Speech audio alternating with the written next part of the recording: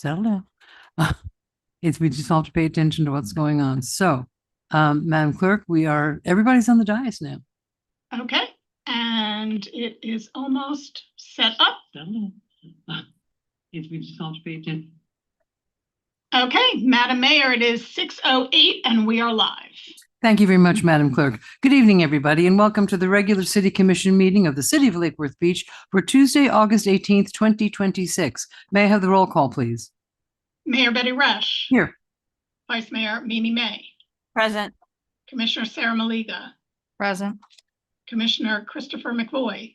Here. Commissioner Anthony Segrich. Present. Thank you very much. Mr. McBoy will lead us in the moment of silence, and Ms. Maliga will do the pledge. Invocation or moment of silence.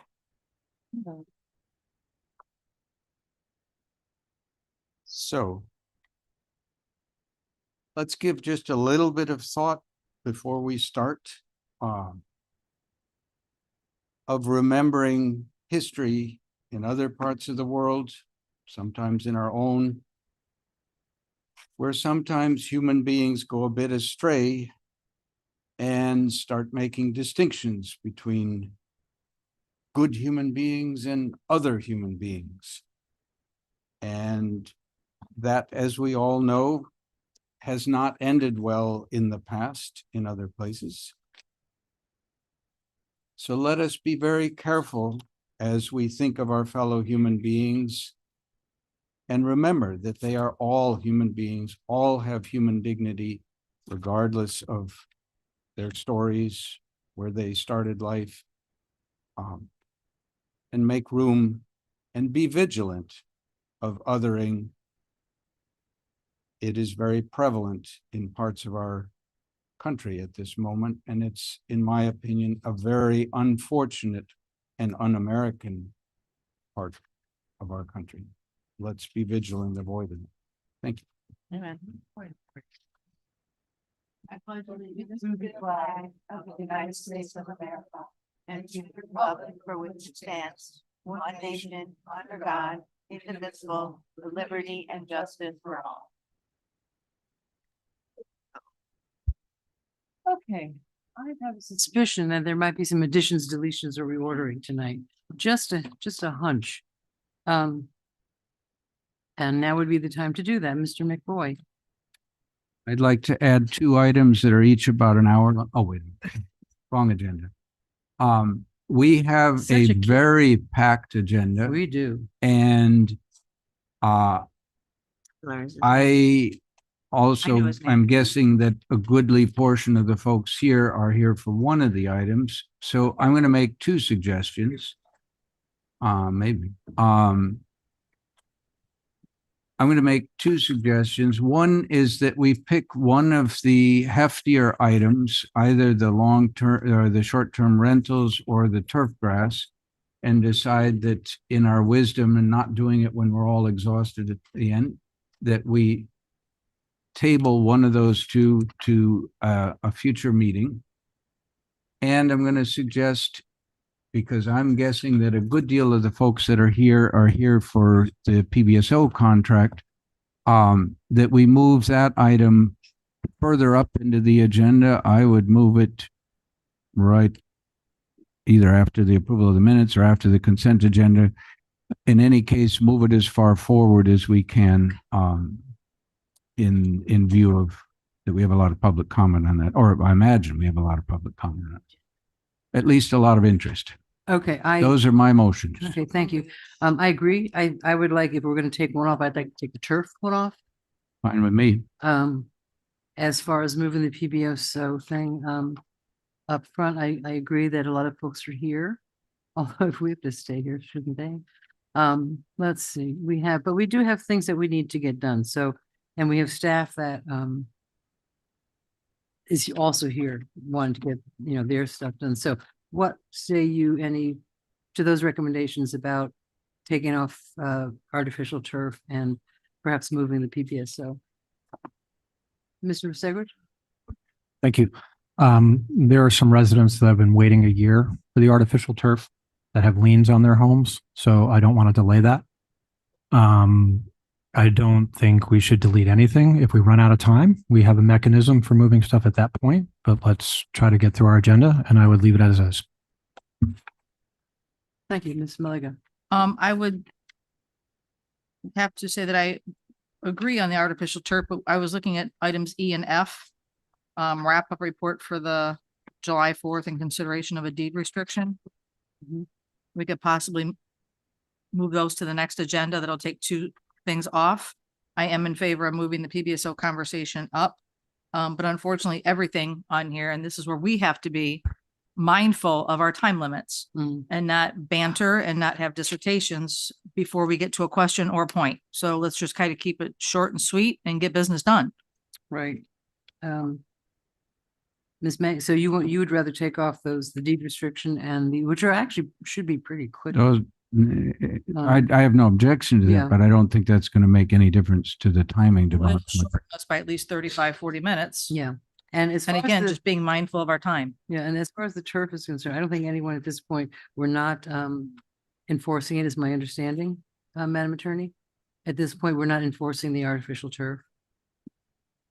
There have been no all code cases were put on hold over a year ago for artificial. Yeah. turf. Yeah. So- There still are people with active liens that are anxiously awaiting this decision. Well- And so why don't we try to get through the agenda? I'm okay with moving the July 4th wrap up off of this agenda, but I wouldn't change the agenda otherwise. Ms. May? I think that the July 4th wrap up, we can get at any time. So I'm fine Mhm. with that being moved. There's no, they're not asking us to make any decisions on that. Mhm. I think it would be appropriate to move the PBSO contract to the, beginning. Mhm. Maybe right after the consent agenda. Yep. And I think that the turf and the other one, I think that there may be enough questions that we might want to ask that we haven't gotten answers to, or at least for me, that I have questions that I don't know yet. And I would like to at least get those answers tonight, whether or not we pass the first reading or not, but I'd like to at least bring it up. So I don't want to take that off. So I'll make a motion to move new business G law enforcement services agreement up to in front of public hearing, so after consent agenda, Mhm. and remove item E, July 4th wrap-up report. Second, Okay, all in favor? I, But I am gonna ask. Okay. Sure. I'm Good gonna ask us all. I'm begging everyone, let's keep an eye on the time. There's a lot of very heavy things here. We have, I would just ask that if you can possibly condense your thoughts to cogent, small pieces, it would be helpful. Because if we're gonna be here till 11 o'clock, I anticipate anyway, and I would like to be able to actually get through the agenda. So we have four for it and one against changing. Did you get that? I did, Madam, thank you. Thank you. Okay, we have publication of non-agenda items and consent agenda. Where do I have my copy? so you have your cards here.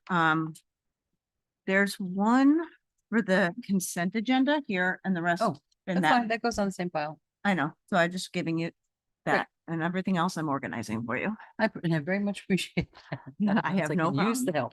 It makes Okay. it fun for me too. It does. Okay, Ramsey McLeod. Consent agenda. You have a comment on the consent agenda? Public Mhm. partition of non-agenda and consent agenda. They get to talk about the consent agenda. You put a consent agenda. Point of order. That's what you do. You You have one for consent agenda. consent agenda, this. CBDGB is on the consent agenda. This is when you can well, It's before that. You're up if you want to talk.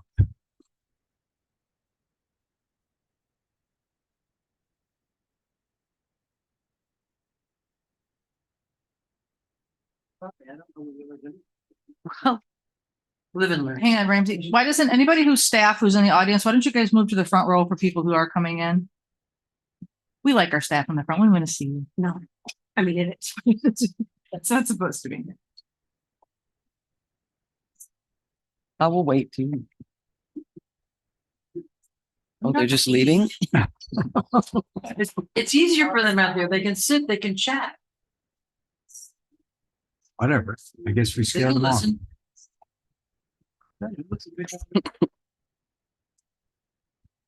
All right, folks. Let's pay attention to Miss McLean. Whatever you want to call me, Mayor, at this point. Matt, you're gonna call her McLean. Don't start. Ramsey McLeod, 24 South C Street. My comments to regard the CDBG agreement. I know this seems like something that is cut and dry, but I have a concern, particularly since a project may take longer than the fiscal year the funds are being dispersed in. Say they award us the full amount, but come October, the federal government decide not to fund this program anymore. Does that impact funding for fiscal year 2027 or 2028? If we begin a project and experience delays pushing us into the next fiscal year, and there is no funding set aside to complete the project, then what happens? We didn't have the funding in the first place for the project, so where do we find the money to complete it? When they say we may need to return any funding provided, where is that money going to come from? Who finishes paying the contractors doing the work, or does the project just not get completed? Unfortunately, this sounds very much like a bait and switch clause being proposed by the county. I would really appreciate it if staff could answer these questions or better clarify for us how this process works when it comes to doing the work and the distribution of funding. Thank you. Since we pulled the 4th of July, you want to hold this till next time? Okay, up next, I'm gonna have what I'm gonna do is I'm gonna call your name to speak and then and on deck the next person, just so you can get prepared. And I'm having a little trouble. Someone begins with a V, Siello, Cielo. Ah, there we go. Thank you. We've seen her a lot. I know your name's V. So. Everybody's, I'm sorry. Hi, V. good evening. Hello. 1134 19th Avenue North. I am speaking about the flock cameras. They're not all necessarily flock, but the license plate readers, which have become more prominent in the city. And I'm able to look up and see, I think the last count that I saw was we have maybe 31 new cameras. I feel like that's a lot of surveillance for a very small area. I'm speaking specifically about the downtown area. I don't want that kind of surveillance. I don't want that kind of government oversight in my city. And I think that a lot of people are feeling the same way. There's a lot of growing hostility towards these cameras and towards the threat that they pose, not just, to criminals the way it's sold to us, but to everyone who values their privacy. In addition, I have recently been educated about the fact that a lot of these shot spotters that are supposed to be only picking up gunshots also record human voices. Now, whether every model does that, I don't know, but there is a lot of surveillance happening in our city. Of course, everyone's concerned with, their privacy now, but it seems like we are losing that in our small town. And I would not like any more of our city budget to go towards more cameras. Thank you. Up next is Tyler Chapman. And then we really have a long night ahead of us, folks, please. Dr. Renata Bizzetto is after that. Just your name and address, please. The Chapel 26 North. Talk the lack of work you guys have done to stop the ethnic cleansing campaign going on in the community. By now, many of you have heard about this. You've heard directly from the community members. You've heard from the leaders of the community, and still no action. It's very disappointing. You've all said you can't do anything. We had a forum recently. I know a lot of you attended where you heard there were things you could do. You've declined to do those things. For people here who ran as like bringing people together and to kind of go above and beyond to help community come together, I think it's very sad that you've left out a huge portion of our community, in our immigrant community. Not just that, but all communities have members of the LGBTQ plus community within them. And so when you ignore our immigrant community and you let them suffer under terrorism, you are too letting our LGBTQ community suffer under that same terrorism. The money that you spend here means a lot. Your words also mean a lot. You have not said enough. You have not spent it in the right places, and you're not doing enough. And if that's because of personal bigotry, well, I don't know. I can't read your minds. But when I see you doing nothing in the face of such horrors, I have to wonder, where do you put your time? How do you spend that energy? How are you going to spend your money? Thank you. Oh, also the Dream Team, you should invest in that. That's a way to help people the most in need. Thank you. Dr. Renata Gazzato, followed by Judy Powell.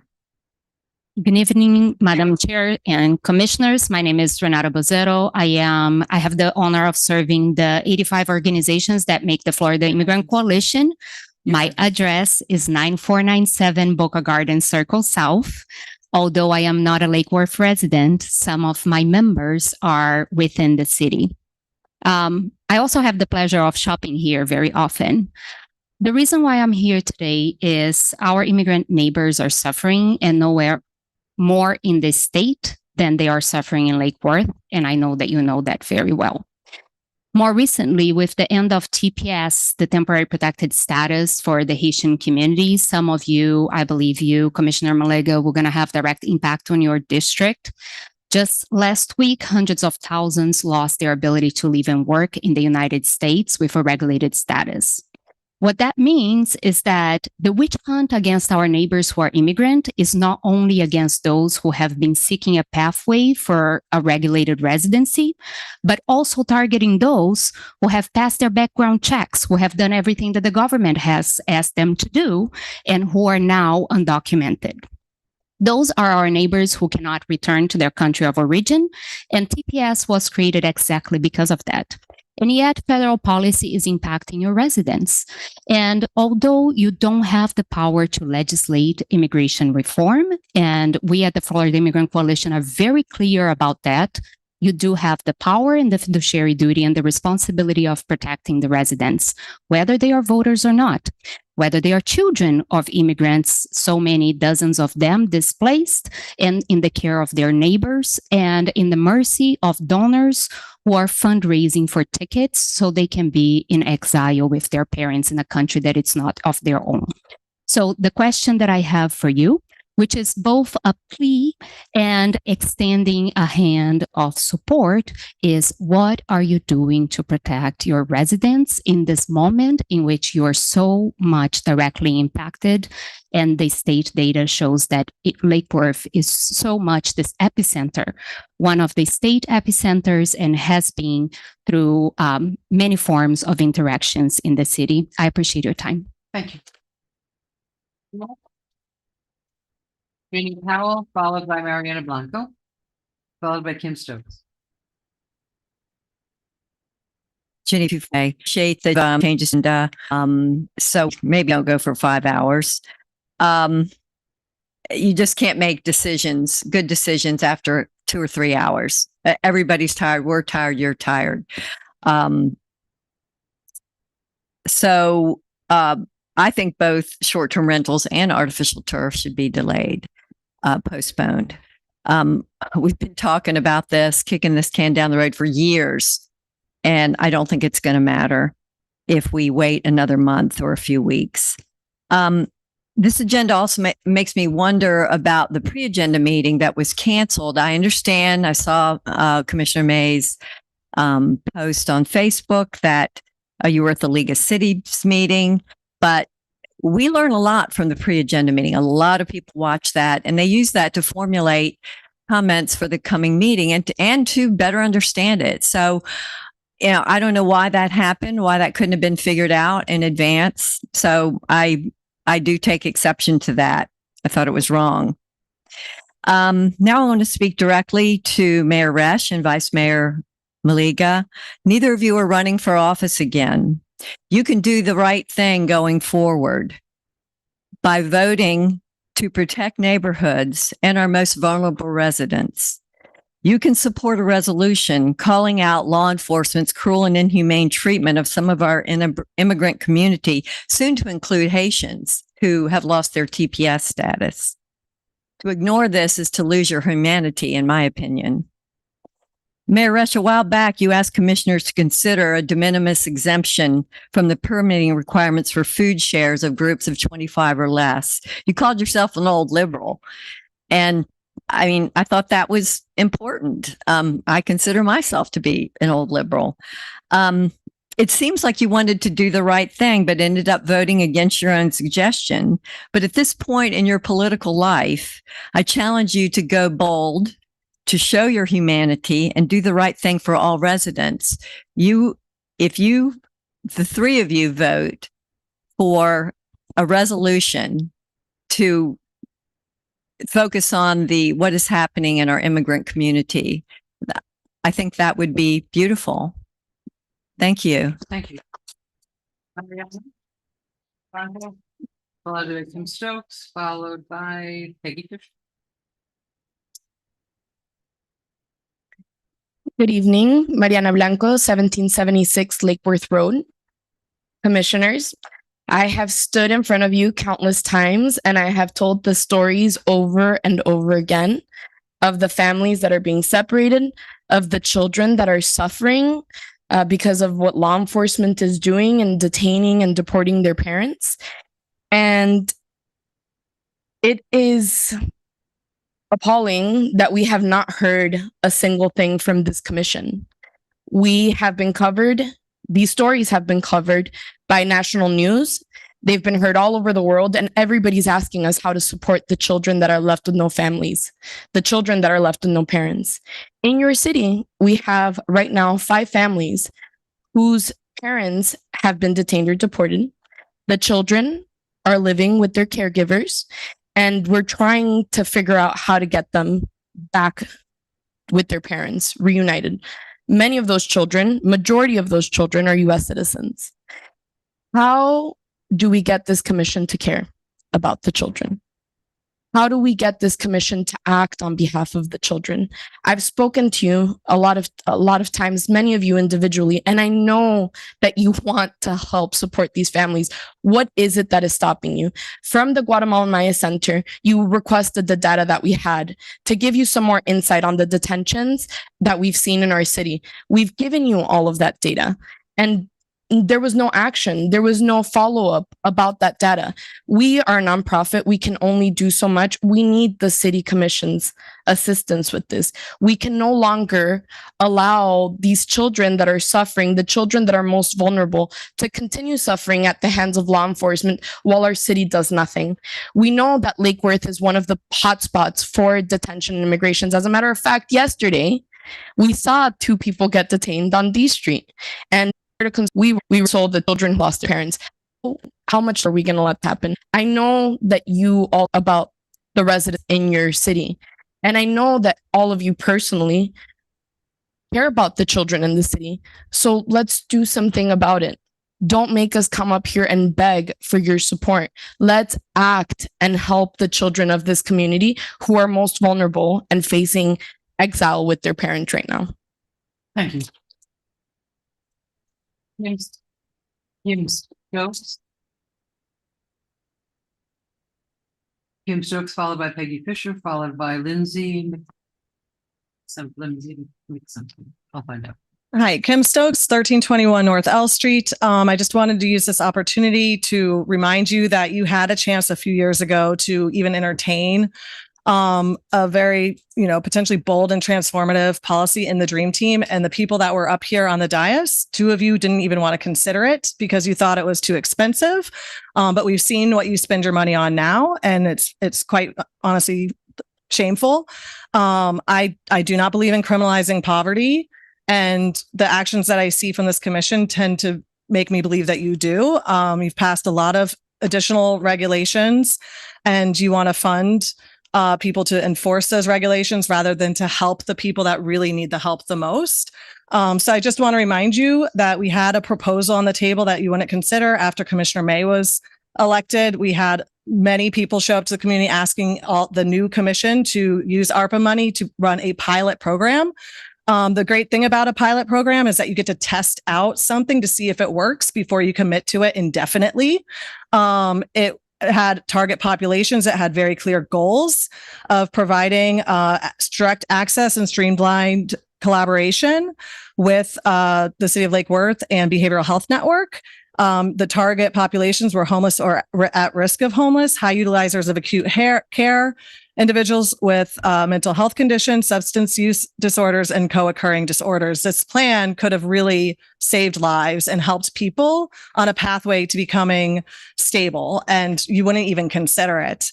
It had objectives, and it had very specific qualifications of a nurse practitioner, recovery peer support specialist, a case manager, people that were SOAR qualified so they could help people access benefits that they needed. It was for just an idea of a plan, not a contract. It was very detailed as to what the goals were, how we could achieve them, and how we could measure them to make sure that the program was effective. And it was based off of programs that we've seen be effective throughout the country. So I'm disappointed that you all, most of you, not Mr. Commissioner McVoy, most of you would not even consider a plan like this. You rather rely on law enforcement to go after the people that need the help the most. Thank you. Ms. Fisher? Oh, there's many. Peggy Fisher, 508 North A Street. Like Ramsey, I wanted to comment first on the consent agenda. I would like for you all to keep it in the back of your mind that if the county does get a negative response from the federal government to the award of the Compass CDBG funding, that you find the funds within the city budget. Having sat through all 3 budget sessions to date, I know there are funds that you can move around and take care of the air conditioning at Compass. Tropical Ridge Neighborhood Association meets at Compass. They are welcoming every time we go there, and I know other organizations also use it. So I just wanted to speak that, asking you to keep it in the back of your mind that if that does happen, because I think that's sort of implied in some way to the amendment being proposed. Second, I found it interesting and correct that we should all treat each other as human and not stigmatize other people. I think that applies to whether or not you're a different race, different nationality, your different circumstances in life. And I think it's very inhumane for anyone on the dais to call a speaker a liar or to say they hate someone who speaks. I think that is not being humane. So I hope that those words can be applied both ways and to everyone here.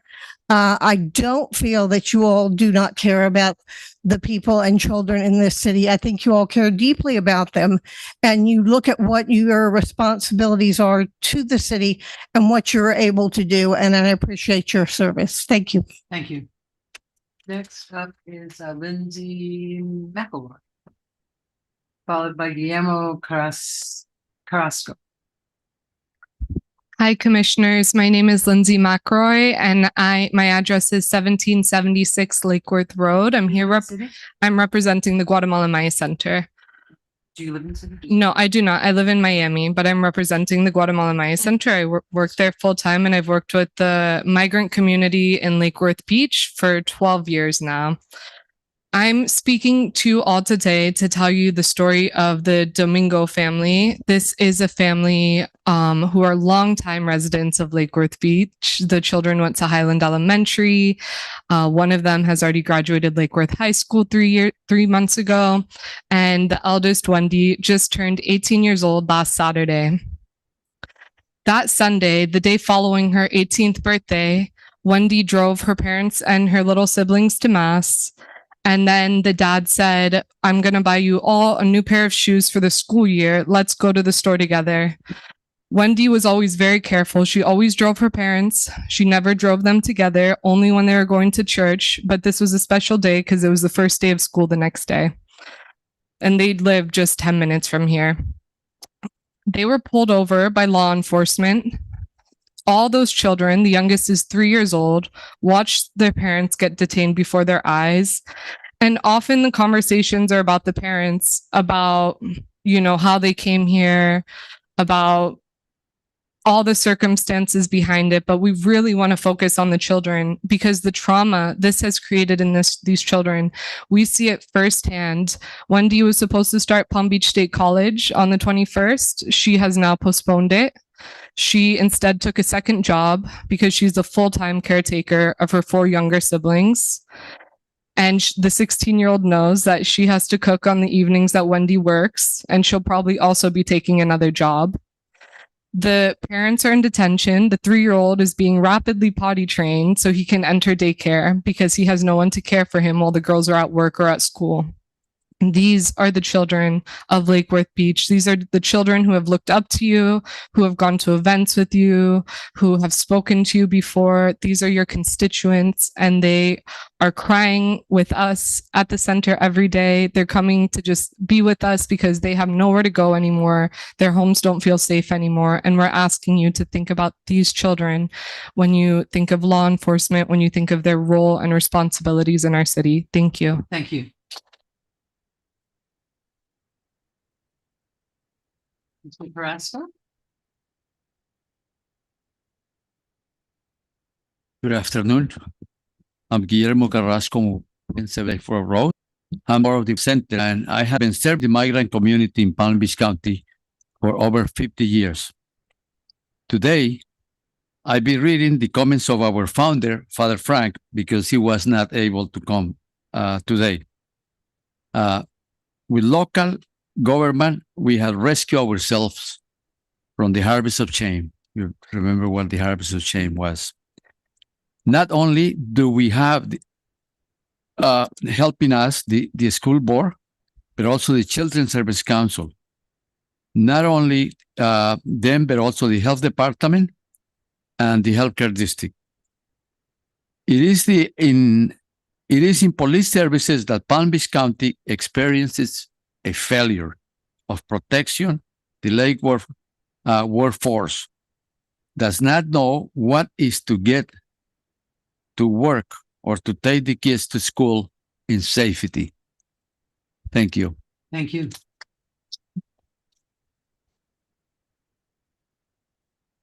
Well, that is it for public comment.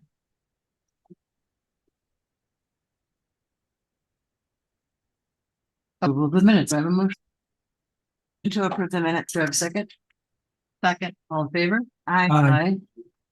Consent agenda. Do I have a motion? Motion to approve. Do I have a second? Second. That was the Oh, no, second. no, that's good. That's good. All in favor? Aye. Thank you. Okay, public hearings. Oh, no, you're right, PBSO. Okay, sorry? Oh, this is G. That's all. Thank you, I appreciate it. Okay, we have quite a few public comments on this. I would like to call for a motion and a second so that we can, and then let the folks speak before them. Motion to approve the conversation. Second. Okay. All in favor? No. Oh, right, you. Okay, well, it's just talk. She said just conversation. Okay. Well, we don't need to vote on that. No. Okay, so, you, Mr. McVoy, do you, yeah, I think that the folks are here and they would like to listen to what the public have to say before we start talking. So I'm going to call your name, and I'd like we just did, I'm going to I'll call your name, and then That's somebody, I'll call the next one to get in up on deck. Okay, this person has. Is this what I want to read? No. Okay. Okay, if you've written something, you can certainly come up and read it, or I can read it if you want me to read it. So Jamie Bellister. Jamie Bellister?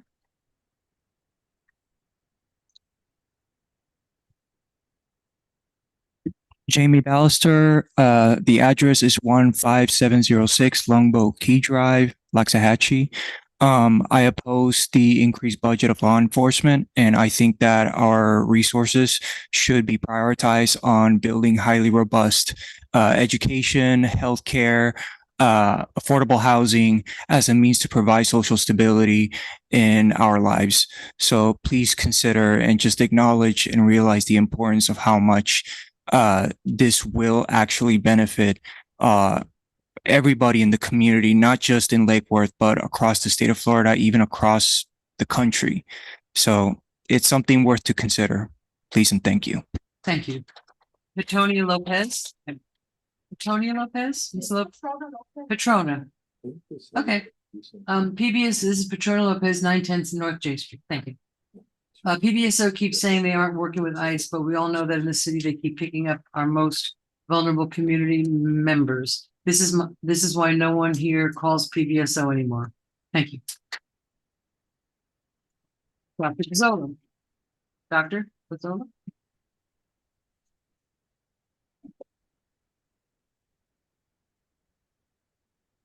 For the record, Renata Bozzetto, 9497 Boca Gardens Circle South, Boca Raton. I'm here in opposition to the agreement with PBSO for various reasons. I've known the community has brought to you several concerns in regards to enforcement in the city, and I understand that the city contracts PBSO for a reason. The most important objection that we have to this agreement is that this is an opportunity for the commission to address issues that you have experienced in a long time, such as not knowing who are the deputized officers in your community, what they are doing, how they are doing, and having to rely on data from the Guatemala Maya Center and others when you can add a modification to this agreement to ensure that PBSO is being incredibly transparent and reporting to you with rigor and clarity. Another thing is an agreement that goes with such a length of time, a decade. In a decade, we experienced a pandemic, we got away from it, and we are still going back to a bunch of backwards policies. So much has changed in 10 years, and I hope you consider that 10 years is too far of a length for your residents in a moment that so much has been brought to your attention already in opposition to this agreement. The last thing that I want to say is that policing in the city has been impacting residents and expanding the workforce, whether it is in parks or workforce on policing the street. Whether you want it or not, we're going to have immigrant enforcement repercussions. This we know because in our very state, Fish and Wildlife agents have been arresting people fishing in our ponds.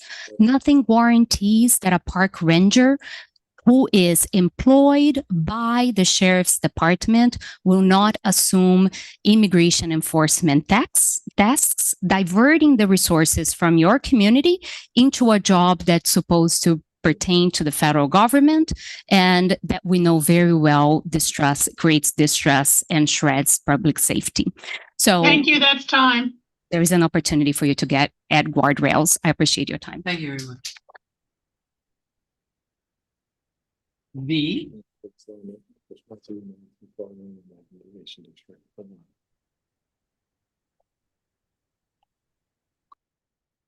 Hello again, still V at 1134 19th Avenue North.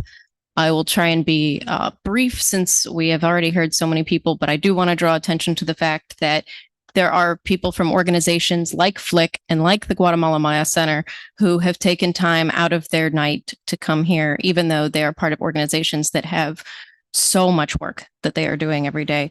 And I implore you to listen to them primarily. On my end, I oppose the new contract with PBSO. We already have such an abundance of police in our area. Sometimes there is a day when you cannot drive one block without seeing 4 officers, and it's overwhelming. It's overwhelming to have a police helicopter circling your house 3 to 4 times a day at the height of it. It's overwhelming to have police on every single corner of our city. It's overwhelming to feel like everyone is being criminalized, not just the people who you're looking for, even if we may not agree with who that is. I also speak to you as a member of the community hotline for incarcerated people. We have plenty of data to prove that over-policing does not work. Incarceration is not the answer to our community's ills, and we don't want this contract. These issues need to be addressed. Thank you. Mr. Chapman, followed by Peggy Fisher.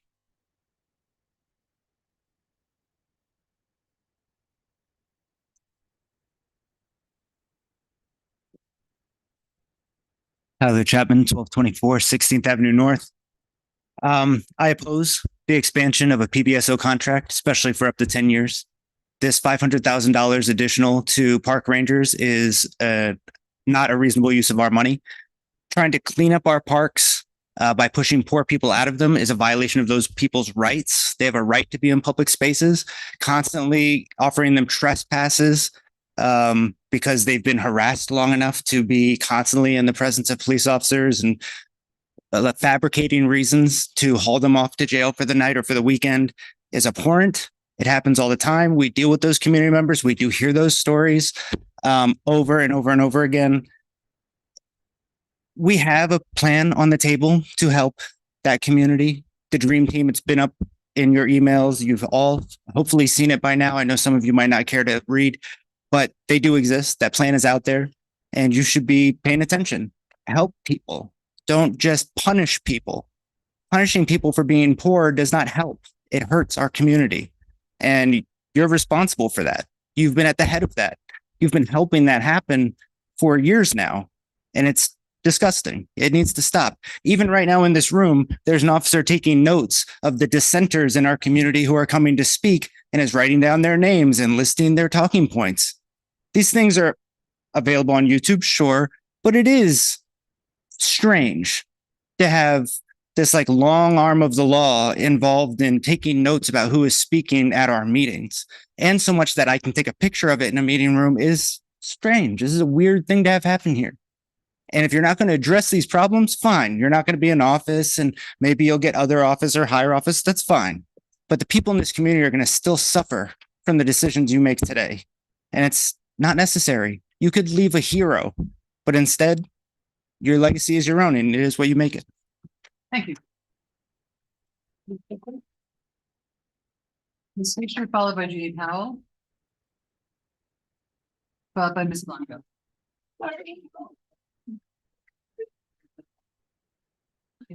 This trip. She didn't get out. Peggy Fish, 5 North A Street. I've lived in the city for 18 years. For 16 of, well, probably 18 of those years, I've had the helicopter flying over my house looking for people, trying to cordon off people, trying to look for people who have walked away from assisted living homes, their own home where their caregiver didn't know they were gone.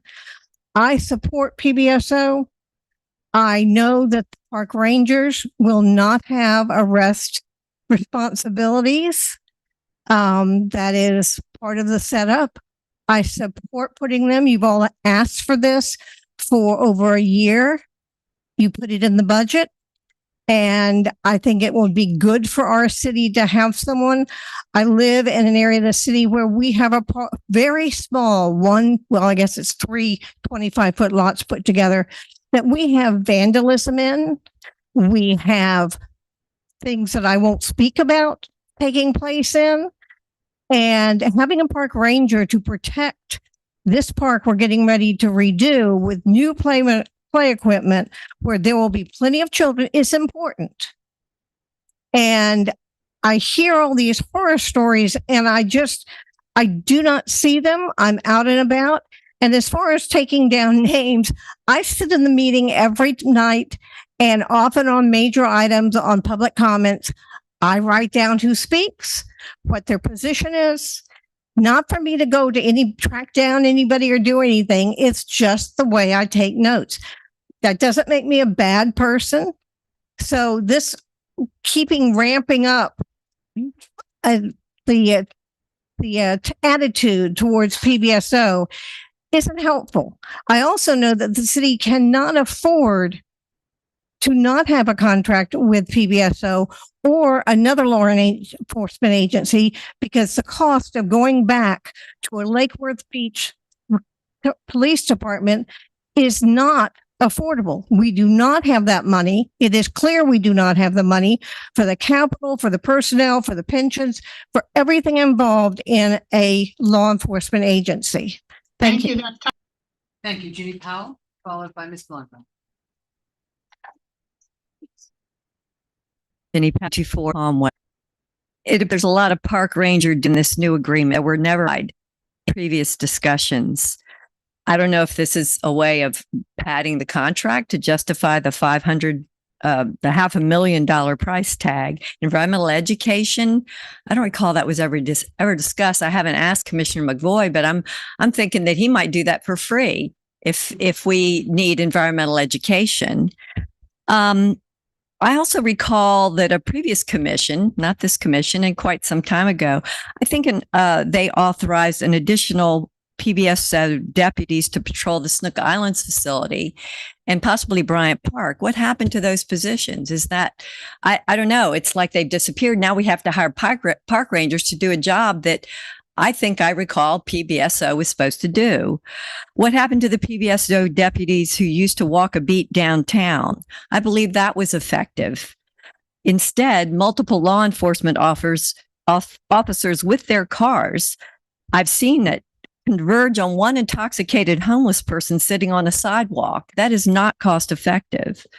For the requested budget, I suggest 1, hire 1 or 2 paid supervisory level park rangers to coordinate, train, and oversee a trained volunteer citizen observer patrol team.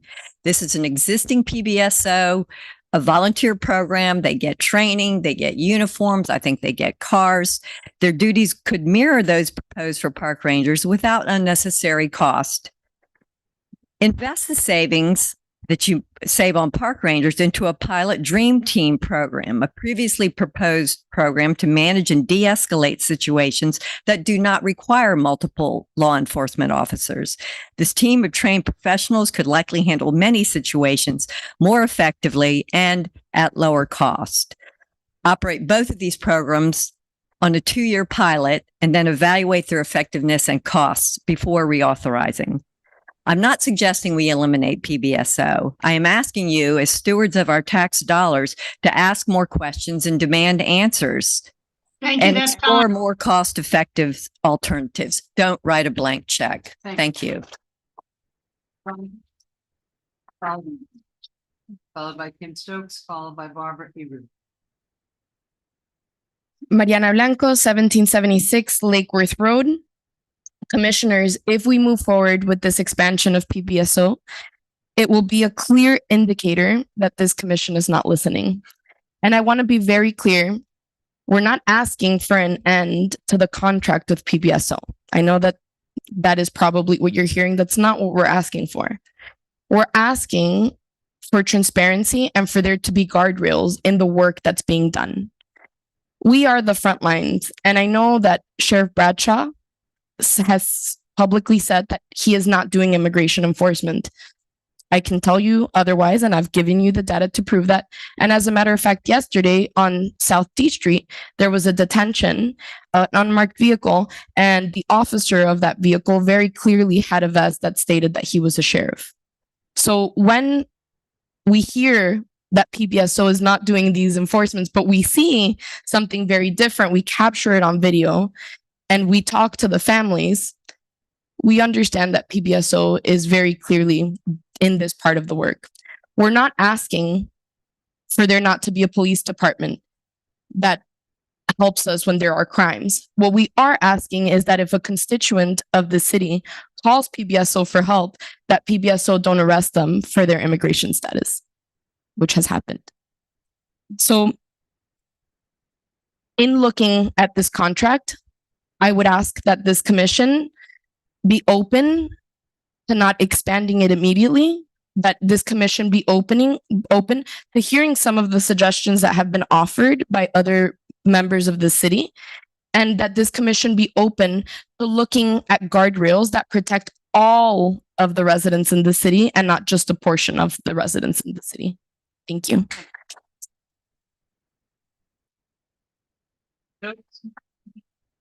Stokes followed by Barbara.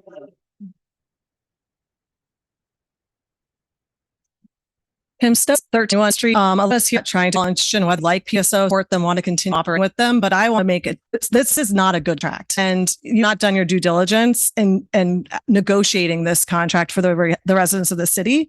On page 3, item E, it talks about the supplemental law services that they'll provide, council meetings, special events sponsored by the city, and others, and that they will be providing the hourly rate in accordance to 5.3 on page 8, which is jumping up to $142 an hour and $183 an hour. I would like to see a fiscal impact on how much our parades are going to increase every time we need to contract for additional services. There's no data. There's nothing I saw in the backup telling you what the true cost of this contract is. I just want to read one quick paragraph on page 12, Article 11.1. This agreement shall remain in full force and effect commencing August 27th, 2026 and ending September 30th, 2036. That's 10 years, with annual cost updates occurring the first day of each subsequent October, and shall automatically renew for subsequent 10-year terms unless the agreement is terminated. That is not looking out for the city. Like a speaker said, a lot can happen in 10 years, and to just take away all your negotiating power. I mean, we have flock cameras now. We didn't have those 10 years. I want to know that the commission up here can address these concerns when mass surveillance starts flooding our community and not have to threaten to exit an entire contract because you've taken away all of your negotiating powers tonight, rushing into something that does not look like it's been vetted to me because you're eager to get park rangers that, from what I can tell, with no real job description, are just kind of glorified code enforcement officers. The only thing here that shows their credentials is that they will be face code enforcement trained within a certain time frame. That's the only credential I see here. I don't see any objectives, any goals, how you're going to measure if they're doing the job, and you're just going to let them stay in the city forever without any kind of metrics. That's not good governance.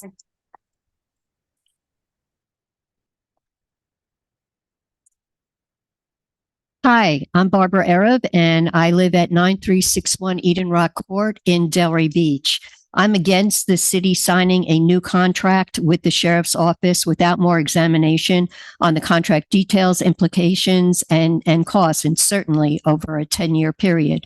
More specifically, I want to address the sheriff's 287G agreement with federal immigration authorities. By contracting with the sheriff, you invite more immigration enforcement into Lake Worth Beach, yet the contract remains virtually silent on the subject. Hundreds of local families have been separated by detention and deportation in our county by the sheriff's office. I believe that was the expectation. After all, the state administration even said that Florida's participation in the 287G program acts as a force multiplier to assist federal efforts in immigration.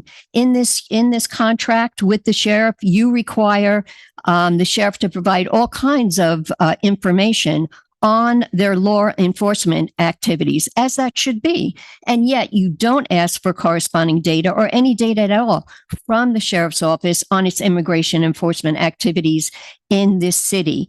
The sheriff is providing their data to the State Board of Immigration Enforcement. And that is why we know that the sheriff has one of the highest numbers of immigration encounters and arrests in Florida, in our county, in Lake Worth Beach. We know that the sheriff has received close to $2 million in federal funds to enhance their abilities and cooperation with ICE.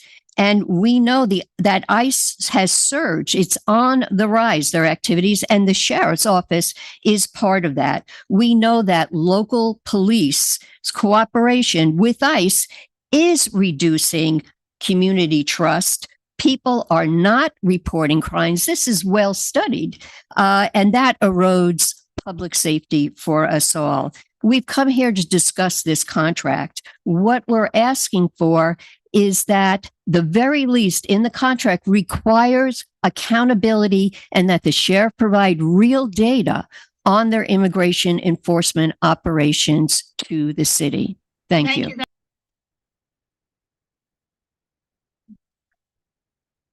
Roland Collins, followed by Lindsay McElroy. Collins, 105 South Boulevard at Beach. Here because I'm so opposed to this contract PBSO. I think we've seen enough human rights violations from people in detention, and that only is a small fraction of what's really going on. It's just what we finally get to see made public.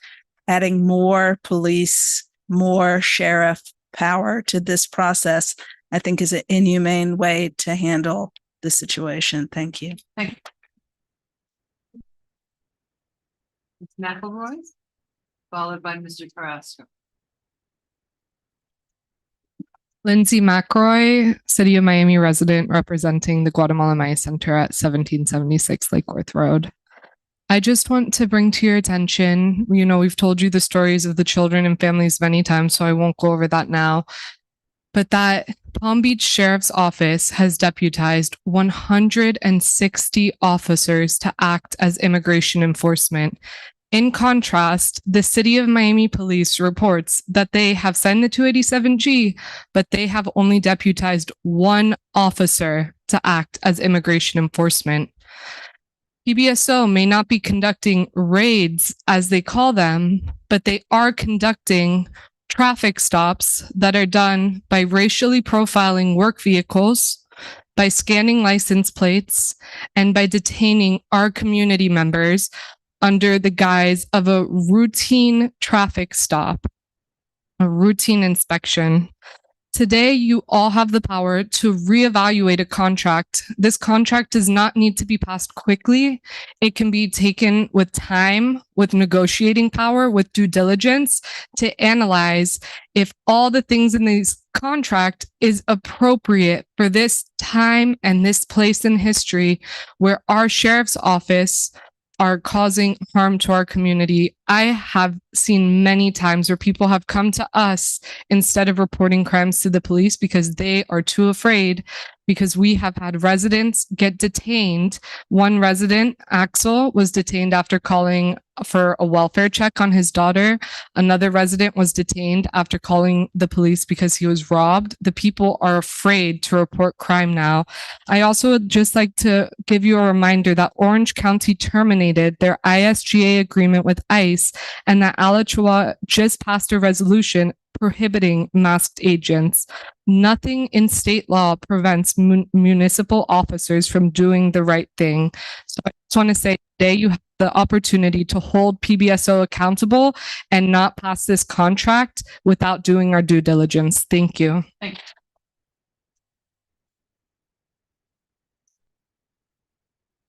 you. Mr. Carrasco? He's gone. He just wanted it for the record that he's a gun. Okay. Evelyn Orpei? Okay. I'm here in regards to the LESA with PBSO. I would like to see Lake Worth Beach have its own police department. Thank you. Olivia Griffin.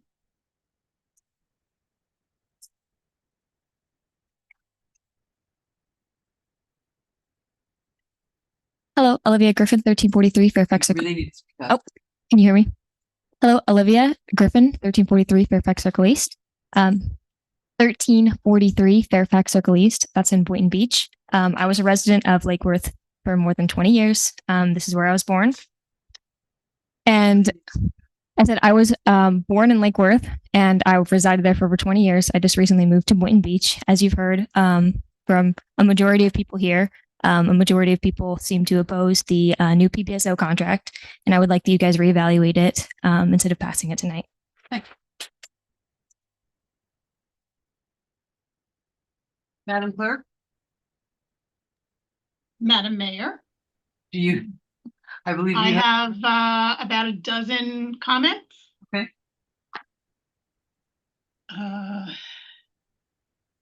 Okay, first is from Donna Kerner, 1012 North J Street.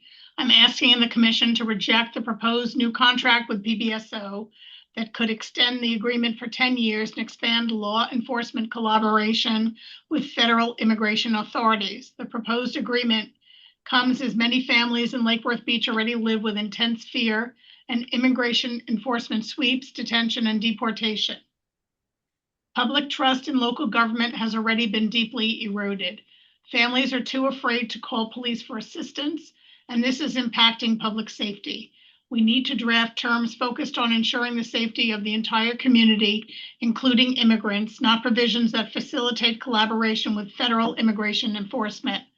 I know the commission is eager to create a new park ranger division in the Leisure Services Department and add 5 park rangers to enforce city ordinances, and issue citations. My understanding is that they won't have arrest powers, but can call PBSO if necessary. I'm extremely concerned about this and already foresee problems with transparency and accountability. What's the real motivation for these park rangers? To clean up the parks of people who are perceived to be homeless, have substance abuse or mental health issues? To chase out groups of people who are enjoying the parks? How about Latino young men playing soccer? What kind of training will these new park rangers have in de-escalating potential conflicts? I can see park rangers not knowing how to handle a tense situation, overreact, call PBSO, and the situation could quickly spiral out of control, perhaps even violently. This will not improve public safety. Giovanna Dominguez Timor, 301 8th Avenue North. Police departments across this country and across our Florida do not have to enter into any agreement with ICE. It is a choice, and it is not an easy choice to reject any agreement with this current version of ICE, as it has been shown to be nothing but a poorly trained crew tasked with focused stops and arrests that have repeatedly ignored every standard of proper police procedure that are clearly defined in our system of justice. Mayors and commissions across this country have called out these abuses like a chorus together. This commission has instead vowed to write letters individually as residents while avoiding a joint statement, citing disgust with what has been going on in Palm Beach County, and especially inside Lake Worth Beach, to our friends and neighbors, some of whom may be undocumented, but still navigating their often very long way toward residency status and eventual citizenship. It is appalling that we fail to protect them as they work toward that end, and that we allow their children to suffer. Children who should not be sent to countries they have never known, and systems that will disrupt their education and their dreams because their parents are still struggling through the paperwork that has now become a million times more difficult under this current administration. Paperwork that, if filed, will certainly speed deportations to places unknown and unfamiliar.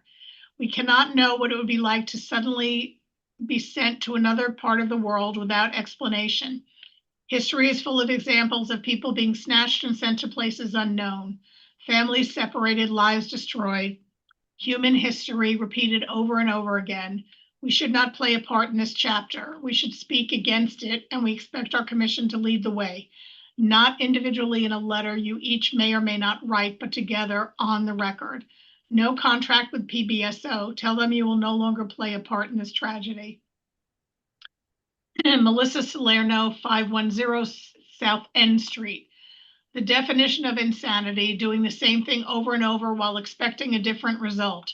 According to this definition, Lake Worth Beach city officials are absolutely certifiable to enter into a 10-year agreement with PBSO in which we pay them even more money to harass, accost, survey, and kidnap our vulnerable community members when we know well and good through mountains of scientific data and research these abusive tactics and policies of dehumanization do not work. We also know what does work, and we have a pathway and a plan to get there via the Dream Team. I want my money to be utilized for strategies that invest and uplift in my community rather than criminalize it. I don't want to financially support any law enforcement agency that acts as or with ICE. You all have an opportunity to leverage your position and demand an end to 287G agreements and ICE enforcement in Lake Worth Beach. Marco Salerno, 1501 South Lakeside Drive. This commission's unwillingness to stand up and support all of their community members amidst these cruel and unrelenting ICE attacks and kidnappings tells me everything I need to know about who you all are and what you are willing to risk to stand up for what is right. And while I am taking the time to compose this comment demanding you all not enter into a contract with PBSO because they are actively engaging in irrevocable harms on our immigrant and impoverished communities daily, I have little faith in your capacity for courage and integrity. I understand that you all care more about keeping yourselves comfortable than really improving the lives of your constituents. In fact, in your own quiet complicity, you are also responsible for the havoc, terror, and pain in our community right now. Live with that fact. You are all on the wrong side of history. Live with the fact that a large portion of your constituents don't trust nor respect you because of your impotence. You are the community you keep, and entering into a 10-year contract with PBSO will send a crystal clear message about who and what you are. Rachel McDermott, 316 Princeton Drive. I strongly oppose the proposed 10-year contract with PBSO.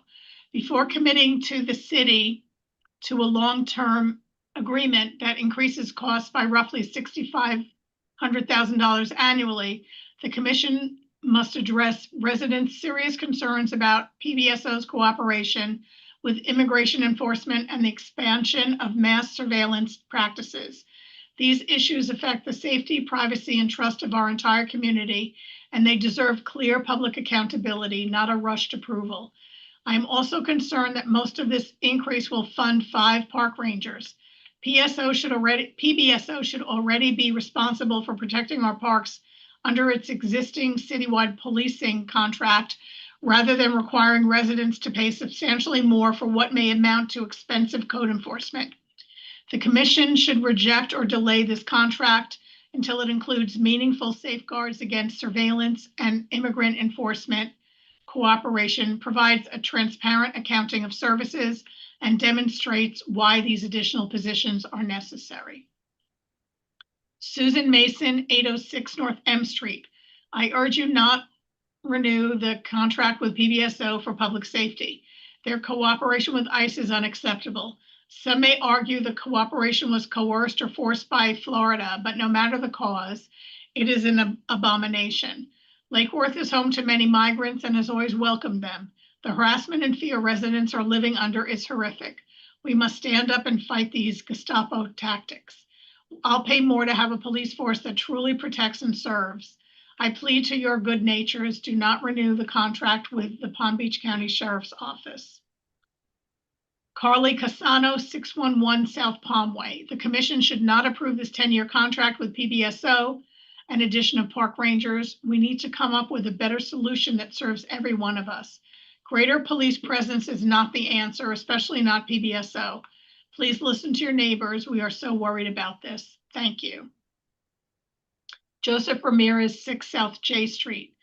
Despite the fact that PBSO has said time and time again that they do not act as ICE unless it pertains to criminal activity, we have seen an increase in stops that seem targeted. From mid-2025 to present day, we have seen an increase in PBSO marked vehicles show up at scenes where ICE and Border Patrol officers either showed up after or were present before PBSO showed up. Unless the crime rate has gone drastically higher in the city of Lake Worth Beach, there has been innocent people arrested simply because of their undocumented status. As a resident, this concerns me because these people may have been my neighbors. And with the news of inhumane conditions, assaults, and dehumanization at these detention facilities, this burden falls on each and every city that allows and enables these kidnappings to happen. This is a responsibility this commission has to take upon and should have been for months now. If a news story comes out about a Lake Worth Beach resident being harmed in one of these facilities, that blame falls on the city for allowing it. We as a community hold you accountable to make the right decision. Colangelo DiMartino, 4689 Sable Pine Circle, West Palm Beach. Despite PBSO's relentless attempts to deny they are actively participating with ICE, not only can this be confirmed false through basic observation, over 700 detainments participated in, but the public can also conclude they are targeting Lake Worth more than any other place in Palm Beach County. ICE has $113 billion appropriated to them. Why do they need to employ our sheriff's office to do their dirty work, and on top of that, then ask us for a raise? Surely not to cover the cost of their immigration raids or security for the president. With how PBSO has utilized funds, there can be no coherent argument for a raise if their contract is to be renewed. If anything, the discussion should be a reduction minus 10%.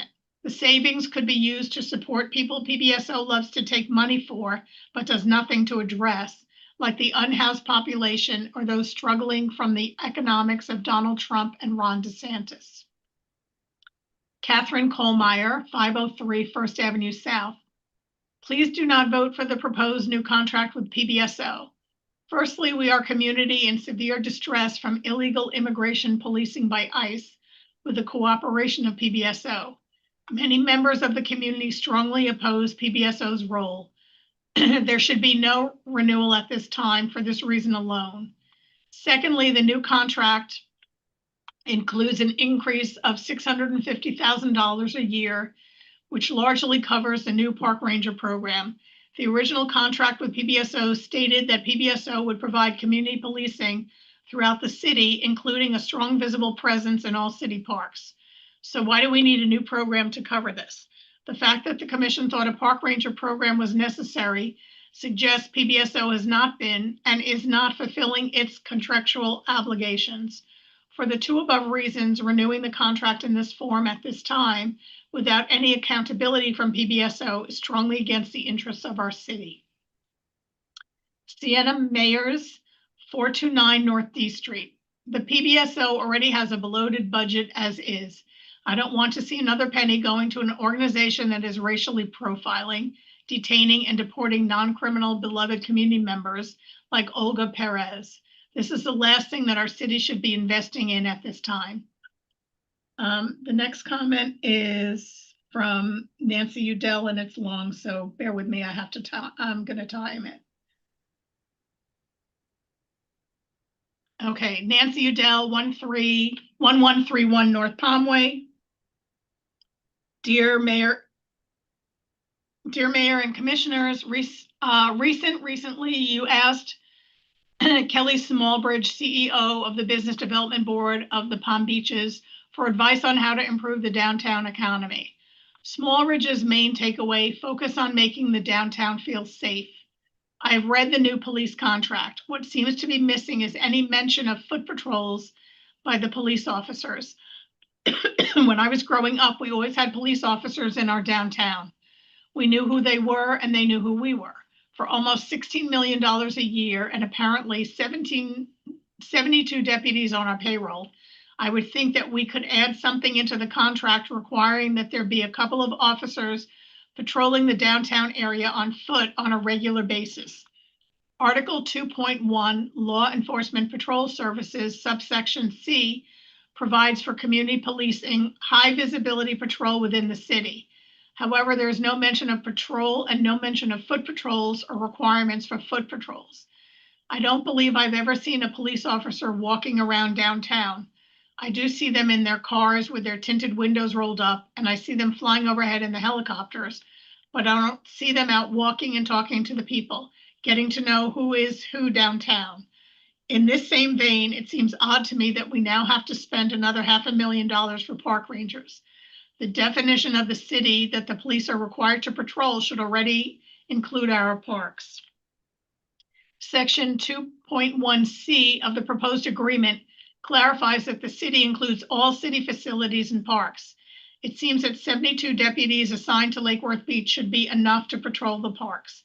In my opinion, what we need from our police is a steady, friendly, regular, non-vehicular presence downtown, foot patrols, not raiding churches or terrorizing our immigrant community.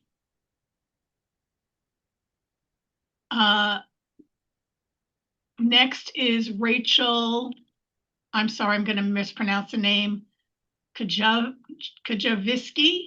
1510 North D Street. I am submitting a public comment against the Law Enforcement Services Agreement, LISA, with Palm Beach County Sheriff's Office, PBSO. This is now what a day in Lake Worth Beach is like for us. We wake up in the morning to the sound of a helicopter, probably on another manhunt. When we step out to go anywhere, we can't avoid seeing someone pulled over, experience a traffic stop ourselves, or witness a local community member being shoved into a vehicle by a masked man taken away, maybe never to be seen again. This is what this contract actually represents. This contract demands high professionalism from PBSO, but instead we get lies, denials, lack of accountability, and paid thugs on the streets harassing our business owners, our houseless, our documented and undocumented community members. The accounts are so many, especially in this last year, that if you said you didn't experience or hear of this, you know you would be lying to yourself. Participating in and funding the ethnic cleansing of brown and black people in our community is not what I nor many of the people in this city have any interest in supporting. Instead of renewing this contract, funds need to be diverted into more social services. We need more support for the community members that live here now. Funding should go to efforts like the Dream Team, which more people here tonight will speak on in more depth and that you can find more about in the link in the comment. Lake Worth Beach City Commission should not turn a blind eye to what is happening in our city, and signing this contract is doing just that. Nick Palyugi, 825 North D Street. PBSO already receives an enormous amount of funding from our town and should be able to handle patrolling the park without an additional $500,000 per year. I routinely see PBSO officers parked in the shade, scrolling on their phones or joyriding in the old helicopter for hours, burning up thousands of dollars of taxpayer money. I get it. It must be awesome flying around up there over beautiful Lake Worth Beach and the shining Atlantic Ocean. I'd be tempted to take an extra 20 to 30 helicopter laps at sunset if I had unlimited taxpayer money and no city had the guts to challenge or audit my spending. And the last comment on this item is Andrew Kavanaugh, 1321 North L Street. To add $500,000 to the massive budget that PBSO already has is irresponsible. And for it to be for 5 park rangers is laughable. Please, for once, get a good deal for this city. That's the last comment on this item.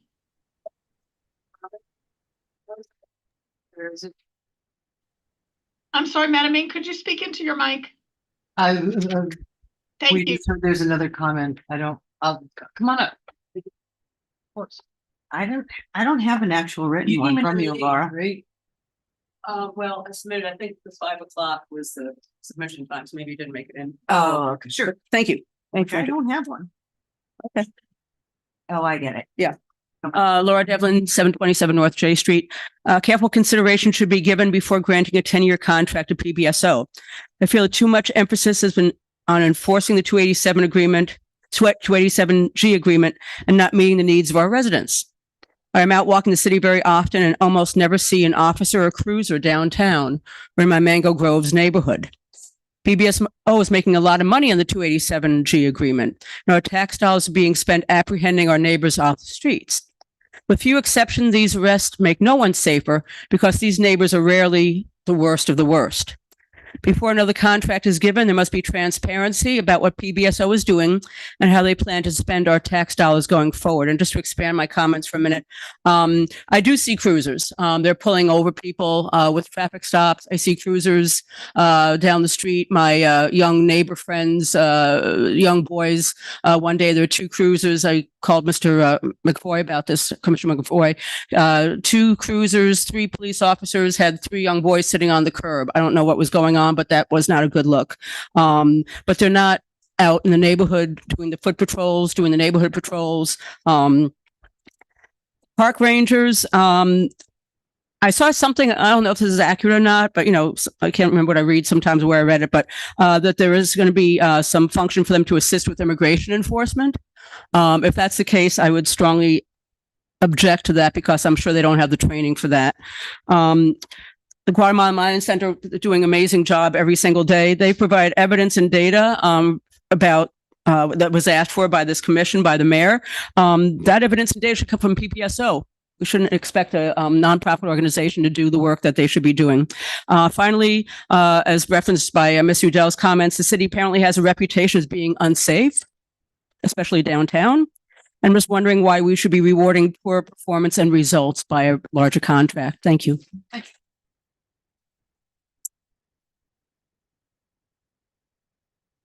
May I request a 5-minute break? Let's take a 5-minute break. That's fine.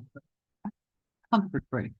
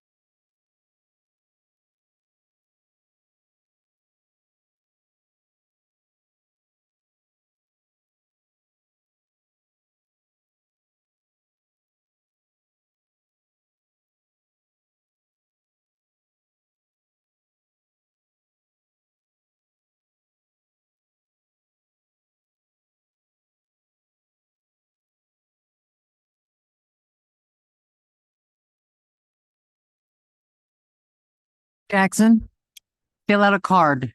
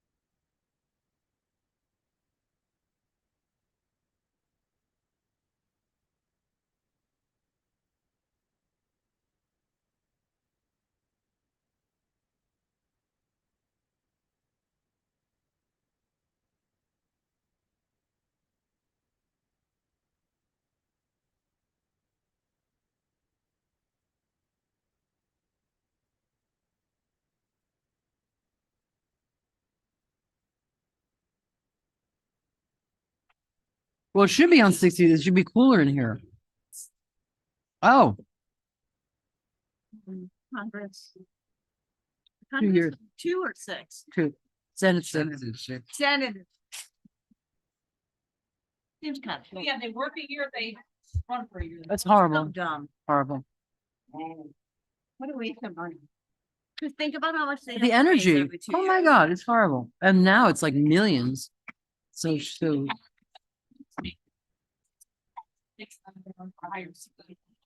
you're a what? Said we're higher off. Yeah, right. I want to say to him, I hope your eyes get better. Next Why? Because you're wearing sunglasses inside, or you're just being cool. Saw that. Yeah. Tomorrow I'll be in Vermont. Should be running for that office. Thank God. She's up on.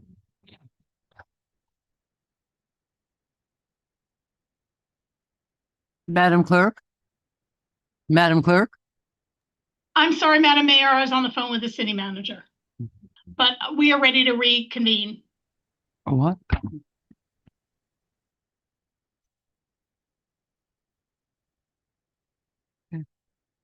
Welcome back, everybody. We have 2 more public comments before the PBSO puts on their presentation. Jackson Stahl and Yesenia Ramirez. I have to put my glasses on. Garcia, is that Garcia? Okay, great. Thank you. Yeah. Doesn't matter. Fight it out amongst yourself. Oh man, these buttons. Jackson Stahl, 211 North Lakeside. So I am pro having PBSO as our sheriff and policing system here in Lake Worth.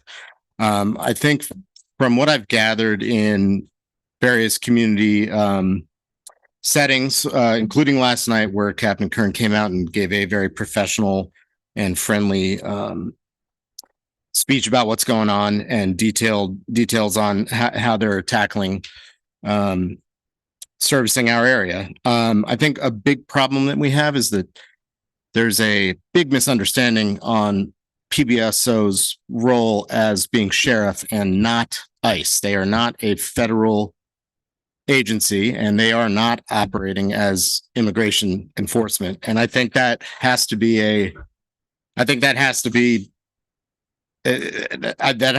a big misunderstanding. They are our local sheriff.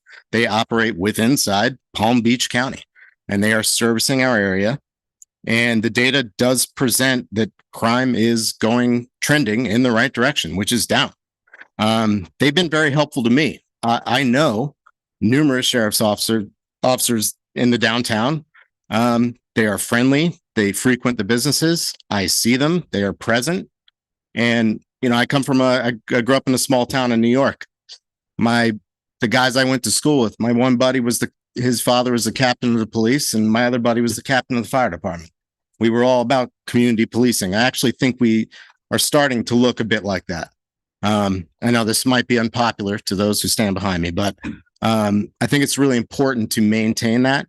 And it's also really important to understand that law enforcement covers a pretty wide range and PBSO is not ICE. Do they have to assist in certain areas when federal law enforcement calls upon them to lay a perimeter or block off a street? Yes, that's their duty. And if it falls within according to, Captain Kern, if it falls within their policy, they're going to show up and do it. And if it doesn't fall within their policy, they're not going to do it.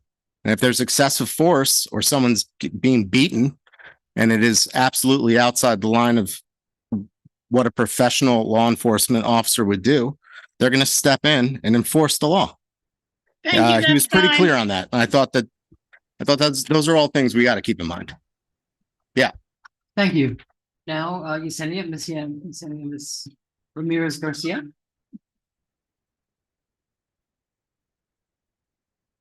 Hi, everyone. I hope everyone's having a great night. I'm coming on stage to ask all of you if you could all consider the funds are about to speak a little. Okay, yes, Yesenia Garcia, adding to South HC. So I'm coming here tonight to speak in front of all of you. If you could all reconsider the funds you're about to sign over to PBSO. One of you mentioned, Mr. Anthony, that signing the contract wouldn't change Section 287, and we understand that. However, we need officers to stop crime, not to arrest innocent individuals who need your help. Agree or disagree, Mayor Madami of New York City is doing a great job. Let him be a great example of what a mayor is supposed to be. Once again, do good. Don't ignore the community. And if you all do, Judgment Day is coming. Thank you. Thank you. Okay, the PBSO has a presentation I'd like to make.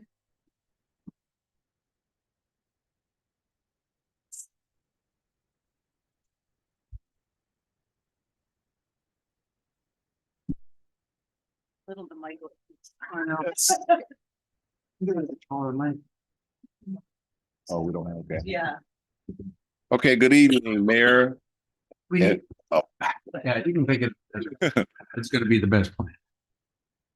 Okay, good evening, Mayor, Vice Mayor, all of the commissioners here and the city manager. Tonight, we're going to do a presentation on the PBSO Park Rangers integration. First of all, we're going to have 5 PBSO Park Rangers services. Annual cost. Excuse me, Captain, can you just, before you go into this, for the people who have not been paying attention and keeping up, Yes. that just give the backstory that we actually created a park ranger program and then the county dumped the park rangers and that's how PBSO got involved. We didn't seek PBSO to do this. This is a county-wide program. So Yes. Can you give some backstory just for everybody who's been saying something? Okay, so the Palm Beach County Park Rangers, which was originally on the park under Palm Beach County, they integrated with Palm Beach County Sheriff's Office. in that process, I know that the city of Lake Worth Beach was looking for park rangers as well, a program. So we stated to you all, hey, since you're already thinking about doing this program, we're already taking over the county program. Do you want to be a part of that? So that's where this evolved from. And now we're here. And we're ready to provide a great service for you, for the citizens. So there's going to be 5 PBSO park rangers dedicated to city parks. Annual cost will be $500,000. The hours of operation will be 11:30 a.m. to 10 o'clock p.m. Can somebody do the slideshow? Ooh, I guess I have to do it. Is that Monday through Friday? It doesn't say that clearly in the contract. It will be Sunday to Wednesday and then Wednesday to Saturday. So 7-day coverage. So why wouldn't we just say 7 days? Well, because we have it broken up in between. Yeah. Oh, yes. Yes. Yes. And then we have a 5th ranger will be assigned to one rotation and will, when feasible, adjust their schedule to cover the park ranger leave time because other rangers are going to need time off. So this other ranger will be a fill-in. So he'll just be on one of the 2 shifts. Yep, a floater. 11:30 a.m. to 10 o'clock p.m. Would it be possible to have it be a split shift? Split shift meaning Morning. and then come back later? And come back later. Typically, we don't do that. No, we normally don't split the shifts. Yeah, we just do straight through. Okay. Okay, hours of operation may be adjusted with city input to meet changing needs. So that's open. We're going to focus on park safety, ordinance compliance, parking enforcement, education, and public service. Visible, flexible park patrol. So we're going to have vehicle patrol for mobility, coverage, and rapid response between parks.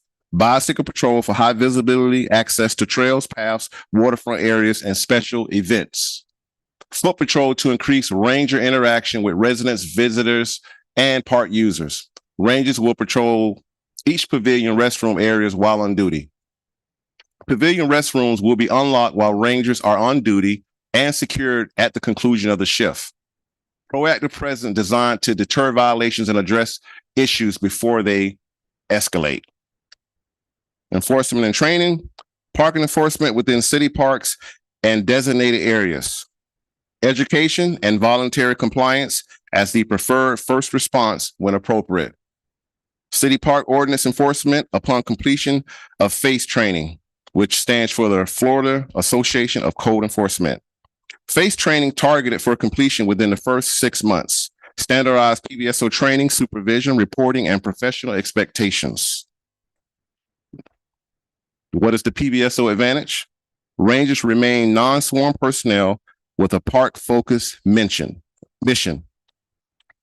Secondly, direct connection to PBSO dispatch, supervisors, road patrol, and emergency response.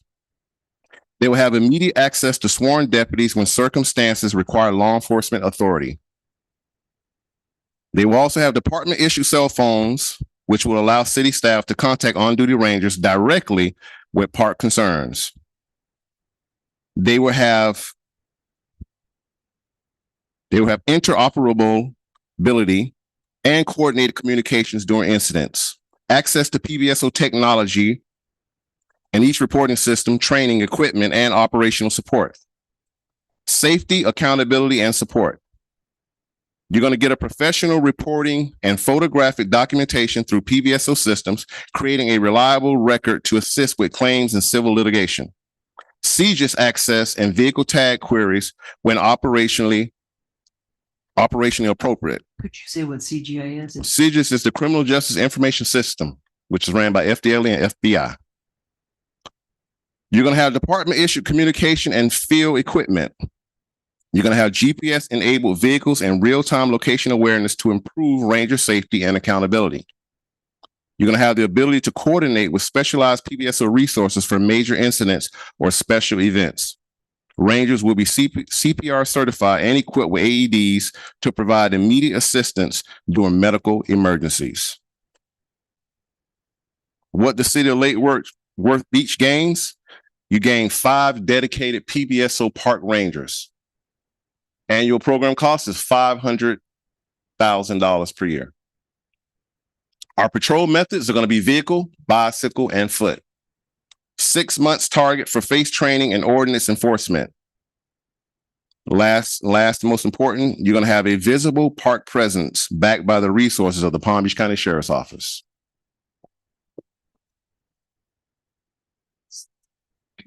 I have a couple questions. Sure. I see your lights. I just have some basic questions. When you talk about education, them having a role with education, what are you Yes. talking about? Okay, let's say, for example, if someone was in the park and they were smoking a cigarette, we can just do, if we wanted to, we could just do immediate enforcement, which is write them a citation for it. But instead, we'd probably educate them, starting that process off. Hey, I don't know if you know it, but you're not allowed to smoke in the parks. You're not allowed to have a dog off the thing. So it's a awareness. They don't violate. Exactly. Educate. Okay. They do not have arrest powers, correct? No, they do not. Okay. Ordinance enforcement, when we talk about code enforcement, the FACE training, Yes. what code, explain that a little bit if you would. Code enforcement, they will ultimately have the same powers of code enforcement to be able to enforce certain ordinances within the city. Okay, but they're not going to be doing code enforcement, like looking at houses and. No, they're not. Only related to the park activities only. Okay. When we talk about the parks, are we talking about the cultural plaza as well? Yes, any designated city park. I think you all gave us a list. I don't know how many parks you gave us, but any designated park within the city. I believe there's a list that you gave us. Great.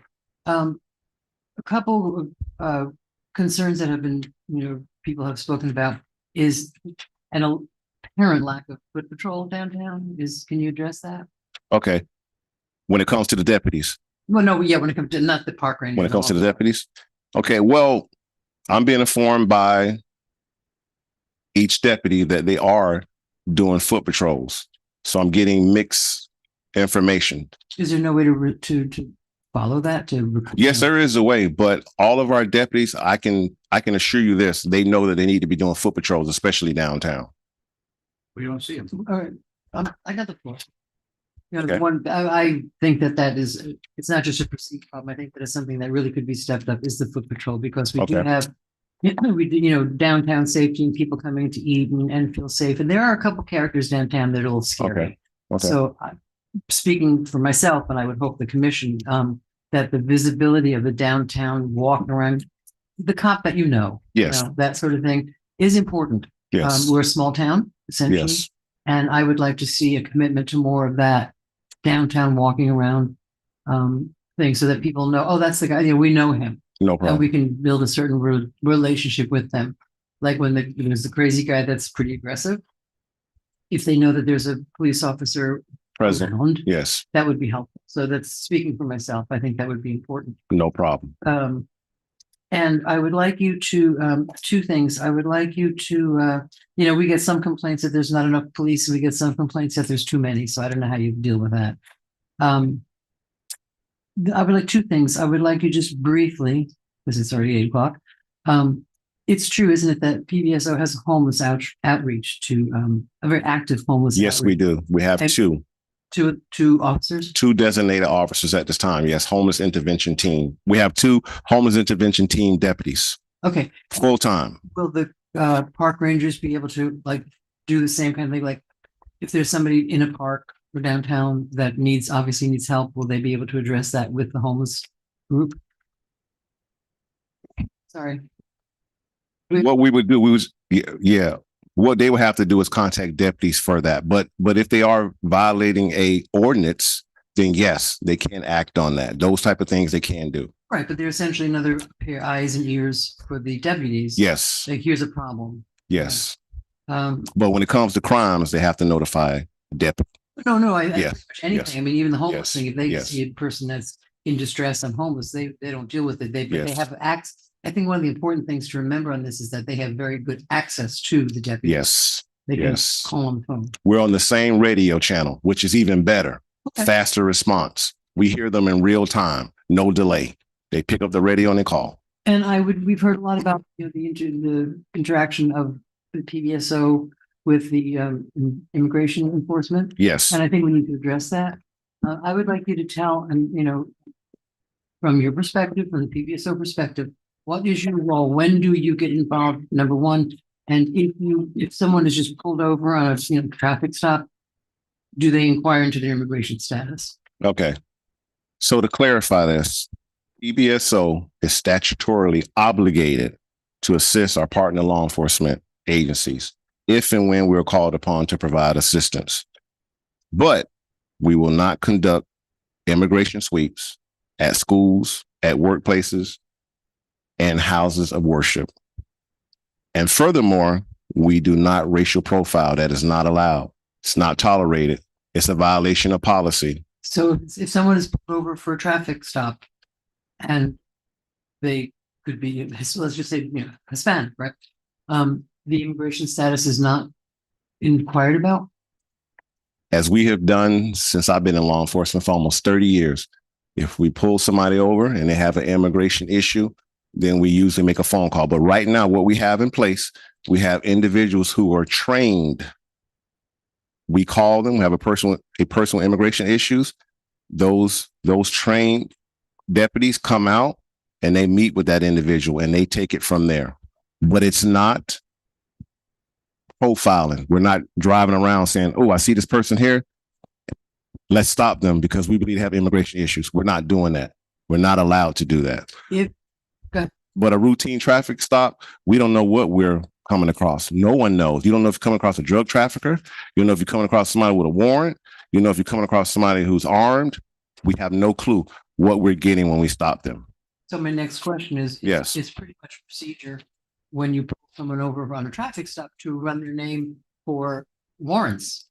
It's standard to run their name through our system with their driver license or with their name if they provide it. That's the standard thing we do on every traffic stop. We run their tag, we give the location, and we give a description of the vehicle. And we also run their driver license, or if they don't have a driver license, we ask them, what is your name? We are required to do that because what if the person is driving a vehicle and they shouldn't be? That's just required. That's standard for officer safety reasons too. But is it fair to say that is it a true statement that when you pull someone over, you don't, the PBSO, I don't care, Florida, FL, and ICE people, which are a completely different animal, which is terrible. Any unidentified masked law enforcement person. My husband's a retired ATF agent. He just thinks they're cowards. And that's the kindest word. But I just want to make it clear, and maybe if you can, when you pull someone over, you don't check their immigration status. I do. Well, Mr. Boyd, I'm asking him a question. We run them like everybody through our FCIC and NCIC database. We run them like each individual. That's all we do. Okay. Thank you. Appreciate it. No problem. Mr. McBoy? Oh, I'm sorry, Ms. Leggett. You talking about everything? No, I thought we were just doing park rangers. Well, we're talking about Well, I have another. You got more? Okay. Oh, I have another presentation, but you can go ahead and ask questions on. I was going to ask questions about park rangers specifically. So thank you for bringing this forward. No problem. I did run on park rangers for reelection. I believe that we need to keep our parks safe. I believe that children should be able to play in a park and be safe. I like park rangers when I walk at John Prince Park and I'm by myself. I like seeing a park ranger there. I think that when people look at moving into a community, one of the first things they looked at, besides schools, are the safety. I can bring up many, many emails of complaints from South Bryant Park of dogs off leashes and the residents that are tormented by it.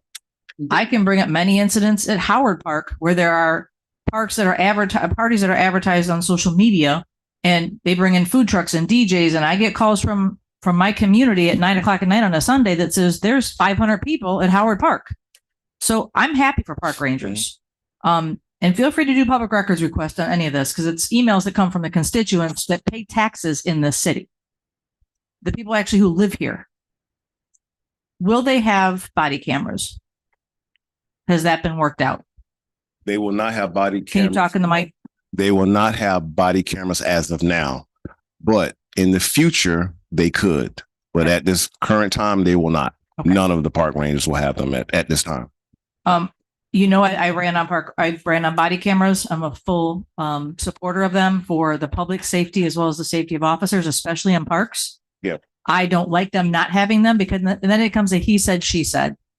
And I think that before this rolls out in my city, I want body cameras on everybody who's patrolling our streets.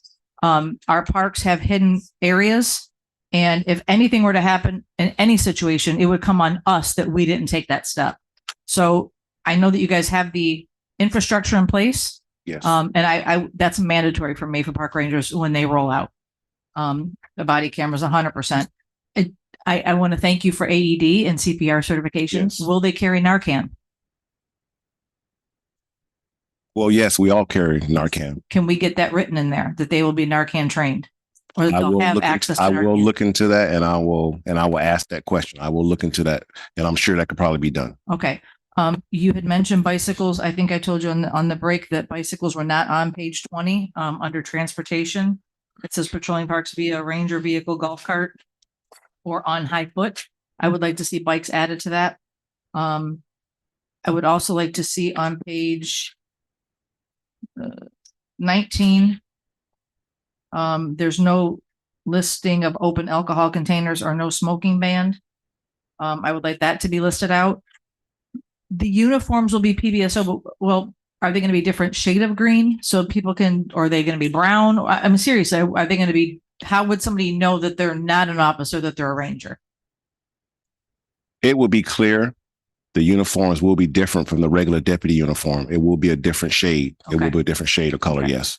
You will be able to tell that this is a park ranger and not a deputy sheriff. And the cars will say park ranger, Yes. the whole 9 yards. Yes, Okay. absolutely. One of the community members had brought up the community observation program, and I've been touting that for years. And guess what? We can't get any volunteers. We have paid for training. We have paid for extra cars. I have asked people in Murray Hills, Rollo, every neighborhood, at every neighborhood association council meetings for years. It's here, sign up. Nobody signs up to do that because it can be dangerous. So if you want to be a community observation patrol, get with PBSO. We have plenty of cars and the training is included, and it's still working in other cities because I do see the cars in some of the fancier neighborhoods, and you can tell that those people live in that neighborhood. That's why they're patrolling it. One more thing I just want to say in regards to the interaction. Almost every officer that's here in the city, Mahoney, Lonnie, our streets teams, the people who are in the community that they serve, they know them. And that's what I think this park ranger is going to do. It's going to take those, and I'll use those two deputies because they're really in the schools and interacting with neighborhood associations and going to community meetings at Whispering Palms. I think that the park rangers in 2 or 3 years from now, people are going to love the fact that they know their park ranger. They're going to love the fact that, they're feeding squirrels and they're talking to the park ranger. I think that it's important. I feed squirrels. Yes, we have feed squirrels. I think that it's important that this program is seen as a community connection, not as we're trying to be heavy-handed, but it's really to make it a more pleasurable experience for everybody and to provide the resources that are available that we do have in the city. We have more non-for-profits in the city, and I think that PBSO is going to help connect them. So I'm very excited. Those are the things that I would like to see changed in the language under the contract for park rangers, and spelled out, especially the body cameras. Thank you, Mr. McBoyd. Yeah, and I'm going to want to have comments separately for the PBSO contract in general and for the park rangers. And I do want to point out that I have heard the suggestion that we keep our comments short because we have a long meeting, we have a lot of stuff on it. I want to point out that this is our biggest contract of the city, bar none. It's $14 or $15 million. And I think anyone who says, well, let's keep your comments short is not being fair to the community. So I don't want to hear any interruptions in that way. On the park ranger program, I think it is really important to think about opportunity costs. Or let me step back one before that. Who in here likes to be a beta tester of new stuff? We're not asking the public Oh, questions. Can you not interrupt, please? Yes, I can. interrupt Okay, you. We please, don't do no. that. Mr. I can ask whatever question I want and I can speak as I want. I'm elected to represent and I do not want interruptions. Who wants to be a beta tester of stuff? Most people don't. They say, you know what? I'll let a couple people, Ms. Fisher would like to be good. I will keep that in mind when we need some. Most people do not want to. So you heard from Captain Karn that the way the park ranger stuff landed in PBSO is that the county commissioners apparently, or staff or somebody said, you know what, why don't we stop doing that as Parks and Rec? Why don't we move that over to the PBSO? That's the beta testing part. Nobody has run that for 2 or 3 years to see how well does that work? How well does the community like having folks that look like police officers wandering around in their parks? Does that give them a warm and fuzzy feeling, a welcoming feeling? I don't know. We have not seen pictures of what these uniforms are. We're being asserted right now, as we're ready to vote $500,000 onto this, we're being told, yeah, the uniforms will be a little different.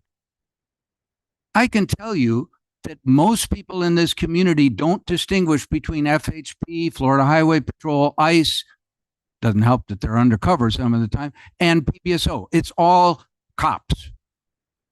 And there's no way, unless you're going to put them in pink uniforms or something rather clearly different, that people are going to distinguish them from cops. Here's my thing that I want my fellow commissioners to think about. Opportunity costs. When you spend $500,000 on one thing, you don't spend $500,000 on something else. And I've heard a few people on this commission mention that, you know what, there's something on the ballot in November that might put a big dent in our budget. So how smart is it to take on a $500,000 cost as a beta testing project to see if it's a good idea to have PBSO be park rangers? And by the way, that free environmental education that was talked about, that was in the list of things that these officers would do, yeah, I'm perfectly down with doing the free environmental education. And I'm not wearing a PBSO outfit. So I have a very big problem with how this is going to work. How many of these officers will be on at any given time? At any given time, how many? 3. Yes. Okay. So how many? Well, hold on. Let me see, because one of those days is a common day. So it should Might be, be 2. should be You got 5. Wednesday. We got a lot of parks. No, you know what? You No, got 7 no, days. Wednesday is a common day. So it'll be 5 people on Wednesday. That's a common day for all of them. So correction, 5. Well, we'll put the word out that all the bad guys should go to the park on Wednesday because it'll be well looked out for on that day. I am just very skeptical of it. We got a lot of parks. You got 5 people. They're going to be on foot some of the time, on bicycle some of the time, in the car. How that's all going to work, we'll see. But how are they going to get from one place to another? How are people going to figure out that, hey, I better not do anything bad in this park because they might be here, but they might be there? I think we heard a lot from the community that if there's a concern about homelessness, about folks that have some mental health issues, folks that need some other things, we had a proposal. We even had money available. We had some members of this commission who said, oh, it's not good to protest about that because we're ready to spend money on things like that. And then they voted $0 for it. A dream team idea was already floated. It was with mental health professionals, social work professionals, people, not code officer training. So part of the goal of this park ranger thing is to make the users of the parks feel more welcome. Now, how many of you feel really warm and fuzzy when a code officer shows up on your block? It's just, this is not well thought out. That $500,000 could be spent to do a lot more good things, prevent some of the problems, help provide some services, maybe expand the HIT team if it looks like we need it. I haven't heard anything from PBSO saying we need it. But this does not make sense. And $500,000 is a pretty big chunk. Thank you. Thank you. Ms. May, let's do it down the road. Ms. May? Okay, thank you. Thank you for your presentation. No problem. I have a couple of questions. So as it is a newer program, Yes. would it be fair to say that as we go through it and will there be like reports back to us or key performance indicators or some data that you can bring back and tell us exactly, you know, what kinds of situations and encounters the park rangers are having? What are they seeing? And then give us the opportunity to possibly make some changes, whether it's with the hours or the days or, you know, I mean, if we find that we may need some early morning, we could maybe make Monday and Friday 6 a.m. to 4 in the afternoon. You know what I mean? Something Yes, we like that can. where it's not just every day from 11:30 to 10. Yes. You know what I'm saying? Yes, you 'Cause I can. know that there's, excuse me, a lot of people who use the parks in the morning. They want to watch the sunrise. They want to take their morning walks when it's not too hot. And I really think it's important that we do have ranger presence then. No problem. So I don't know how that would work out, but I think as a community that would serve us more, in my opinion, than going all the way to 10 at night. But it may be different versus in certain parks versus other parks. Yes. So we might, as what I'm saying is, if you come back with data, we can say, okay, well, we're finding a lot of issues in X park in the afternoons, and we're finding Yes. a lot of encounters at X park in the morning, but we won't know about the morning because we're not there. Yes. So maybe even to start, you could have at least 1 or 2 days where it's morning. Okay. You know, I mean, I don't know how you guys feel about that, but I think that. Well, the say hours of operation may be adjusted with city input. Exactly. So I'm going to give Yes. city input. The other thing is, I do think we should have in here some KPIs. When are you reporting back? Are you reporting back monthly? Are you reporting back quarterly? Are you going to let us know what is happening? I mean, this is a great list of what you guys are going to do. And I agree with that, but I think we need to have a little bit more, concrete performance indicators that are going to be reported back to us. Does Okay. that make sense? Yes. Okay. Yes. And the other thing is, as far as being a beta test, all the other programs we were discussing was a pilot program anyway. So this could be considered a pilot program, right? We can always cancel. Well, He's thinking. we're going to provide a great service for you, but obviously as a city, you have the opportunity to decide whether or not if you want the park rangers, if you want to continue with them or if you don't. But what I can assure you is that we will provide you data similar to what I did with the homeless intervention team. Right. Weekly basis, however you want it. You want it monthly? We can give you the data. Why don't- We will keep statistics. Okay. And we That's- have an analyst for that And as the other well. thing that I think is important is that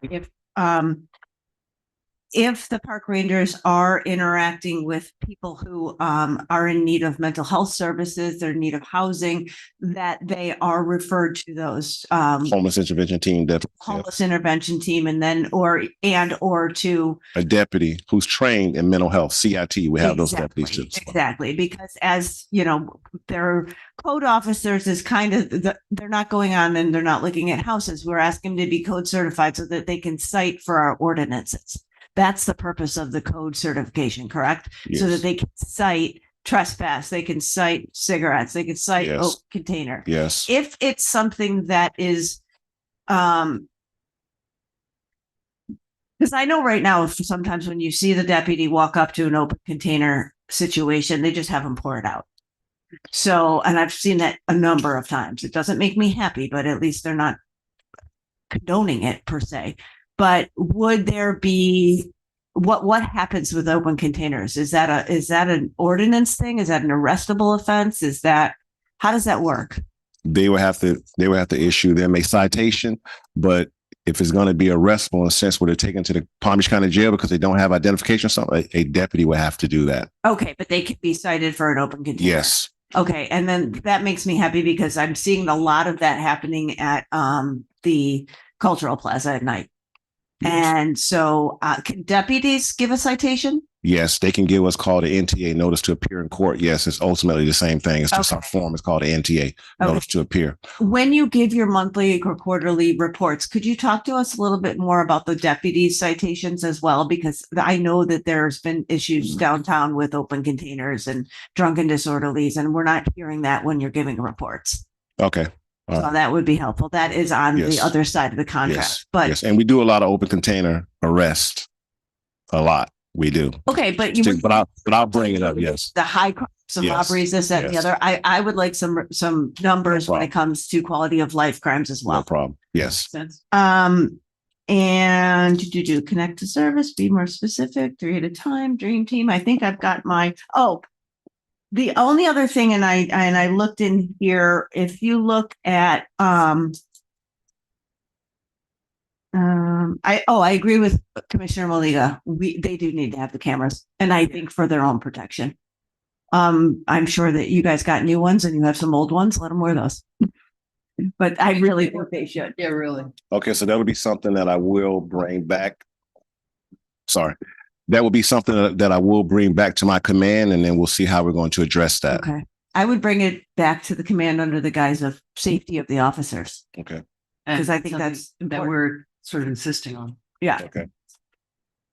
Yeah, we're not going to sign without it because I think it's important. It's important to document these situations so that, one of the things you had said regarding the sheriff's organization being pulled in for perimeter or anything during any other agency operations, you had said that, when they were the perimeter and we have cameras. And I think that is important to have that documentation of the interactions, especially when it comes to increasing the relationship and the trust between the PBSO and the citizens of Lake Worth Beach. Yes.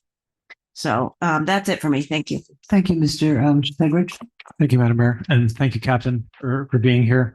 I just wanted to say, in general, this is a big contract. This is a major step. We did ask you guys to come back with a clean contract, which is why we're not just looking at small amendments. We're looking at the whole thing. Based on the amount of feedback and so on that I think has to go into this, I'm not prepared to give it a yes vote or no vote tonight. I feel the best course of action would be to just give staff direction. And so as such, just to quickly go down some of the things that I heard, I am in complete agreement with Commissioner Maliga and May about body cameras. I feel body cameras are an absolute necessity. I am concerned about morning coverage. Having personally probably made over 100 calls for service in the morning hours in Bryant Park in Snook Island. Oftentimes what we see is that the pattern gets recognized, and as soon as law enforcement leaves, people come back immediately thereafter, and then they're there to the early morning.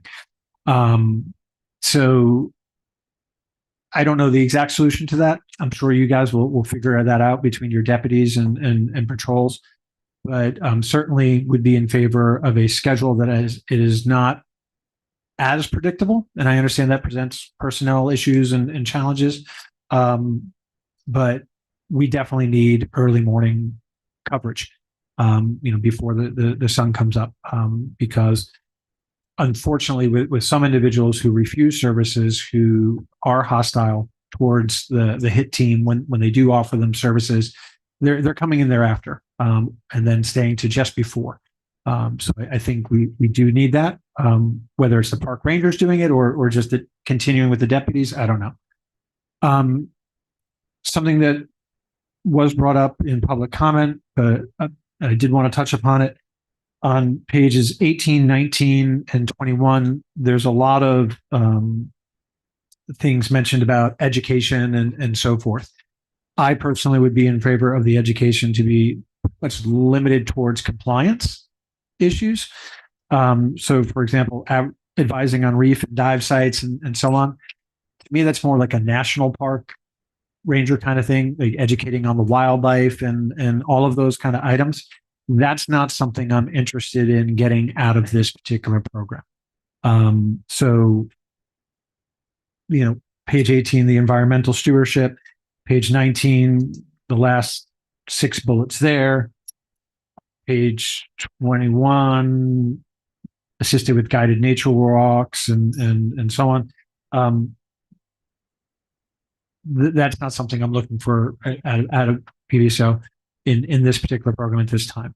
I am in full agreement that they should be Narcan trained. I do know that our EMS have changed their opinion on the usage of Narcan, where they're not going out and using it right away, because some cases it can be more damaging than others.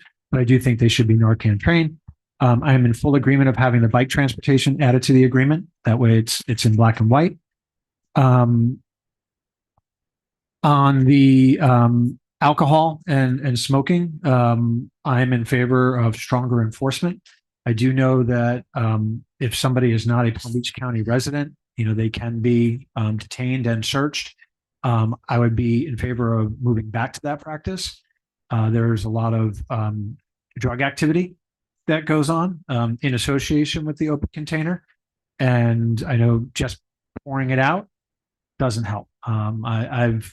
I've reported several incidences of where I personally witnessed people with hard drugs and alcohol, and the officer had them pour it out and didn't make an arrest because by the time the officer got there, the hard drugs and so on were in their backpack. So they talked to them, they moved them on.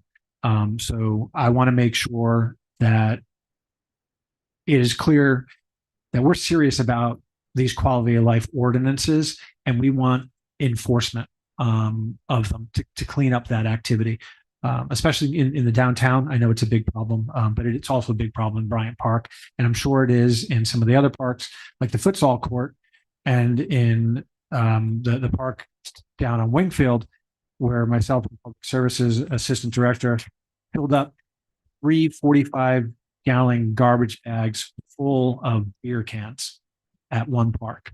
And they weren't ancient beer cans. They were all fairly new. So very serious about that. In terms of this being a beta test program, yeah, that's what it's called, implementing a new program. It's a new program, whether it's working with PBSO or we're hiring our own officers, it's going to be a new program. There are no other law enforcement agencies, I've checked, that offer the park ranger services in Palm Beach County. I asked Boynton Beach because they have their own police department, and they said, sure, we might be able to assist with some of your policing needs. We'll need anywhere from 2 to 3 years to staff up and be ready for that. But if you guys want to talk, we're all ears. So of course it's going to be a new program. And I do understand, and I think our community understands, it's going to be a little bit of a learning process and a give and take. And that's why I appreciate in the contract, you specifically call that out, that this is amendable, right? On the contract itself, it's a 10-year contract. We have a 180-day out, which essentially means if we're not satisfied with the services, we can cancel. And in as little as 180 days, we can move on to a new solution. Also, we can amend the contract at will. Meaning if we're not satisfied with the services or the community isn't, we can get together as a team. And I can vouch for when I was elected, I spent a lot of time with Captain Karn, and you were a new captain at the time. And we worked with our attorneys and we worked with the lieutenant and so on. And we resolved a large number of issues that we were having in my district simply by communicating and working together. And I appreciate that. I am in support of making sure we have a clearly distinct uniform for the park rangers. I do think that's important.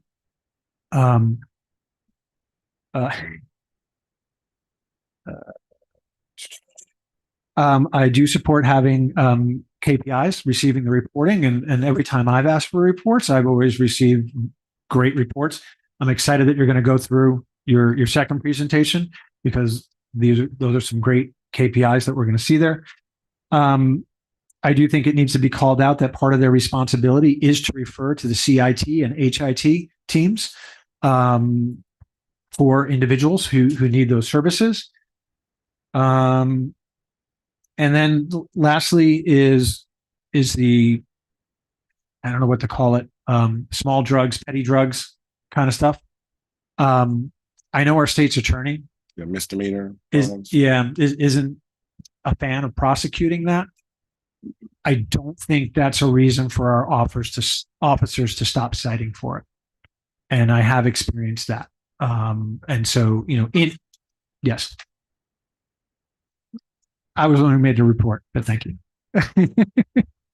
There was an individual who had copious amounts of who was smoking in his car, and they just gave him a talking to.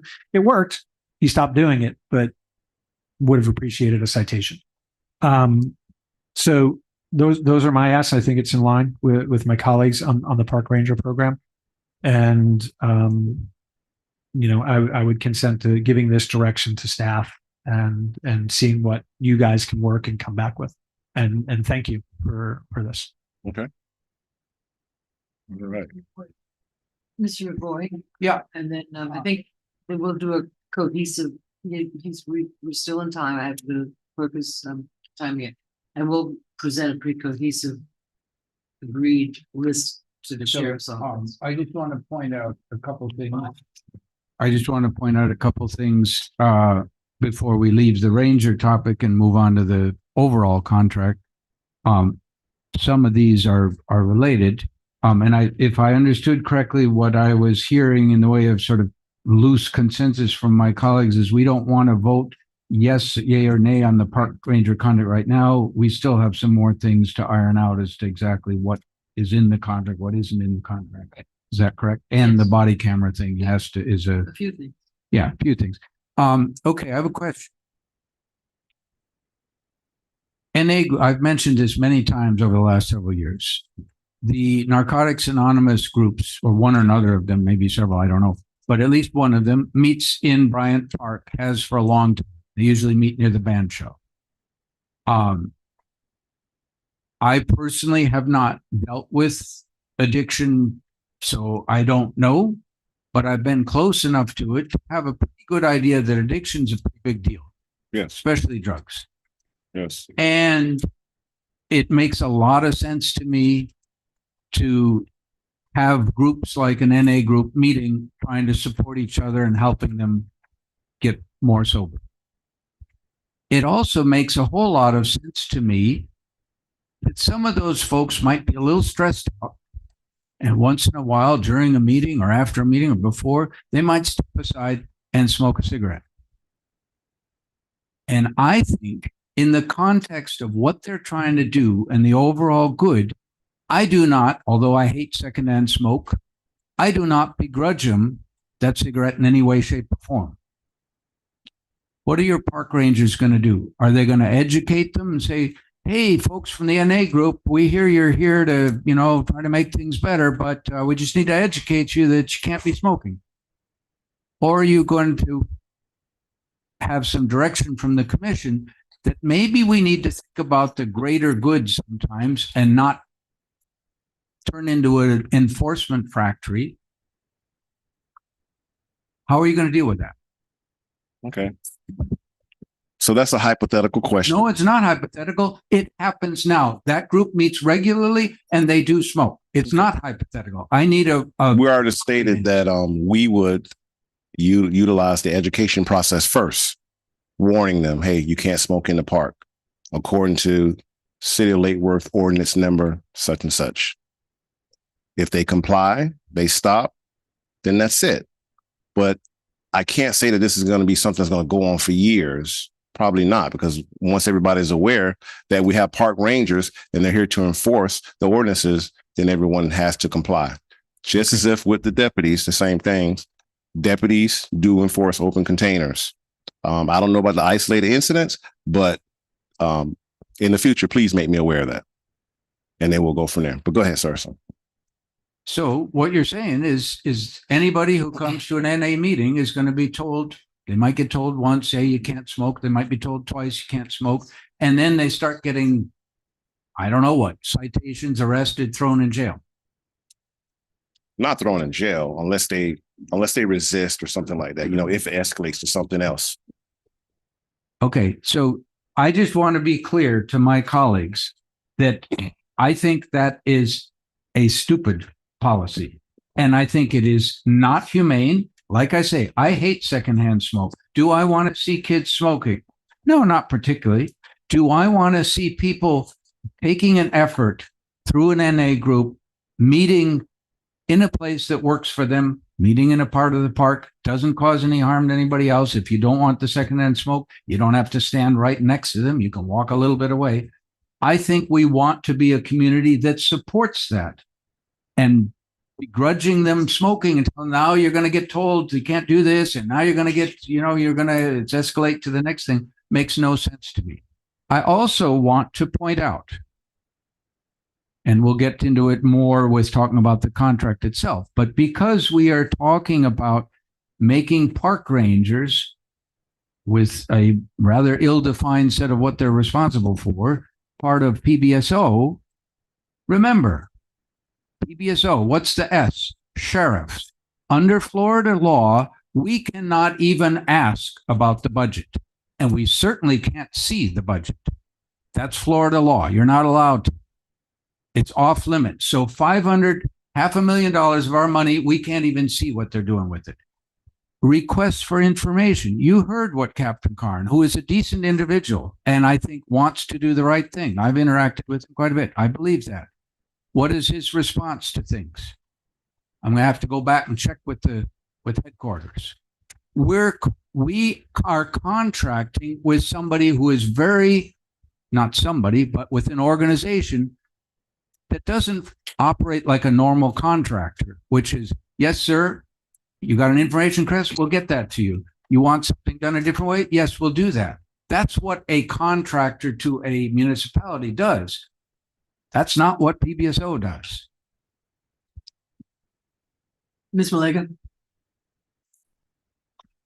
Actually, I think that the vice mayor had her light on first. I'm sorry, Madam Mayor. I just want to let you know there's 4 minutes and 54 seconds left. Okay, Ms. Malega, you want to talk quick? No, I'm going to give Ms. it to the May, vice you mayor. wanna Her light was. No, she's passing. Yeah. So as somebody whose sister is in recovery, both sister-in-laws, half my staff and myself have been through recovery. Part of recovery is learning to obey by the rules. So I hate to tell you, but I am not concerned about that. I brought the no smoking ban forward years ago because I'm concerned about everybody's health, not just certain individuals. And I'm also concerned about the environment. And I'm concerned about the fact that we have animals, birds, squirrels, that unfortunately, if these were good people who put cigarette butts in a cigarette container, we wouldn't even be having this conversation. Our staff shouldn't have to pick up piles of cigarette butts. So I understand and I appreciate where you think you're coming from, but I don't think that that's going to be an issue. And I think we should move on. Thank you. Mr. Segrich, we have another minute. Yep. Two things. I completely concur with Commissioner Malega. I have family and that grew up in that environment, and personal responsibility is one of the primary pillars, following the rules. And you said it yourself, Mr. McGoy, you don't have experience in it, and that's okay. Now you know. So, we make a motion to not go to workshop? Because we're going to hit the time. I don't think that we're going to the next part of it though, right? Or treat the next part as separate. I think that. I would like to make a motion to treat the next segment of this as separate and not go to workshop. Okay. Second. All in favor? Aye. Okay. Aye. Madam Clerk, did you get that? Yes, Madam Mayor. So once we get to the next, so you have 3 minutes and 45 seconds for this part. And then Okay. I'll restart the 30 minutes for the next part. Yeah, I think we could stop now and start over what? These are supposed to pass. Okay, so let's start on a new half hour. Okay. So we have another presentation, Yes, please. And keep your mic. and this will be short, right to the point.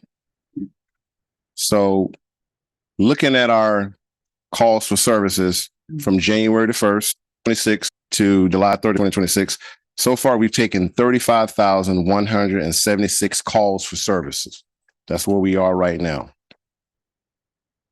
Now we're going to go back to the original Lake Worth PD Police Department, which was in 2007, 1 year before we did the contract with PBSO. So if you look at the robberies, there was 300 robberies in 2007. If you look at current statistics right now, 79 robberies in 2025. Currently for this year, we're at 51 for 2026. We're down from last year. Robberies have decreased since the merger by 73.67%. Next category, we want to talk about burglaries. 2007, there were 779 burglaries with Lake Worth PD. In 2025, Palm Beach County Sheriff's Office had 115 burglaries. Currently, we're at 84 in 2026. Burglaries are down 85.24% since the merger. Next category, homicides. In 2007, Lake Worth Beach PD had 11 homicides. Last year, 2025, we had 6. Currently, for 2026, we have 0. Homicides down from 2007 to 2025 by 45.45% since the merger. Next category is call for services. 2007, Lake Worth PD had 48,416 calls for services. Last year, we had 64,516. We're currently at 37,762 for 2026. So next category is total index offenses. Post-merger have declined by 56.91%. Index total crimes include murder, forcible sex offenses, robbery, aggravated assault, battery, larceny, and vehicle theft. As you look at the chart, you see we've been on a steady decline. 2022 was one of our best years. Currently, we're on track to either equal that or be close to that, which will probably be one of the best years in 20 years here in the city of Lake Worth Beach. So, another category, 2007 Lake Worth PD, they had 96 sworn law enforcement officers. PBSO District 14, currently, we have 82 sworn law enforcement officers. So, with that being said, if you want to have a performance metric, this lays it out. The Palm Beach County Sheriff's Office, under the leadership of Rick Bradshaw, Sheriff Bradshaw, we provide a professional service. We care about the community. We stated that over and over again. We have dedicated a lot of resources to the city because we want to make it better. And we want to work along with the city and the citizens in doing so. But I'm just laying those numbers out to let you know that we're going to provide you the best service and continue to give you the best service. We are one of the best agencies, not only in Palm Beach County, but in the state of Florida. So I'm listening to your concerns and I'm taking all this input in and we're going to do what we can do to do better because we can do better, right? Everybody has room for growth.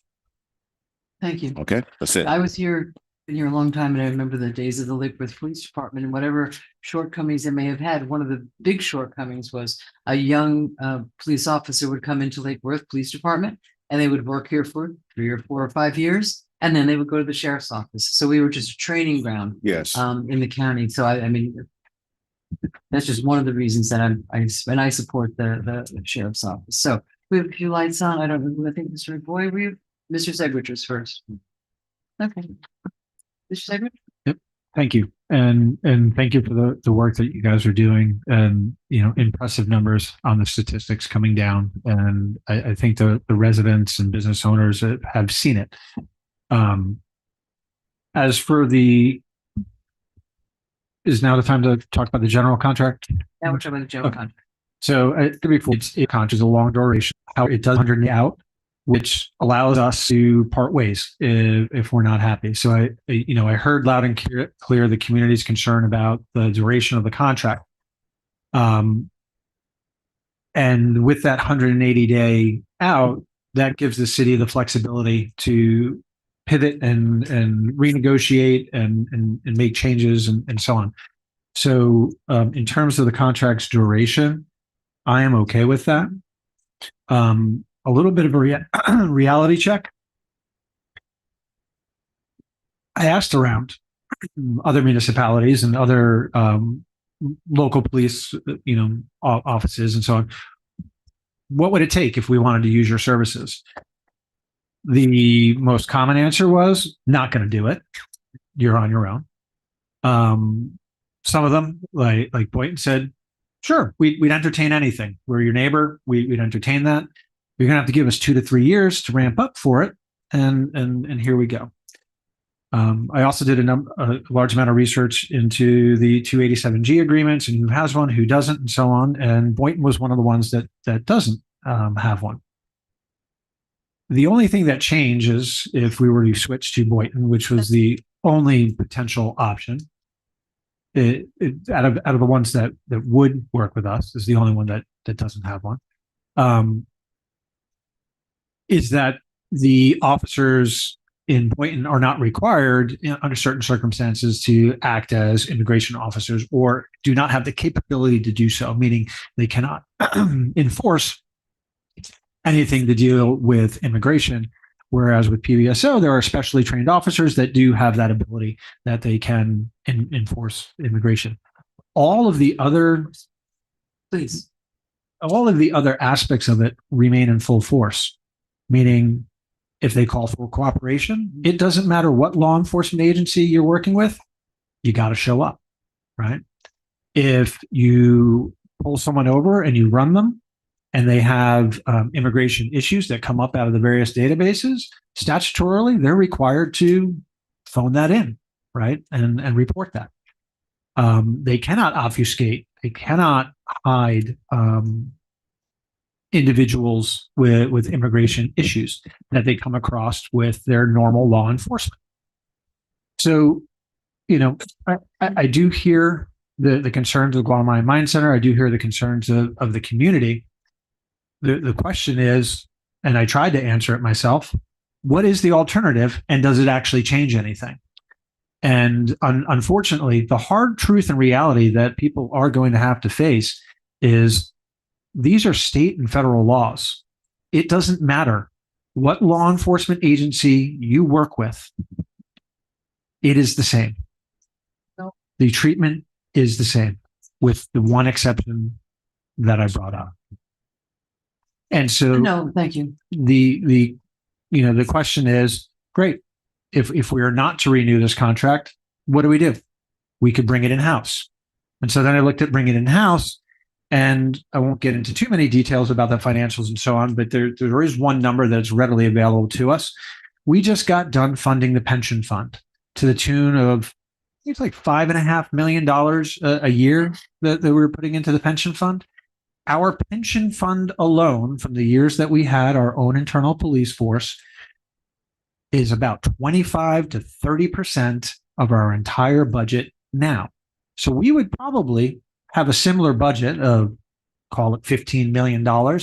Plus, as the years went on, it's going to go up to 16, 18, 19, 20, 30. It's going to continue to go up. It's just not economically feasible or smart to not look at outsourcing these kinds of services. So, overall, structurally, I believe we do need to move forward and negotiate this contract in good faith. And I believe that the services backed up by your metrics have been done satisfactorily. And I do often praise PBSO's performance. Now, with that, when we're talking about a contract and talking about our needs, we do have to bring up some of the negative things. And I don't want it to be seen as I am complaining. I'm just going to be bringing up some areas that I think we need to highlight and have within our contract. One of the first areas is foot patrol presence. And I know, you mentioned that your officers do foot patrol, and I do see the officers on it. I don't think it's enough. And I don't think it's enough in certain areas, and the park rangers are going to help with this. But there are many times in our parks where you can see 2 patrol officers side by side, sitting there doing paperwork or communicating. in between calls and so on, and they need that necessary downtime. But you never see really officers walking through the park unless they're taking an action, right? And so, that's going to change that. In our downtown, I've gotten complaints from business owners about officers spending too much time in the pizza parlor or, in their favorite areas, chatting with people, not enough time actually really patrolling the streets. The other thing about our downtown that I would ask your assistance in this process is, just like you did with the, I forget the name of the overnight sleeping ordinance or our Florida statute, work with us on our aggressive panhandling issue. We have individuals that verbally and practically physically assault people in our downtown on a daily basis. And there really nothing we have in our ordinances that helps you. So help us help you, and you help us. Let's figure out that, because that can't continue. It's driving businesses away. It's driving individuals away from our town. And it's a primary driver of people not feeling safe when they come here. It's horrible. I've seen it firsthand, and your officers deal with it right away as soon as they're notified. But it just keeps reoccurring by the same individuals, and we need to figure out a way to work through that together. I would like to see those foot patrols to be particularly called out in our contract. I would like to see Snook Island particularly called out in our contract. I would like to see working on the issue of the illegal food vendors as a particular responsibility called out in the contract. I think what you guys did with the appendix for the park rangers' responsibilities, I think if we had a little appendix of that, of here's are the particular current needs, I think that will give our community a better idea of just what we've prioritized and what you guys are prioritizing, as besides all the other obvious stuff, these are the immediate needs of our community. And so if we can get that into the contract. I am a big fan of the community volunteer program. I have experienced the same thing Commissioner Malega has. Can't get volunteers. And I would love if we can do that. And I know PBSO stands ready to do that. On page 3, we do have supplemental services in there. As we go through this negotiation, I would like to see a historical cost on those. So whether that's staff or PBSO, that is, the cost to have people here at the meetings, the cost for special events, and so on. Sure. Yeah. As far as supplemental costs, we don't pay any additional costs for them to be here. And Captain Carr and I spoke about that particular paragraph yesterday. And just for clarification, they will still staff our commission meetings, and they will also provide for. We're going to put in a memo to outline those 6 events that they will participate as city sponsored events. It was 7 though. Well, it was always 6, but we just threw in an extra one as a courtesy. Correct, but we'll clean that paragraph up. It does not mean that they're going to charge us for it if they ask for additional service other than that. So we're going to clean that. But it's part of the paragraph. contract. That's correct. Yes. And some of the other things that go on our downtown, not just the aggressive panhandling. And this is why the early morning hours are particularly important to me. And I hate that I have to give the example, but it just happened in the past week. The owner of a bakery came in at 5 a.m, and they had a couple fornicating in the doorwell and another one defecating in another doorwell, and somebody sleeping naked. Those people obviously were there for it's not like they snuck in and snuck out. Behind the Eco Center, I've called in a few times. Encampments got set up and things like that. We really need to be paying attention to that and helping to try to clean it up. And it's the city's responsibility too, legislatively, because those are public rights of way and so on.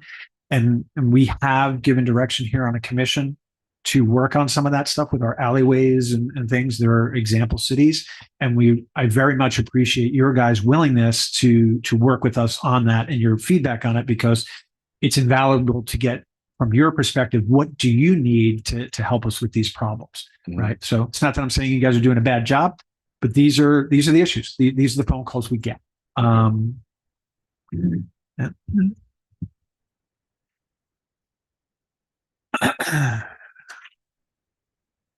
You talked about. So in the termination clause, I'm sorry, page 12, we have the 180-day termination clause, and then underneath that we have a transition, right? So I always like to prepare for the worst and hope for the best, right? If for whatever reason we were to terminate a relationship, given the status of our available options and everything like that, it's going to be a long process, at least a year. I personally would like to see something in there that, you know, we can at least guarantee a year of transition if needed, just to give a little bit of peace of mind to people wondering about that. So you're saying instead of 180, 360? No. Under transition, I'm good with the 180 day. Okay. On 13.1, yeah, it basically says a mutually agreeable timeline. I would just like to nail it down to a year. Well, I wouldn't want to necessarily limit it to it, but a minimum of a year if needed. You know, so that we're basically saying, even if we do decide to part ways, it's going to take us a long while, and we want to make sure that we don't run into the situation where we're fighting over, hey guys, we're going to have you ready to go in 3 months. And we're like, no, we're not ready. And you're like, well, you actually are, you know, so that way there's a little bit more clarity there. Talk about that.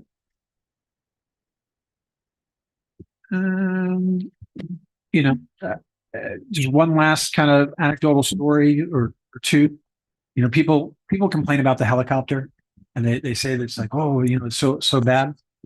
When I first moved here, within 2 weeks of moving here, we had the helicopter over our house and the spotlight on our house. It then moved over to my neighbor's house, and there were 3 individuals who had committed violent crimes, who escaped into our neighborhood, scaled their fence, and were hiding in their backyard with weapons. And PBSO, because of that helicopter, was able to locate them, bring in the K-9 units, additional specialty forces, and so on, and apprehend them without incident. And those people had been known multiple felonies, 16, 17, 18 each. Another incident in South Palm Park, a neighborhood you wouldn't really consider some incidents like this to happen. A woman was dragged in a stolen vehicle, kidnapped, and it was the helicopter that tracked her down into South Palm Park, got police presence there, and rescued her from probably what would have been getting murdered. So, yeah, sometimes it's annoying to hear the helicopter, but I also think we should count ourselves lucky that we have a law enforcement agency that has these tools at their disposal when and if we need it. And if you're hearing the helicopter a lot, it's not for fun. It's not because they want to be out there. It's because we actually need it. We also have the assistance of Marine Patrol and the Wildlife Services, and has helped out Snook. These we would not have to with this organization, and I'm thankful for that. And I'm thankful. I know with 35,000, 40,000 calls for service, we're probably getting more than our budget's worth. And I'm also thankful for that. So those are my comments on this, and hopefully I didn't take too long. Thank you. Go down the, I don't know, who was first? Maybe it was you were next. I guess, Malika. Okay. I'm going to make this real personal. A couple years ago, I had to work with PBSO very closely. My godson at 17 years old was carjacked. He was a Guatemalan, 100% Guatemalan, and he lived on South F Street. And when my godson went missing, it was PBSO that listened to the family and said, this isn't a runaway. This isn't normal. And every single resource that we pay for within 2 days was able to not just locate the person who killed my godson, find the car through using multiple cameras throughout this county. He was found all the way in Loxahatchee. He was taken from Hypoluxo in Congress. And if it wasn't for PBSO and cameras and helicopters, my godson wouldn't have been able to be buried properly and have a proper Guatemalan burial. And we wouldn't have found the person who killed him and put him in jail where he belonged. So this is personal to me. So when you stand up here and you attack us about not caring about the immigrant population, my godson and his family relied heavily on myself, my wife, and PBSO to get us through this horrible time. And it wasn't just to find him and bring him home. They didn't stop until they found the person who killed him and prosecuted him and made sure that justice was served for our family. So when I hear PBSO being put down and saying that they don't care about the immigrant population, it's not true. And it was all over the news. You can Google it. You can see a picture of me and my godson on half of the news stories that happen. So before you come up here and you blame or you accuse the people who sit up here for not doing anything or thinking or feeling one way, get your facts straight. We are humans too, and our families are touched. And we may not stand in front of cameras on a regular basis, and we may not jump and scream and say, look at me and look at what I'm doing, but we have been affected personally. So I do support PBSO because they have shown up for the entire community of Lake Worth Beach. I want to thank PBSO for always showing up when I call or I put in a complaint. I have been not very successful in using the app, and I don't know, it's just me and technology, but I can't upload the pictures for some reason. But PBSO has given us great resources. And I mentioned a couple weeks ago, I saw the horses downtown when I was meeting some people at 2J's, and it was nice to see the horses out and see them literally walking down Lake Avenue by 2J's. I was very shocked. It was like 9:30 in the morning. But I do agree with Commissioner Segridge. We do need more of that interaction, more boots on the ground. I would love to see some canines walking around, canine officers and units, just as visibility, not to offend or make anybody scared, but just to show that they're here and they care. I do have a couple questions in regards to the contract, if you will indulge. On page 3, section E, it mentions related school speed camera program. Do we have any of those in the city? Because I've been around all the schools and I've never seen a speed camera. Okay, so Mike, oh, before Ramsey tells you. so what we're doing for all of our different city contracts, we have a standard template contract. And with that, some of the cities have those programs. So we left it in there. You all don't have that. So that will not be applicable to you. Okay, I would like to see that stricken then if we don't have it. Okay. Or- But in the future, if you do get it, then it will apply. Okay, but Sarah, can you just tell me where you are? page 3, Yeah. section E, the very last sentence is action related to school speed camera program. Thank you. If you decide to get that, because then that would be That speed thing does, you guys do issue tickets to people who are, because I've seen it on the news for the week 1 of people who are violating speed zones. I think it was Wellington. I saw was really aggressive with it. But if we don't have it, is there something we could put in here just saying that we don't have it, but we could have it? Or could we get it? Or could we get it? What would prevent us from getting that? Money. nothing. You just have to, if you want to get in contact with the vendor, which I could probably do that, then you can set that program up. But the reason why we have that in there, because there would be costs related to that, right? So let's just say you go to a third party vendor and add some of the program. And now you say, hey, PBSO, we want you all to do X, Y, and Z. Well, that's something that we didn't know about. And now you have another vendor. So then that's going to be additional funding for that. So, yeah. Add the language, if a speed zone. If so applicable or something. If it's enforced. Yes, Yeah, because anybody who's reading this will look at that and think that we have speed zone cameras. no problem. On page 5, letter C, the district commander may provide annual. I would like that to say semi-annual reports because we do get I was gonna say semi-annual. quarterly, I'd rather say and I was gonna say shall instead of may. Yeah. Yeah, everything else is shall, and then that was a may. Well, may means they don't have to. I understand. Okay, what section? What section again? 5, C, the district commander may provide semi-annual. I would like to see that, I mean, quarterly. I thought semi-annually because Okay, these so are you want, semi-annual that we get now. yes. That's why I did it. It's twice a year we get a report. And then they Yes. come to the community policing report in between them. But this is for the data. So can we add that semi-annual to that And shall. and take out may and put shall? And in letter D too. May be presented, shall be presented. Thank you. On page 6, 2.4 fiscal responsibilities. Letter C. Emergency purchases and unanticipated repairs not included in the compensation provided for this agreement shall be forwarded to the city's finance director for consideration. I would like to add through the city manager. Sure. Because I just don't want bills showing up at the city Page finance 6, department and they get to write a check. letter Page C. 6C, yep. 2.4C. Add through the city management office or city manager's office. Everybody talked about the increase already. And I did want to say that I had done some research in regards to one of the languages in here, and I can't remember where it is right now, that we are supposed to receive funding from fines and forfeitures, page 9.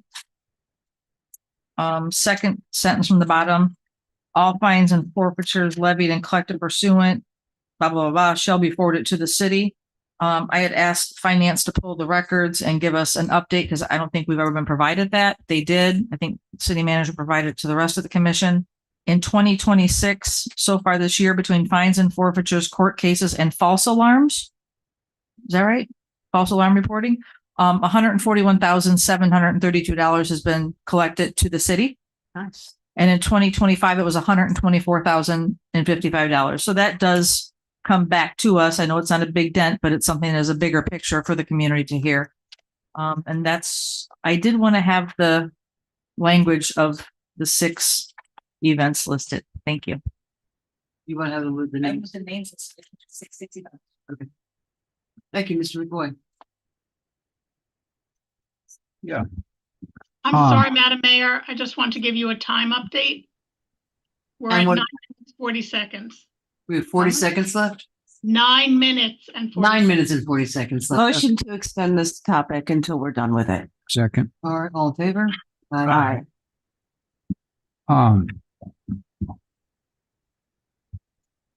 It's freezing in here. I have a lot of different things that I need to communicate.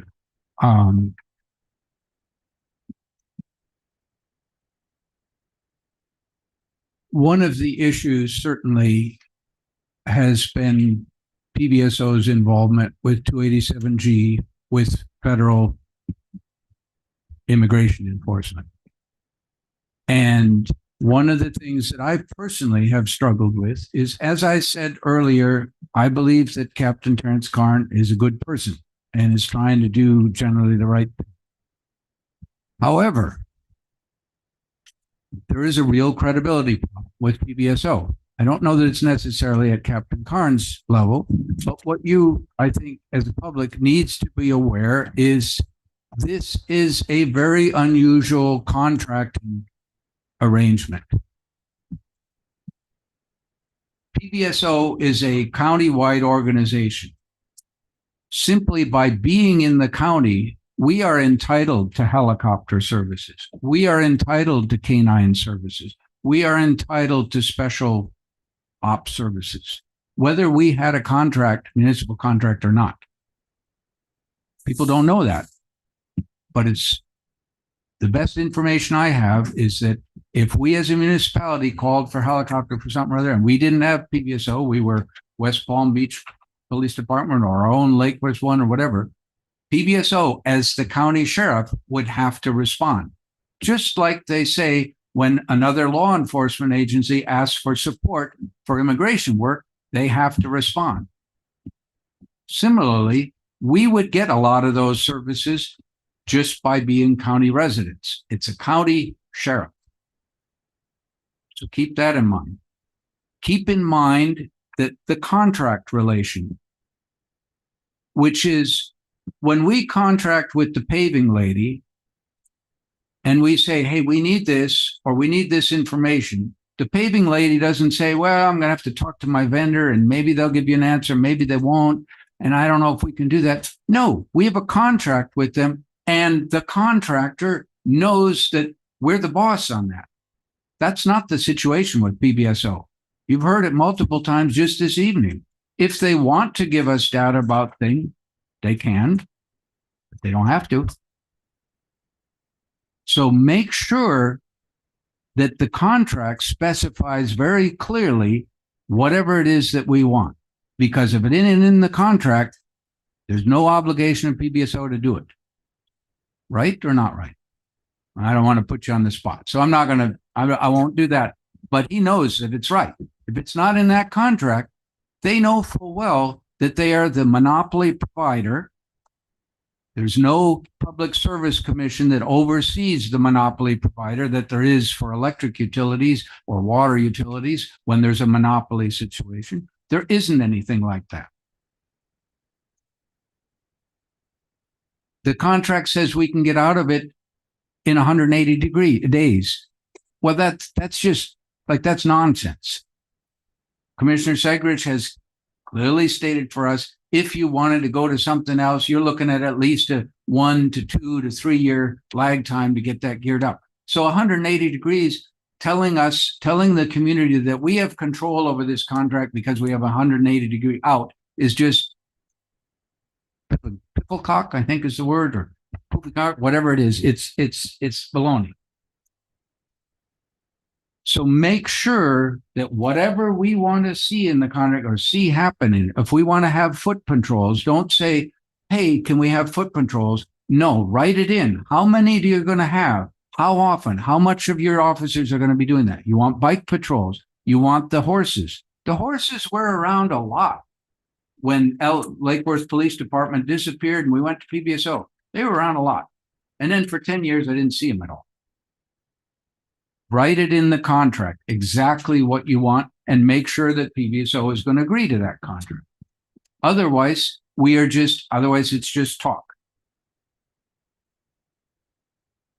Commissioner Malega has a very personal experience with PBSO and is very grateful for the things.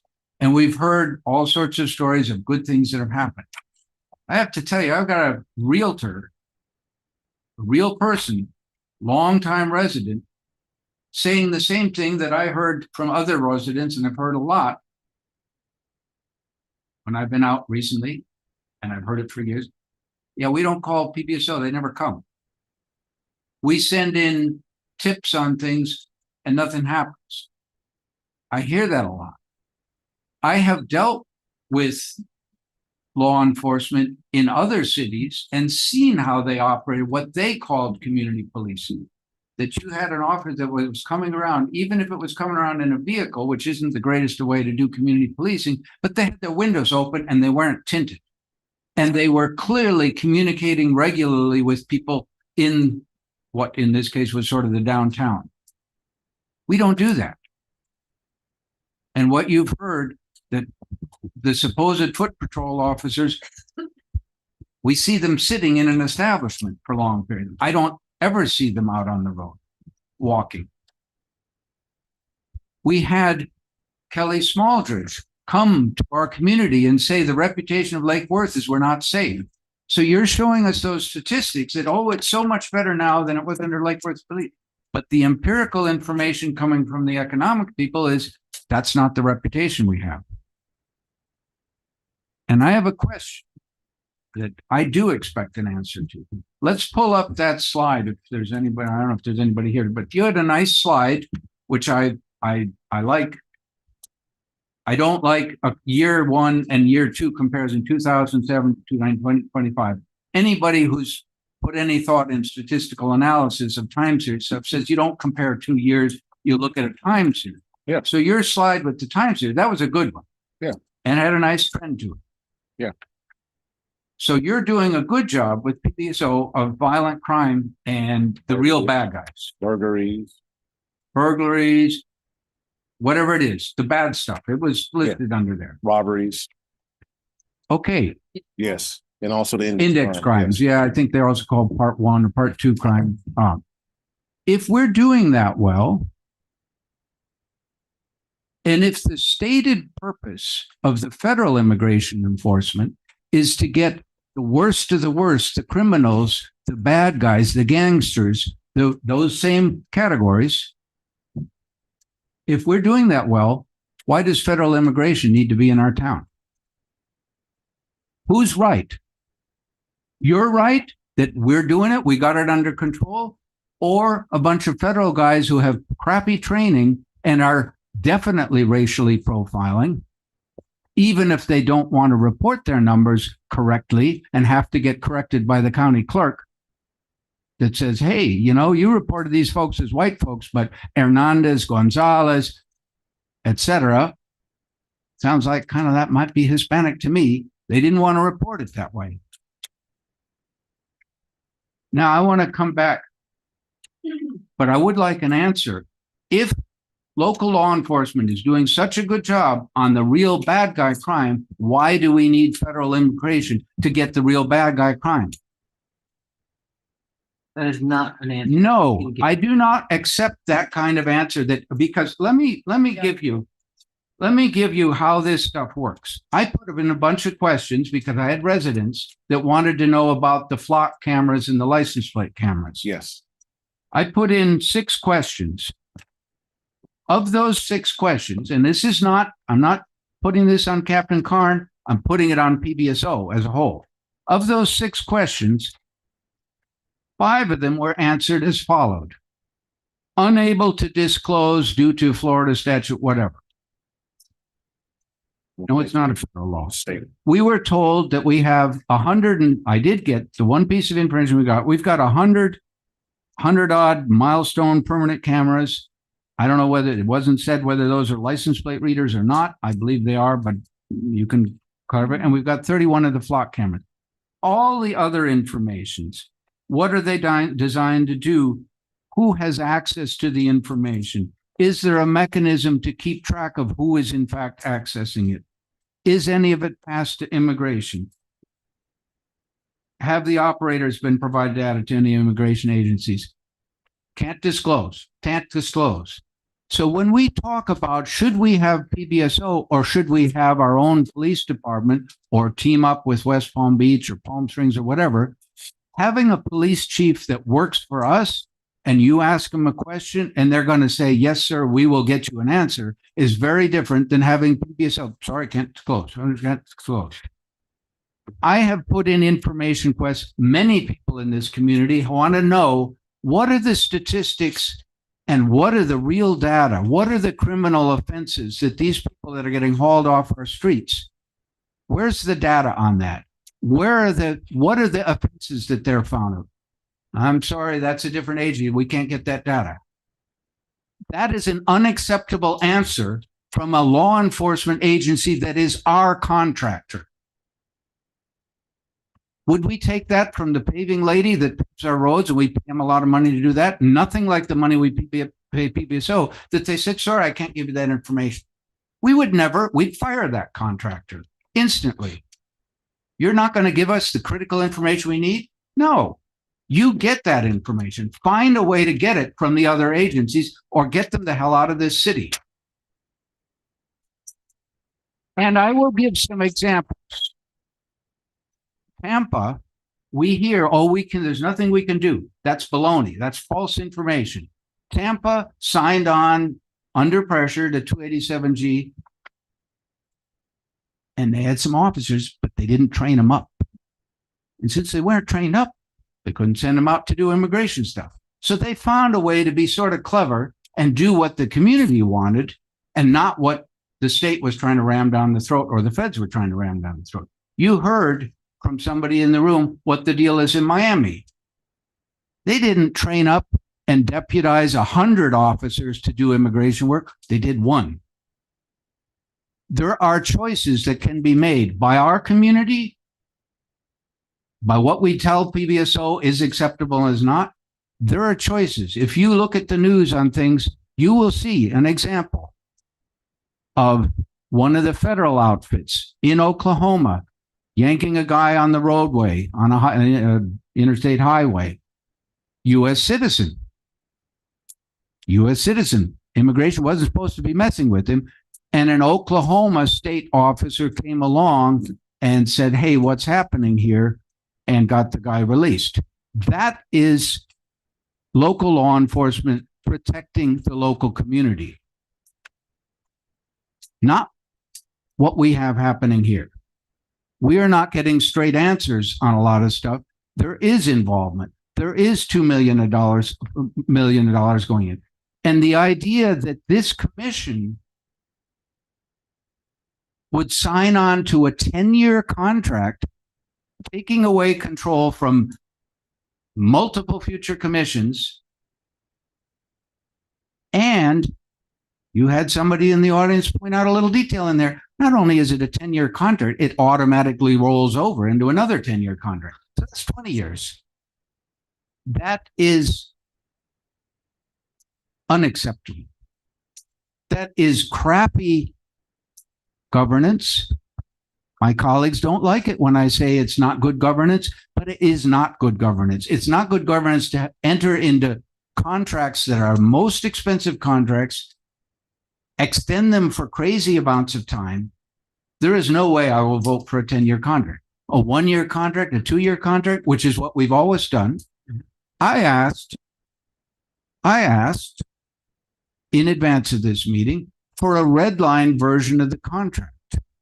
You know how you do red line stuff, right? Underline and strike through, or red, either way, where you say, all right, what's the, we've been under for the past 15 years? What's the new one?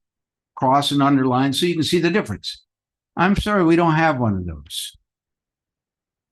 And the reason we don't have one of those is because PBSO initiated the contract, not the city. I was never consulted about anything about this contract. No meetings with city staff, no meetings with PBSO, no input from the community. The contract was rewritten by PBSO and said, here it is. You like it? And when I asked, could I get a red line one, the suggestion was, well, maybe you should guys, could you get your legal team to do that comparison? So PBSO writes the contract to however they want it. They don't give you a comparison to what we were doing. And they suggest that if you do want to do your homework and your comparison, get your own legal team to do it. This and the level of unhappiness in the community, you may not hear it here,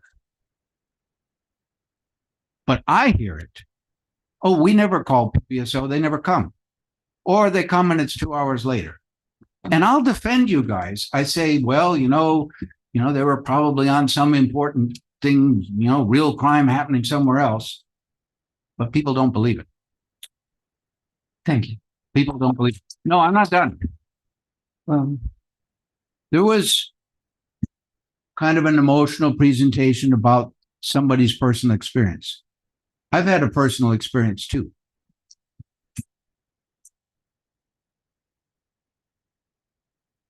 My wife and I went to 9 days every night of vigil for a woman on A Street. PBSO came, domestic violence situation. She said, I don't want to leave my kids here. PBSO did not come up with any way to get her and her kids out of there. And she was next found rotting in a car under 95. Several days into that vigil, that's pretty horrible. I know all those kids. My wife had those kids volunteering in her school. PBSO failed drastically. And as you probably know, those of you who follow me, I'm a science guy.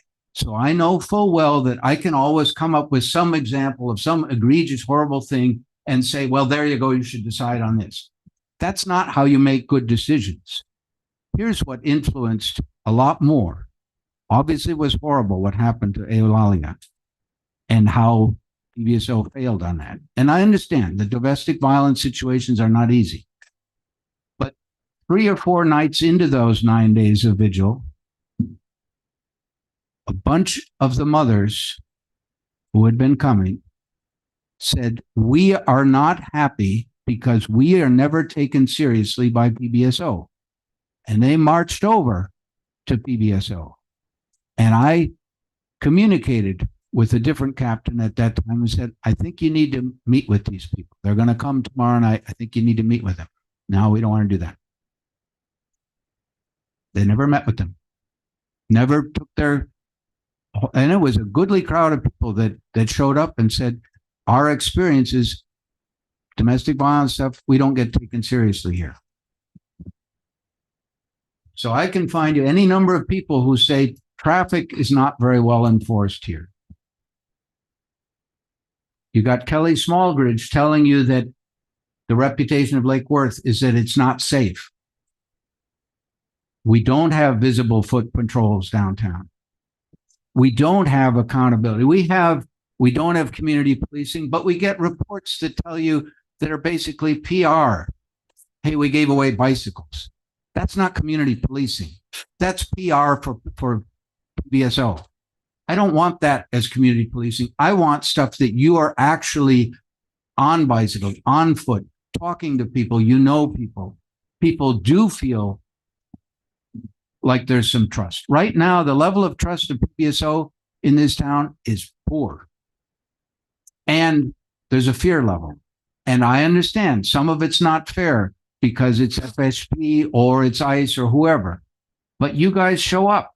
Maybe it's not District 14 people, but it's other PBSO people. The trust isn't there. And that hurts our local law enforcement. That's known criminology research from decades. That when PBSO or whatever your local law enforcement gets a reputation that they're pretty friendly with the federal immigration enforcement, your local law enforcement goes down. So I will absolutely not support a 10-year contract, a 2-year contract, maybe, and with some definite things written into it of how we're going to do stuff differently. Thank you. Thank you. Good speech, Mr. Boyd. Hi, thank you. I'll be brief.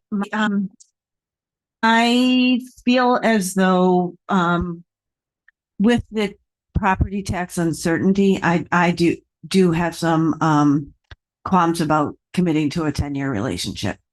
I would forward that we could do a 3-year contract. I think that that's been done with some of the other cities around that you guys service, and I think that that would be a good compromise at this point. It doesn't put it on to other commissions. I mean, well, 3 years, a little bit to the other commissions. It also does, if we end up with some uncertainty, we're not locked in for 10 years, you know? So I think I would like to see that if I can have consensus for that. I like the things that Anthony and Sarah put in. I don't know, Mr. McFoy, if you actually added anything in here. If you did, just make it clear and I can tell you if I agree to those or not. I do agree with the foot patrols. I don't think that they're not happening, but I think it should be written in here clearly. You know, I just received information from a constituent who says that and I know this because she's down at the bars all the time. They're always here. They're always talking to us. They're always making sure we're safe. They'll walk us to our cars if we need. She got mugged or something and the officer has been in contact with her. And so, you know, it depends on who you talk to. So it's all going to be kind of hearsay, but I don't think it should be. And I think as far as being the captain and the lieutenant, you guys should have kind of proof that they're walking around. Okay. So I think a little bit more oversight on those deputies. I think that would be a good thing to do. The contract itself, it's been put out there that it expands the relationship with ICE. Does it do that? No. Okay, thank you. The other thing is we talked about the need for people to have mental health services, and just wanted to reiterate that we do have 2 homeless outreach officers, and that anytime that somebody has an issue where they might need mental health or social services, we have the ability to offer them to them, correct? Yes, we have. Oh. We're certified in CIT, Crisis Intervention Team, and plus we have a crisis response team with the Palm Beach County Sheriff's Office, which includes 1 investigator, 1 mental health professional, or a peer. They come out and they will meet with the person that is experiencing a mental health crisis.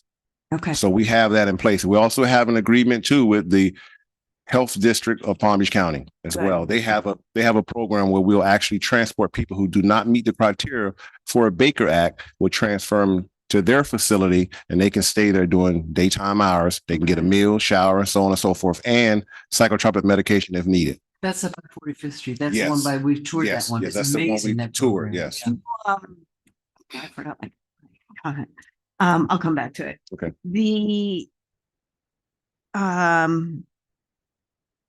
Let's see. I'm just making sure, because a lot of the stuff I was going to say has already been said, so I don't need to say it. Oh, as far as properties that are suspected of being drug houses or having maybe prostitutes in them and calls for service on that, can you tell me how it is recorded? Because I'm hearing that we're having trouble getting nuisance properties designated as nuisance properties because they don't have the proper number of calls for service. Microphone, please. It's 5 different events. Okay, of- so but of some type of violation. I have an entire record of the calls for service. So how does somebody say, can you guys come check it out? The prostitutes are back at this house. The house is empty. The owner's in jail. And there's call after call after call Or after call. crimes, it has to be like a crime that was committed. A crime that would be better if you have a person who was arrested for a crime.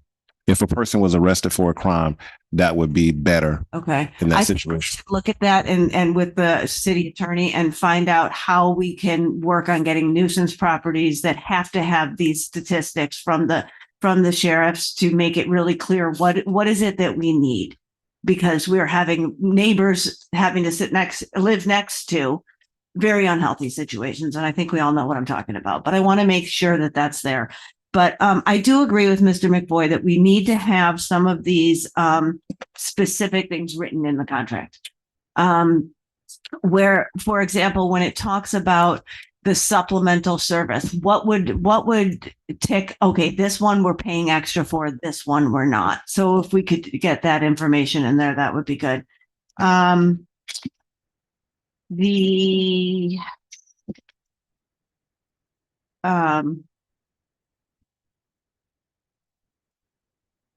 Okay. The things that Miss Malega brought up with the reporting definitely changed from may to shall. Couple other things in this thing. So I think we go for a 3-year contract. I think we rewrite this and bring it back and present it to us with the changes that we've talked about tonight and see if we can't do a deal. I don't want to wait though too long especially to get the park rangers started, because I know that we have that the employees are ready to go, correct? So I think that even if we have it in 2 separate parts where we have the park ranger part, check, done, go, and the other portion of it, check, done, go. I don't know if it has to be one contract. I don't know how the contracting works. Yes. As far as the park rangers and being ready to go, before they can finish the hiring process of these 5 individuals, we have to sign a contract. They're not going to, offer employment to these 5 individuals that they already applied or whatever case may be without having an agreement, because they don't want to get. Okay, so this agreement and the park ranger agreement has to be one agreement. Well, I mean, Mr. Trivia is on the line too. He's going to do a recap of things that you discussed, but there may be some way that we could isolate that particular information if you wanted to try to vote on it and get it going tonight. I don't want to get it going tonight because as we said, we had too many things that we Okay, needed that's to fine. rewrite. So let's do it at a time certain though, That's so fine. that we're not waiting forever, like the next meeting. And like I said, Mr. Trustee is going to recap what we discussed tonight and then see how we're going to move forward. Is he taking great notes? Mr. Civi, are you taking terrific I'm notes? sure he's taking great notes. Yeah, and I do think, and this is the last time I'm going to say it, that we do need to work a little bit better downtown so that the image is not of uncertainty. And I think a lot of that also can be helped with more lighting downtown, and that's not you guys, but that's on us. So the other thing is tell us what you need when it comes to preventing crime downtown, or we need to work together in order to make sure that this is perceived as a safe place. Thanks. Thank you, Mr. Segridge. Thank you, Madam Mayor. I was reminded of a couple of things. It is easy to focus just on the downtown because one, that's my district and we get a lot of feedback there. I will echo Mr. McVoy's comment that there is a perception in some of the neighborhoods where they make the call or they use the app and they don't get a response. I've got personal experience with that. I also have personal experience of hitting the app and 2.5 minutes later, there is a response. We have, I forget the exact number, 40 something, 60,000 calls for service right now. Multiply that out and divide it by the number of days. I'm willing to bet that your call queue is in the hundreds at any given moment. And I think one of the things we talked about KPIs that will help, and you kind of touched on this about, there has to be arrest versus this and that. Understanding the calls to outcomes kind of thing, and understanding if calls were never responded to would be an important metric. Because I know some calls either never got responded to, or by the time they got there, I forget the acronym for it, it's persons no longer there or incidents no longer there. And then in our neighborhoods, it's more of the quality of life crimes. We're seeing the uptick in the car break-ins and so forth. But there definitely is that perception out there, and it's fueled by a reality. And I think more data will help with that. And I for one, when I do hear that, I try to report that to you guys. And sometimes I do hear, well, I don't want to call. And I understand frustration and so on. If you don't make the call, you don't have the right to complain about them not showing up. And what I tell everybody is you make the call, document in the app, and then if you feel badly about it, send it to me, and I will be able to follow up if you give me a date and time. I do agree with Ms. May about the drug houses, prostitution houses, and nuisance houses. We need to do better. It's my understanding that some other agencies have been investigating certain places in our town, and they know of places, but those places are not getting acted upon because of bureaucracy and so forth. So if we can be assistance in any of that, I don't know how that works. And then I guess one of the other commentaries that I would like to make is sometimes I think our officers are too familiar with some of our bad actors, where it's, oh, that's just so-and-so, they're harmless. And you and I had a cell phone conversation one day where one of the harmless people threatened to shoot me, right?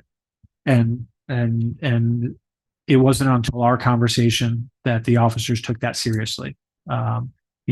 Just because they know that individual doesn't necessarily mean that they are harmless. And imagine if that was a first-time visitor, they're never coming back, right? And that kills us. So again, not making it we're just bringing up deficiencies that I think we can address in this contract. I don't know if it's appropriate to make a motion, but I think we direct staff to move forward based on these comments.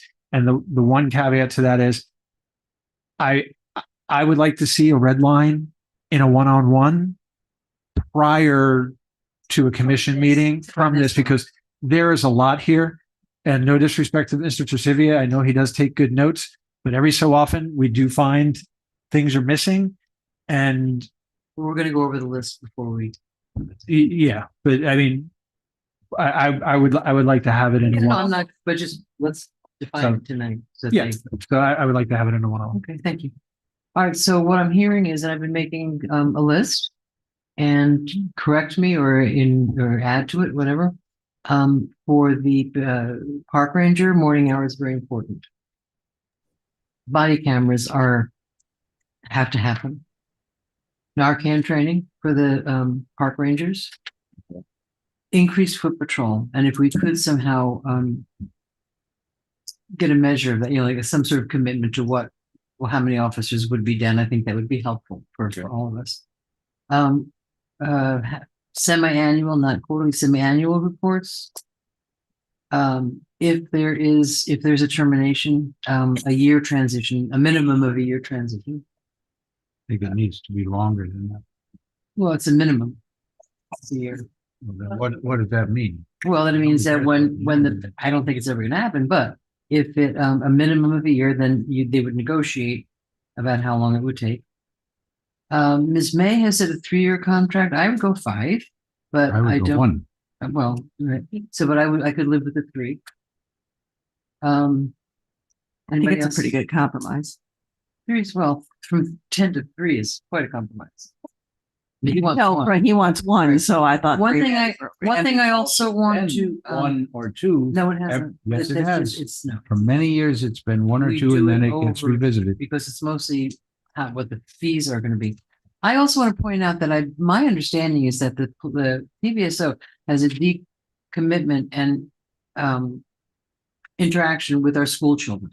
Yes. I mean, that's what I think we haven't really talked about that, but I mean, get a one lot of the of things good- that I think that our kids need to know and is that when the police come, that they recognize those faces. So I just want to point that out, and perhaps if we could, ramp that up, because I know. Oh, we have a it's- lot of that with our community police. and I really find it offensive to call it publicity seeking. These are kids that need bikes, that need help, and that need interaction with our own police, so that they, I think every kid in our, and I'm more involved with the high school kids, but every kid in our neighborhood, in our city needs to know that they are welcome here and that they are protected by our police, that our police are out to get them.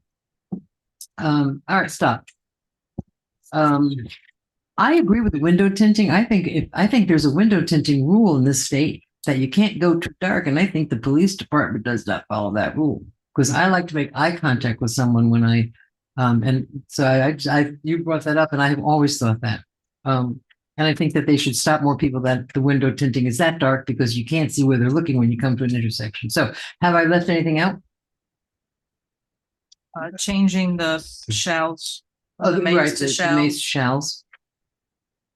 We had adding bike transportation to the park rangers. Right. I brought up reducing some of the educational duties. Which I disagree with. Let's talk about that.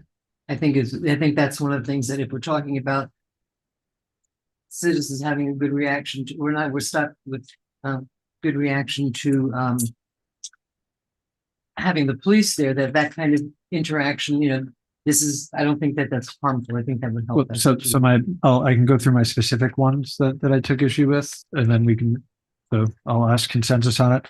What page are you on? I'm on page 18. I'm actually page 19, under environmental, the very first one, providing environmental education, species ID, tidal impact, benefits of sargassum left on beaches and so on. I do not think they need to do that. Top of the page. Top of the page. Right. No, I don't see it. There's no harm in any of this. I just don't want to pay for it. They're going to be there anyway. And wouldn't it All right, let's. be relevant to know what the job description is and the required training? Because I kind of think that face training probably doesn't tell you a whole lot about sargassum. Maybe just let me go through with my thing, and then you can say you either agree or don't agree. Advising on reefs, dive sites, and adequate recreation safety, monitoring invasive species and reporting sightings for removal, assisting environmental or volunteer groups with habitat restoration projects, participating in water quality testing for lakes, rivers, or coastal areas, assisting with environmental and archaeological preservation. Those are the ones that I would like removed. Yeah, I don't, I don't. just see- think it's nonsense to put it in the Does it, commentary. It's do they not have to stuff have some that sort of the- special Everyone, degree in this one in at a order to time. do it? One at a time. It's, Okay, so you're saying, okay, providing invited. And that can just, I think we're being very, picky. I think it's, hey, this is a starfish. Hey, that's a turtle. So, so That, Commissioner Malega's a no. Commissioner McVoy, are you I'm a no. a no Because for, a no, you want them in, or no, you want to remove them? yeah, me too. I think it's giving a false impression to the. Right, so you want them removed? No. Okay, so McVoy's a remove, I'm a remove. I have You're a the question. Can I you're the ask a tiebreaker. question? It's in the job description. Yes. Do the five do we call them Have we officers? seen the job description? Is it included? Have to have certain knowledge of these species and this stuff in order to be the park ranger. If it's in there, they are going to have training. Each park rangers will go through one of our PBSO trainings before they even hit the ground. So yes, if it's in there, they will have the training for it. Mr. Perry? It, This is these job titles, these job duties are stupid. I'm sorry, could you speak into your mic? I Say that. apologize. These duties, this is a generic job description that all their park rangers are going to be taught on. So when they go into, class for park rangers, the sheriff's department is going to be teaching them all these particular items. Now, if we revise the job description to just have for the city of Lake Worth Beach, we can leave those items out if you want to, but either way, they're going to sit in the class and be taught these items. yeah, So- they don't need to get taken out. No, I that think let's sounds keep good. it in. It doesn't, can't hurt. Yeah. All right, so we have 3 to keep it in. I would like to see the job descriptions and the job requirements and the training, because Can you- somehow the idea that PBSO is going to Actually, teach people about invasive species. All right, So one of the other Alex, things I believe we had consensus on was clearly differentiating the uniforms, yes. establishing KPIs for the park rangers. Specifically putting in there that it's a responsibility to refer to the CIT and HIT teams.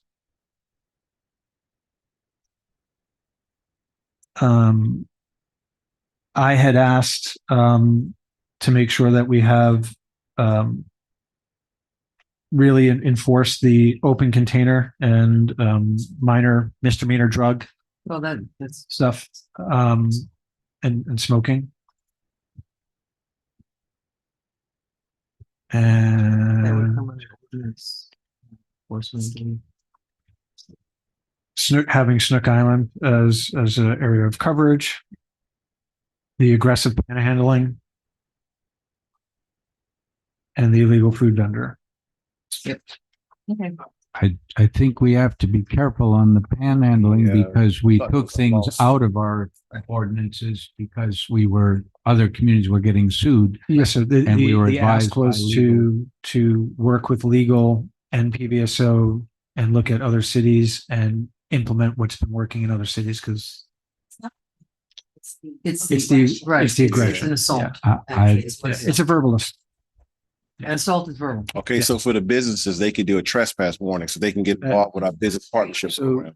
Yeah, but the businesses, So with all due respect, that does not work. This particular individual has been requested trespassed from almost every single business on the street, and they continue to verbally assault. And because he's not physically standing on their property when officers arrive, he knows.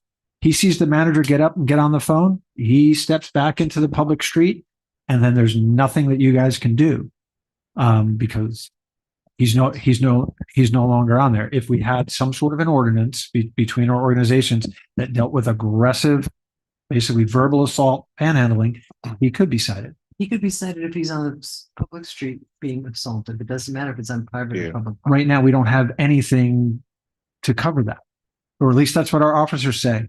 Well, that we need to talk about that. Mr. Perry, Yes, Madam Chair. I noticed that several of the commissioners mentioned the community volunteer team. As a matter of fact, last week at our weekly, every other week meeting, we brought that up. And the lieutenant and the captain committed to having their PIO communications team work with ours to try to get the word out and try to get that established. So we did talk about that at our meeting last week. Okay, so, we have, I think we've enumerated staff, the changes that we're looking for. The red line, underline, changes, so we have that, so we know it's all there, it'd be very helpful. So, Ms. May?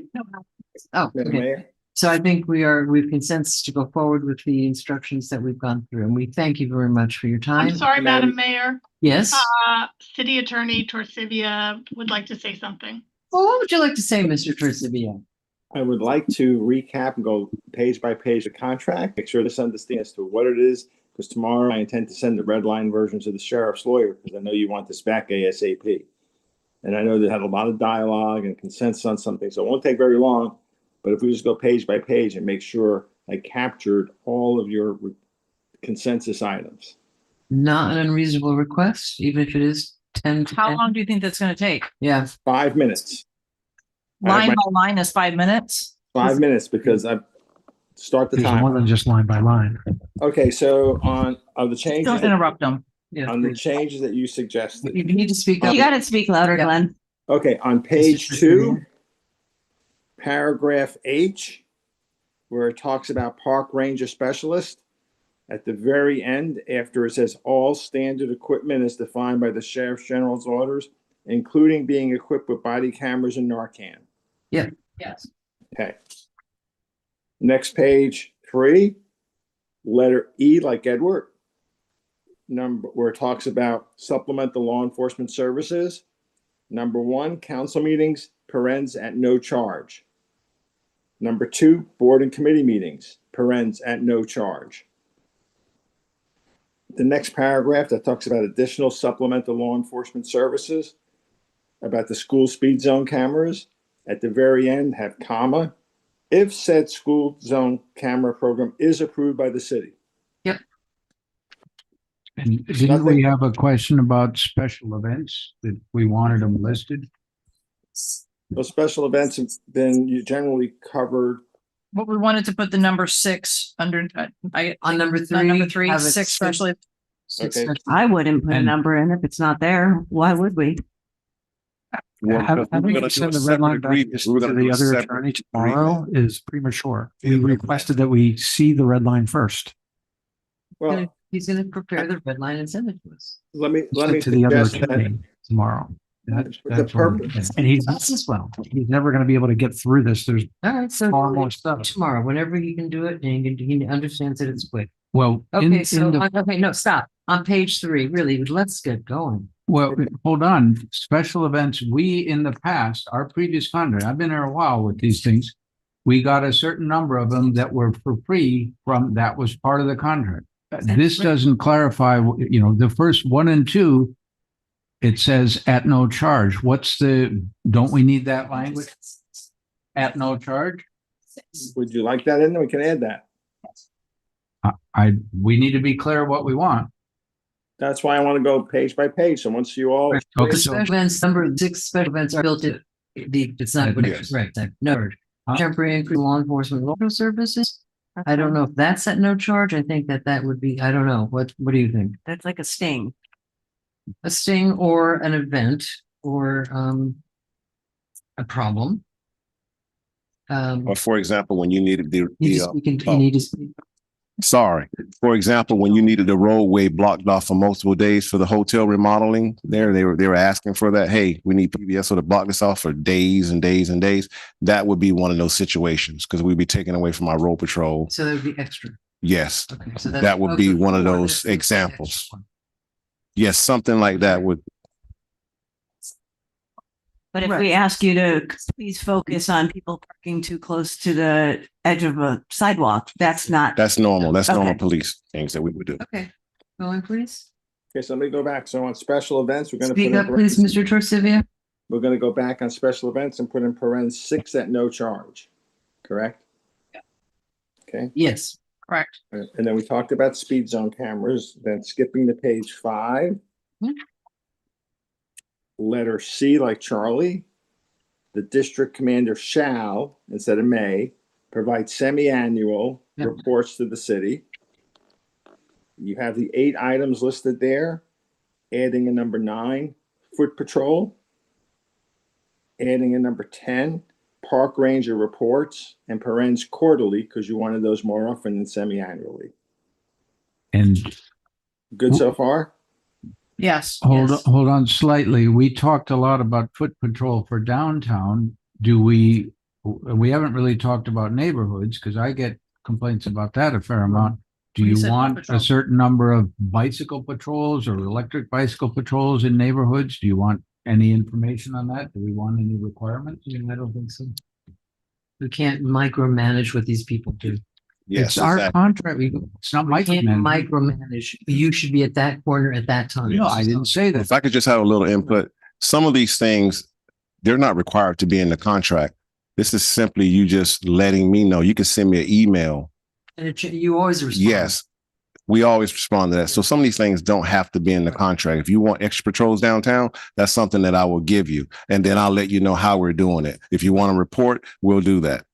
So that doesn't have to be in a. Okay, I think the foot patrol thing is a fairly important one that we do want to have, if I'm not correct, that we do want to have in there. Just so that people understand that we are real, that we are serious about foot patrol downtown. Okay. Okay, Mr. And I believe you Sorrentino? also wanted the park ranger reports quarterly, correct?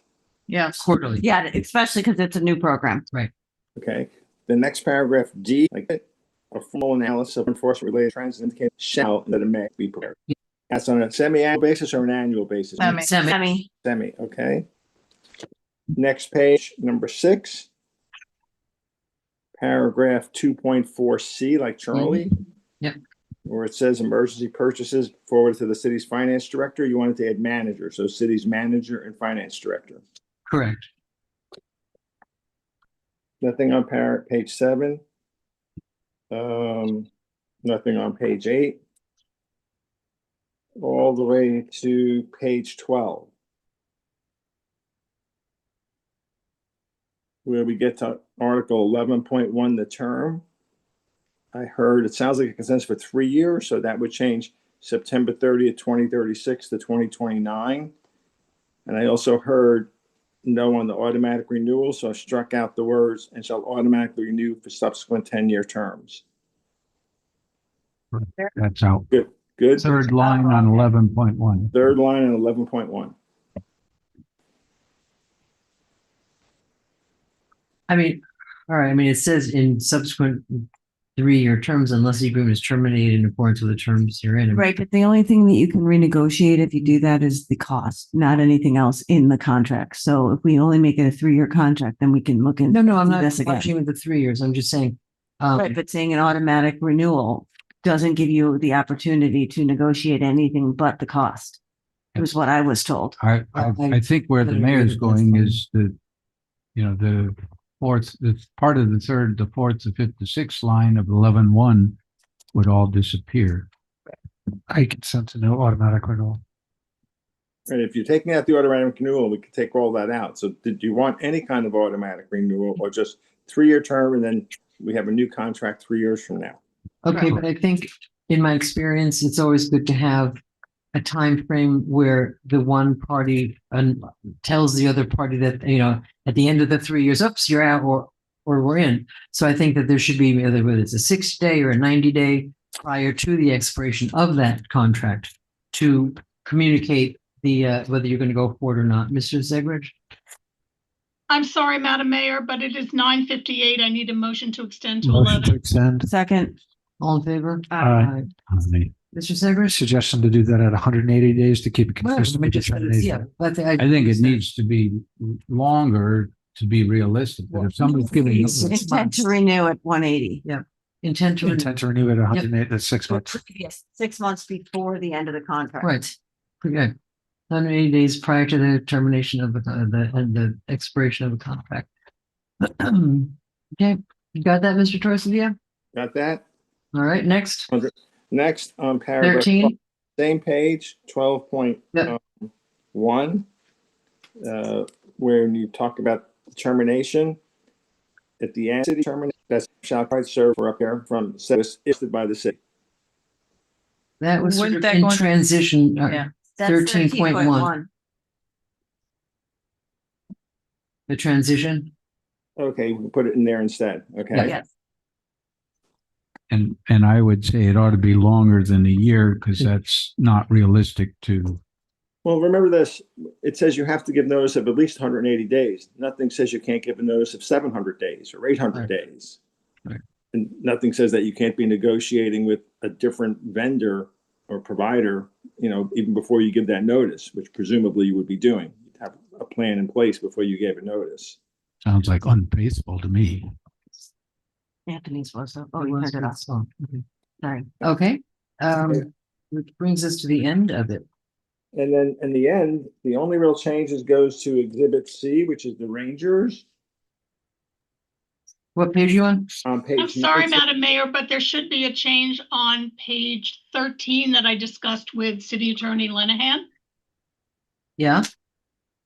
Page 13, Article 14, 14.3. It has the last sentence pursuant to a resolution. We don't have a resolution, so Right. it should just end at on behalf of the city. On period. that, I agree. And can we change the city's mayor by his to by their execution? Yeah, thank you. Please. Fine. Good idea. Yeah, I had changed it actually to her because for this one, it was her. I think theirs is fine. Got it. And so then on page 19, I mean, anywhere it says city council, we have to change it to commission, obviously. yeah, they have their standard template. We'll change it to commission. Right. Right. And then bottom of page 19, I added 2 bullets. One, monitor and enforce no smoking and no alcohol ordinances. I made that one bullet actually. And then on page 20, about 6 bullets from the bottom where it says patrolling parks via range of vehicle, golf cart, bicycle, and on foot, Yep. indoor bicycle. Yep. And that's all that I have as your changes. And if that's the changes you want, and you make a motion to do that, like I said, I'll have that red line to the sheriff's lawyer tomorrow, because obviously we have to see if they agree to these changes. And if you- When you do that, you're going to send us the red line as well, correct? The only other thing that we needed to add on here is the morning patrol. Yeah. Okay, I'm so sorry. I didn't.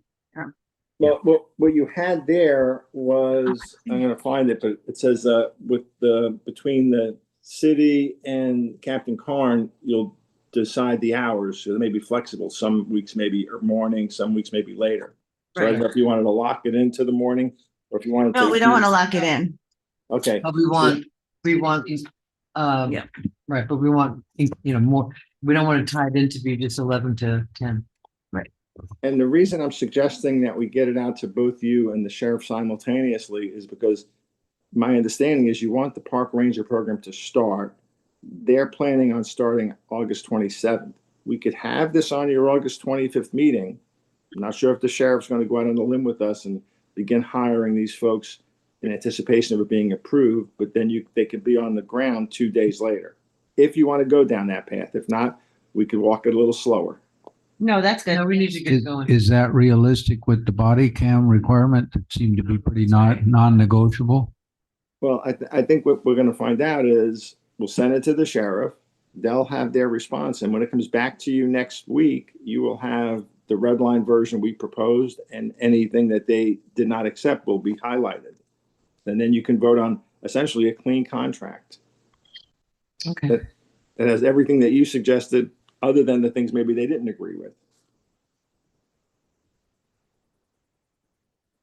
Okay. Thank you. Thank you. All right. It is now, and thank you very much. Thank you very much. Madam Mayor. No, thank you. Madam Mayor. What? One of the things I had brought up was suggesting that we had like to have an exhibit for the park rangers. It was an exhibit for the regular officers, and that it included the stuff about the alcohol and the enforcement in the downtown, as well as some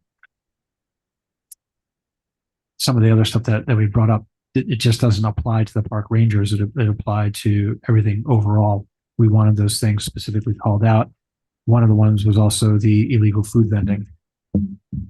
Which those are all ordinances, and we could, do you want to The specifically say those? just like the rest, that it was requested that it specifically called out as part of the duties.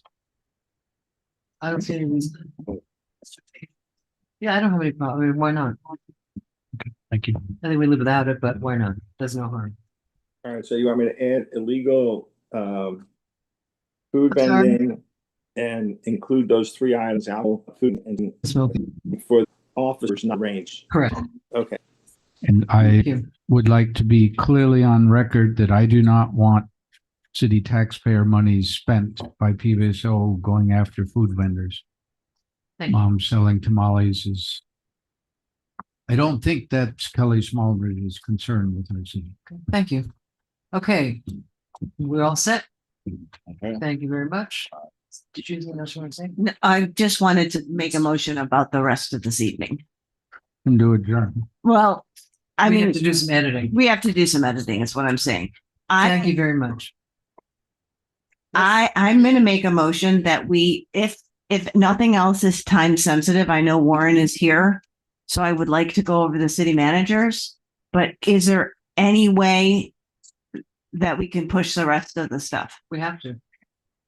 We're not, I don't everything else is gonna take a lot of time. I don't think anything else is time. Nothing else time sensitive. So I make a motion that we push everything that on the rest of the agenda except for B. unfinished business B until the next meeting. Second. Let me ask you, Mr. Waters, a question. The change orders, is that a time sensitive thing? William Waters, Community Sustainability Director. If we can definitely take care of it a week from tonight, I think that will be okay. Okay. Okay, good. I'm gonna be. Question? Could we do before quickly the approval of the Tropical Ridge? 'Cause I know Yes, they need to yes. get that in. Yep. Yeah. Motion to approve the Tropical Ridge scope of work. Second. This is D. D. I know, new business, I should put on the record, new business D. So we have a motion in a second. Yeah, but I do have comment on it real quick.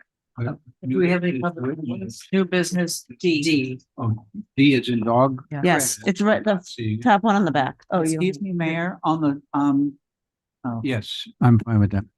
the public hearing on A was advertised. If Oh. that just be open and delayed to a date certain, that would keep us Okay. from having to re-advertise. Oh, perfect. Okay. Okay, So we are moving now. I'll be appearing by Zoom next week.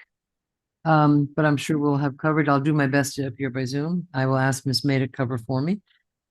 So which one is it now? that We're we on have- D right now for the park. Right, You but said with Can we just finish that one? hold on a second. public hearing A could be postponed to date certain of August 25th. You want to finish D and then we can go back to A. Okay. All right. Okay, D So this is is- approval of the chocolate. Do I have a motion in a second? Yep. Is there any more public comments on this stuff? Yes, there's one on. Okay. Oh, Ms. Fisher? Oh, you're not on. Hey, Peggy Fisher, 508 North A Street.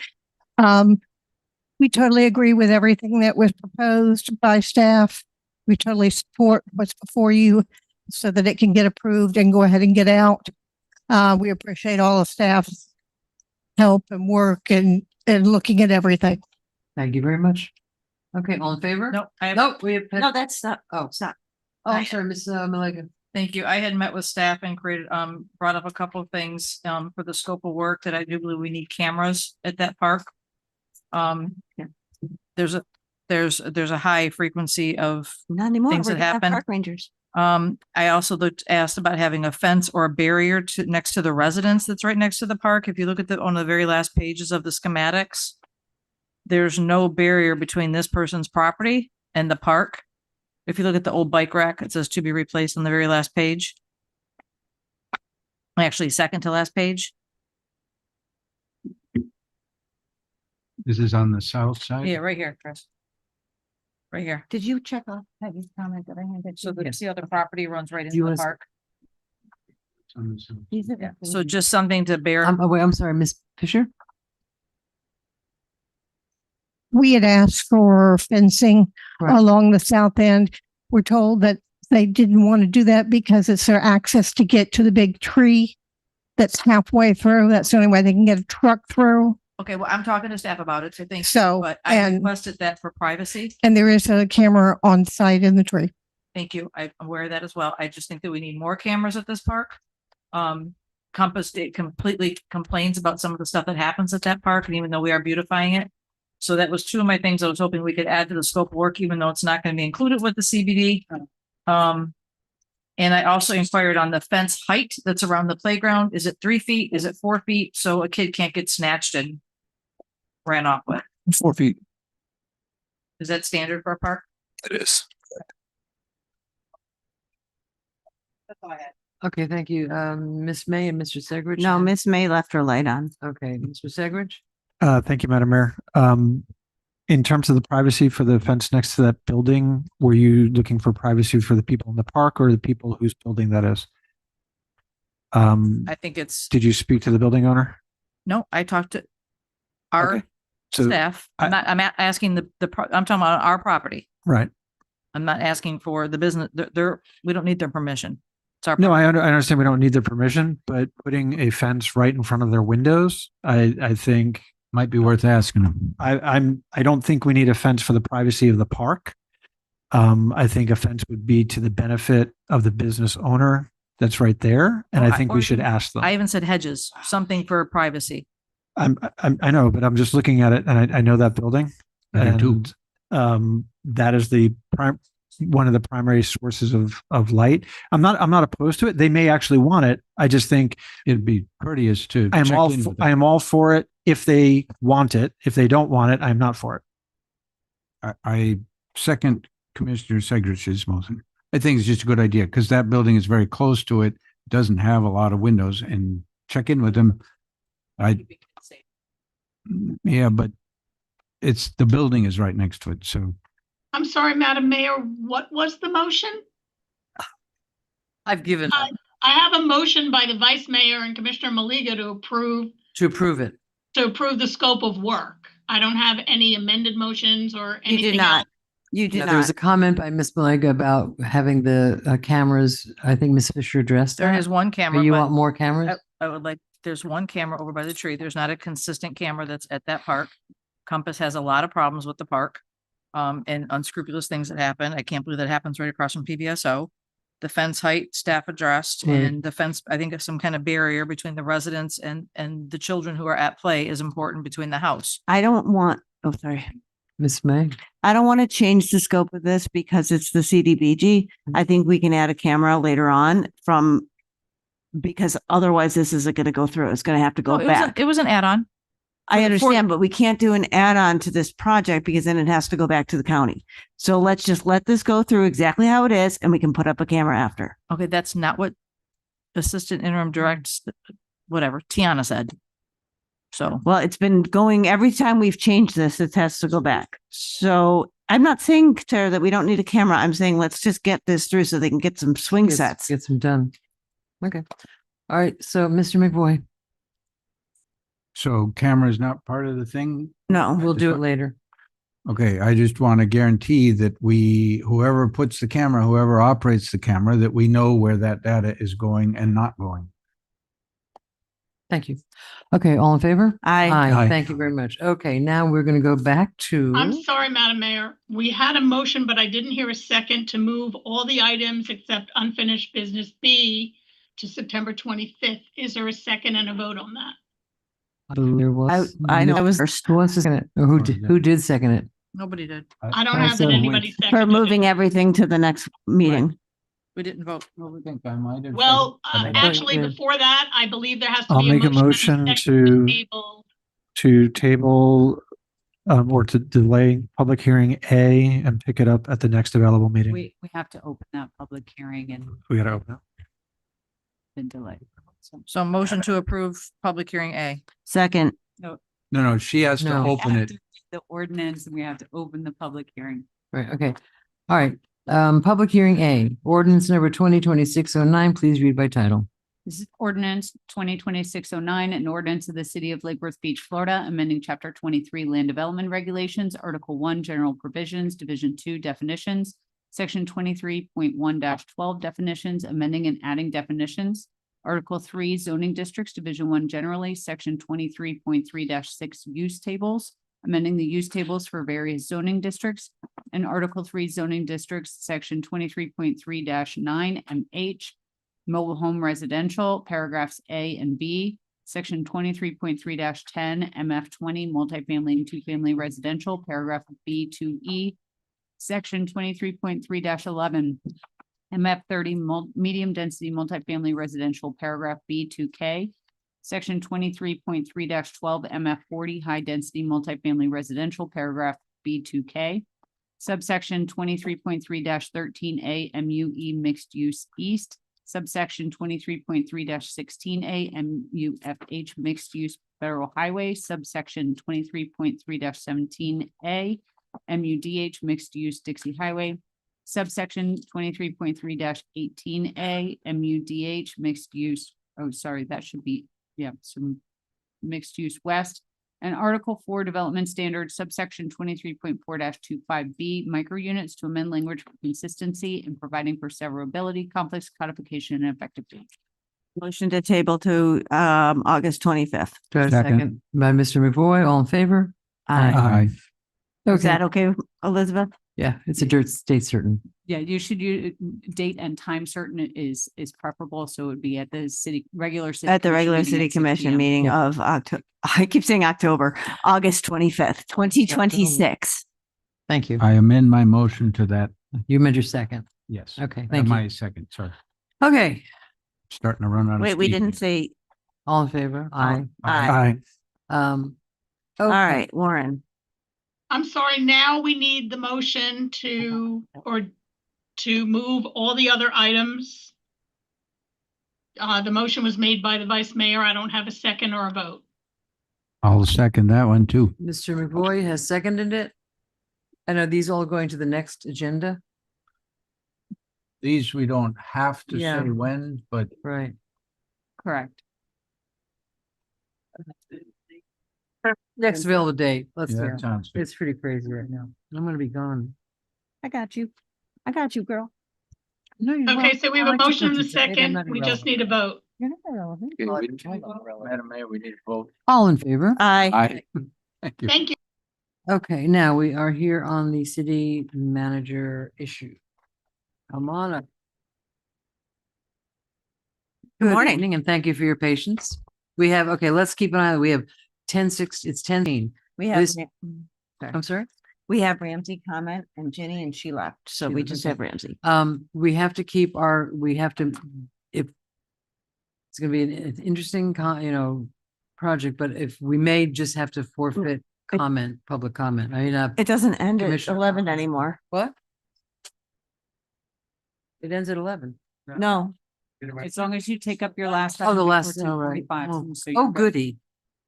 yeah, we're only not doing anything else. So we're clearly starting before 10:45. All right. Good evening. Back to here. I hope you're not planning on going home tonight. Good. Smart guy. Okay, you need to put the Microphone on. microphone on and you need to speak very loudly. Okay. All right. Madam Mayor, members of the commission, you have the report that we gave to you. And this basically the objective for today is 3 items. One is to rank and pick up to 6 finalists for the city manager recruitment. Second is to pick dates for the finalist interview process and recommending 2 days consecutive for that. And then third is the process that we laid out within the memo. Just having general agreement on that doesn't require a vote. But I can go over that with y'all very quickly. And so the recommended process on the 2-day is to have each finalist will meet individually with the staff leadership team. Each finalist participate in an individual interview with each commission member. Each finalist given a guided tour of the city. Each finalist take part in a community meet and greet event where candidates will greet citizens and then rotate to a series of 6 tables to meet informally with small groups of citizens. They rotate every 15 minutes until all finalists have met with all 6 tables. And then each finalist participate in a public interview before the full city commission. We did a similar process with the city of Sarasota that worked out very successfully, and it did require a full 2 days. Not all of those 2 days are spent on y'all's time, but the candidates would be basically busy for those 2-day period. And so that's the three items that we have here, and obviously be willing to answer any questions that y'all have. And then lastly, the process that I was suggesting to get to, because we have 10 candidates. I sent an email earlier today. Sherry Matthews has withdrawn. She's taken another position, but the other 10 still exist in the as candidates for y'all to choose from on the finalists. And so my recommendation was to have y'all rank your candidates 1 to 6, 1 being the highest, 6 being the lowest, and see if we can get to consensus through that process.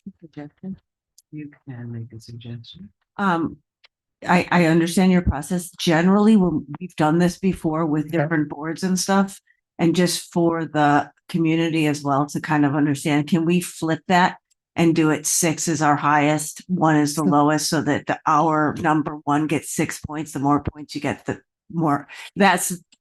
No, I can't. That's the first thing. I think that's a good suggestion. And the second thing is, when you call the candidates, are you going to say you're one of the 6 finalists, or you're the second finalist, or does it matter what order they go in? The ranking is completely thrown out once you pick the finalists. So there is no advantage to being the one that got the highest vote. As long as the top 6 are 6 and they go back to equal playing field. Absolutely. Okay. I just want to make sure that was understood. Yeah. And then lastly, I just want to add one other thing just to make sure we're all on the same page. Generally speaking, for interviews such as this, just make sure the city understands that y'all would be picking up the expense for their travel for that. And then we also do that. I will be happy to do that and then put an expense reimbursement. And then secondly, that we also do recommend that we encourage or allow them to bring any spouses, partners, important people, important person, one person in their life. One hotel room. Yeah, they have to stay together. Well, because some of these people might like a nice little vacation for the family of 5. We're not trying to do that, but it just in that, what we want to make sure is that if y'all love them, you want to hire them, that they, have seen the area, they're ready to make a decision, as opposed to, either saying yes and then finding out 6 months later they don't want to be here, or secondly, that the other decision maker within their household did not end up liking the choice, and that makes for a short tenure. So I would just recommend allowing that. Basically, all it comes down to is a extra potentially airfare in that wouldn't impact a rental car or a hotel room. So it should be a small cost, but I think there's a lot of value in it. Does it cover meals? Most times they don't ask for reimbursement on that, but I think yeah, they sometimes will ask for it, and it's not a big deal. Okay. But all right, so it seems as though, why don't we just a suggestion, just write down your list and see who makes the first let's see if we have a consensus on the 6. So just write down your 6 people. I don't think we need to rank them. I think we just need to have 1 through 6, right? They'll be the finalists. We'll see what the list comes out to. It's the highest voters. Go down the route, and we announce it. Yeah, just announce them, and then whoever the top 6 are is 6. So you'd be done with it. So 6 is the highest. Yes, 6 being the highest and 1 being the lowest, and then just pick 6 out of the 10, with Sherry Matthews no longer being an option. Yes, I'm looking. I have a note written here, and I can't find the person's name, and I may have just made a mistake. Hold on 1 second. Yeah. Okay. Yes. Why don't we start with District 1? I'm going to start by saying I'm a little frustrated that I had to reach out to you to find out that Sherry had taken a job 2 days ago by doing my own due diligence. I think that when that happened, we should have known immediately, because then I had to go back and rewatch tons of videos to pick 2 of my top 2. 1 withdrew and the other one took a job. So I just think in the future, we should be notified that right away, because we're taking time out to watch these videos and to do our due diligence. And if that person's in our top, now we got to go back and find somebody else. That's all I'm going to say on that. Thank you. Going backwards, my top choice is Robert Hillard. choice 2. And second position for me is Ross Herzog. Hope I'm saying his name right. Here you are. Number 3, Jonathan Lynch. Number 4, who was not in your top. Yes. Lynn, sorry. I wrote all over these. My apologies. My next one, who's not in your top, but is one of mine, is Joel Dye. Is he still available? I believe so. Yeah, nobody else has withdrawn. Next is Thomas Thomas. Thomas Thomas. Yes. After that, I have Jacqueline Guild. And that should be 6. That's 6. Thank you. So just to be clear, Robert Heller, you wanted to give him 6 points. That's correct. Okay. Thank you for reiterating that. Mr. McCoy. Why don't you skip over me for the moment? No, just go. Just do it. Well, I had a lot of difficulty with it because I really didn't find. I found one that I thought would be eligible for us, and the rest of them I did not. I'll pick a second, try to pick a second, but I really only found one that I thought was appropriate for us. And who's that? And that was Jacqueline Guild.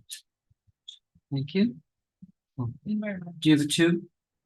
What's that? Do you have a 2? I'll poke around and see if I can find another one. Okay. Miss May? Guild. Yeah, Miss she's May? an attorney, I believe. Sort of. Miss May? All right. My order is Jonathan Lynn, Chris Rodriguez, Stan Morris, Ross Herzog, Jackie Guild, and Troy Perry. Is it a write-in vote? Can I do a write-in vote?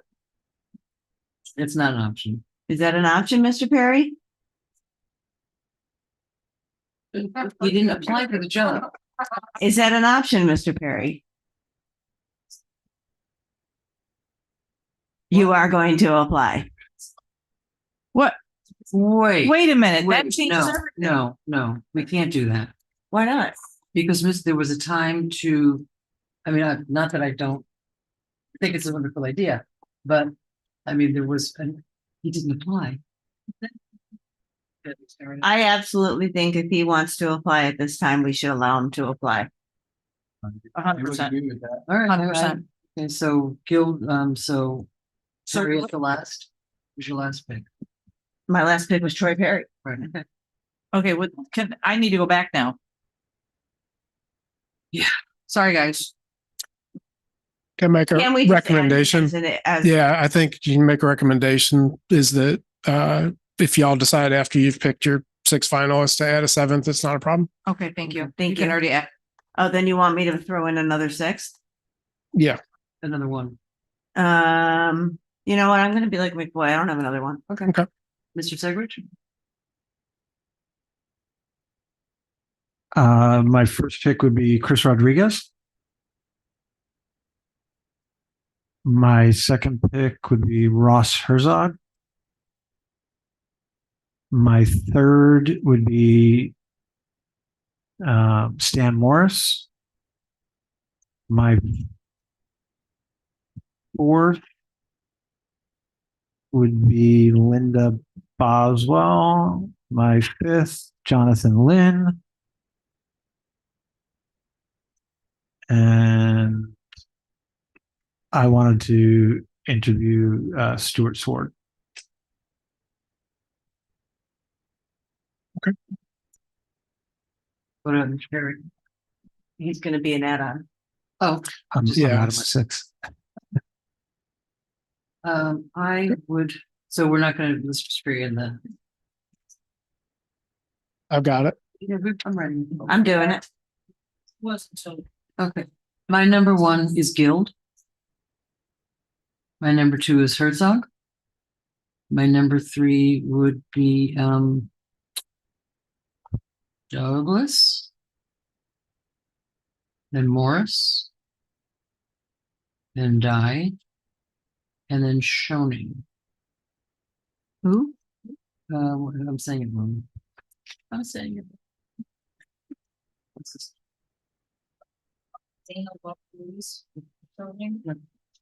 Yeah, Shoning. So that's not one. It's a man. Dana Louise Shoning, yeah. Yeah, it's a man. Shoning. Yeah, Okay. Dana Louise Shoning. S-H. S-C-H. Yeah, from Oklahoma. S-C-H-O-E-N, Shoning. Okay. Actually. If y'all give me a moment to play some Jeopardy music and I can count them up. Is it done? And I would ask, well, do I need to add a place for Perry? No, I think I don't know. Or just putting him in the top.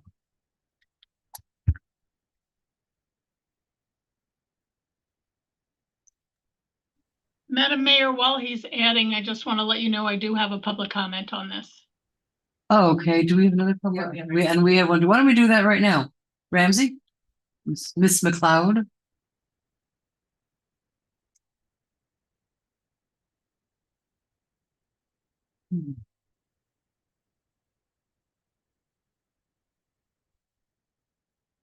Ramsey McLeod, 24 South C Street.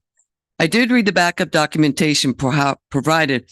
However, I again take issue with the number of resumes provided.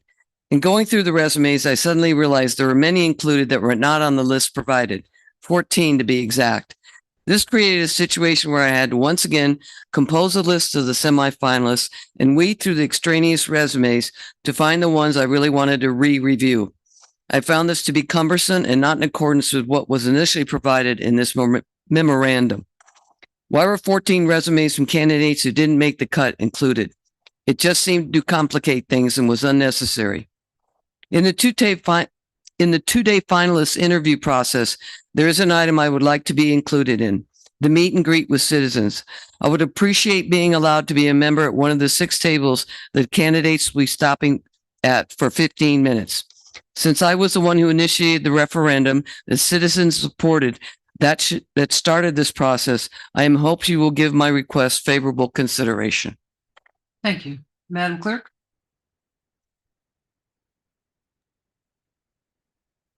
Okay, and Ms. Fisher, and then Madam Clerk. Peggy Fisher, 508 North A Street. I am very pleased to hear that Mr. Terry threw his hat into the ring. As far as the process, I am sort of concerned about the community meeting and rotating candidates between 6 tables for 15 minutes each. Who's going to choose the residents sitting at those tables? That's not clarified. Excuse me, Mayor? It was open to the public last time, anybody that wanted to show up. Well, what if 100 people show up and there's 6 tables? A lot of, then they'll just have to figure it out, but we had a lot of people here. Okay, I do remember, Mayor, and I'm just saying that I think there's some thought needs to be put into that just because it was done one time, whether it is the best way, and is that to the residents' advantage or is it for the residents to give feedback? If it's for the residents to give feedback, then I'm concerned because it is your decision to make. It's not my decision to make. It's not my neighbor's decision to make. It is the commission's decision to make. And so if you want community meet candidates, that's fine. But I don't think it should have an impact on them weighing in on who they liked best. I think it needs to be decided solely by the commissioner and based on your determination and your discussion and not what I like, because it may vary greatly from anyone else. Thank you. Thank you. Madam Clerk. Yes, Madam Mayor, I have 2 comments. The first is from Joseph Melcher, past commander of the American Legion post in Lake Worth Beach. His address is 2315 North Dixie Way, extended for selection of our city manager. And the second and last comment is Richard Mahler, 1767 15th Avenue North. I've followed the city manager search closely, and there are some good candidates remaining in the pool, but we need to be realistic about what Lake Worth Beach needs. An experienced city manager, not someone who will be learning the job on the job.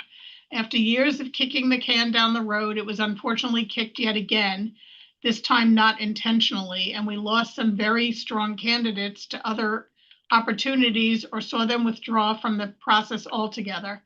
Dysfunction breeds dysfunction, and we cannot afford to turn off a good candidate because of it. The community deserves a strong city administration. Our staff deserve a complete leadership team. And the commission needs a strong manager in place who can take over the day-to-day operations of the city and allow the commission to focus on policy, priorities, and the future without getting into the weeds and disrupting operations. There are good candidates left, some with Florida experience and some without. I hope the commission moves this process forward at a brisk pace and finds the experienced leader Lake Worth Beach needs. That's my final comment. Thank you. Okay, now we're going to play some more Jeopardy music. I just want to double check my work if that's all right. Sure. 2 more minutes. I just want, I Okay. don't want to, Get it right. yeah, the candidates deserve it.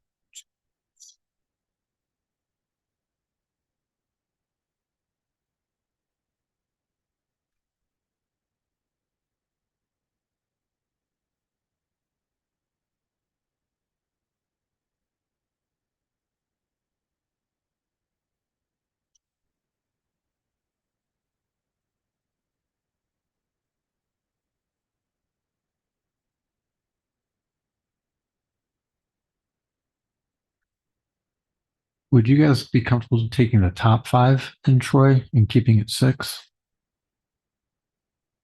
7 is a lot. Well, I know, but like in reality, you know. Okay with that. Yeah, that's fine. Take I the think top, it's take the top 5 and then, Yeah, the only recommendation I would have on that is to take the top 6 because some 1 or 2 people may drop out between now and the time you interview. So it's, I That's think, all right. Then a we good can idea to pick keep less them on there. Just my recommendation. I don't So think what are there's you a gonna do? downside. Do you want 5 in this? well, let's see what Mr. Yeah. I'm just making Martha sure I've comes got up these correct, but I think I do. Let's see. You said there'd be no math. You do the math.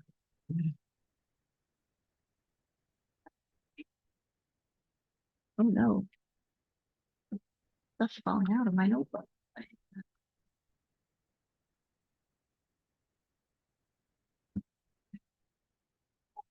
Actually, Zoom for to 8:45 and at the airport at 9:30. I think I have to go to 8 o'clock. Okay. All right. I've double checked my math.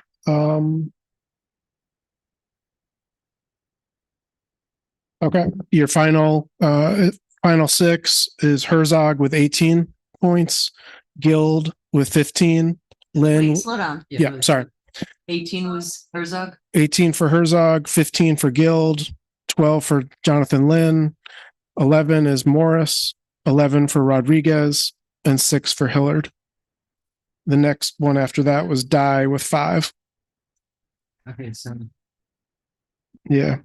So then after that, so that's your 6 is Hillard, 6. Yeah. Herzog. Herzog. So we just need the Yeah. tops. The top 6 are Herzog, Herzog. Guild, Lynn, Morris, Rodriguez, Hillard. So since Hillard was only voted for by one of the 5 of us, we could replace that one with Troy, with Mr. Perry. with Mr. Perry. Yeah. I mean, I would recommend you keep the 6 and add a 7th. I don't think there's a problem with that. Even if all 7 stay in, it's still very, it doesn't cause any logistical problem. If there's a time thing becomes a problem, then Mr. Perry, we can work with Mr. Perry because he's here. Yeah, there won't be Okay. we'll be able to fit it all in if we do the 2 dates. Okay. So next is to do I'd the personally dates. rather stick to 6.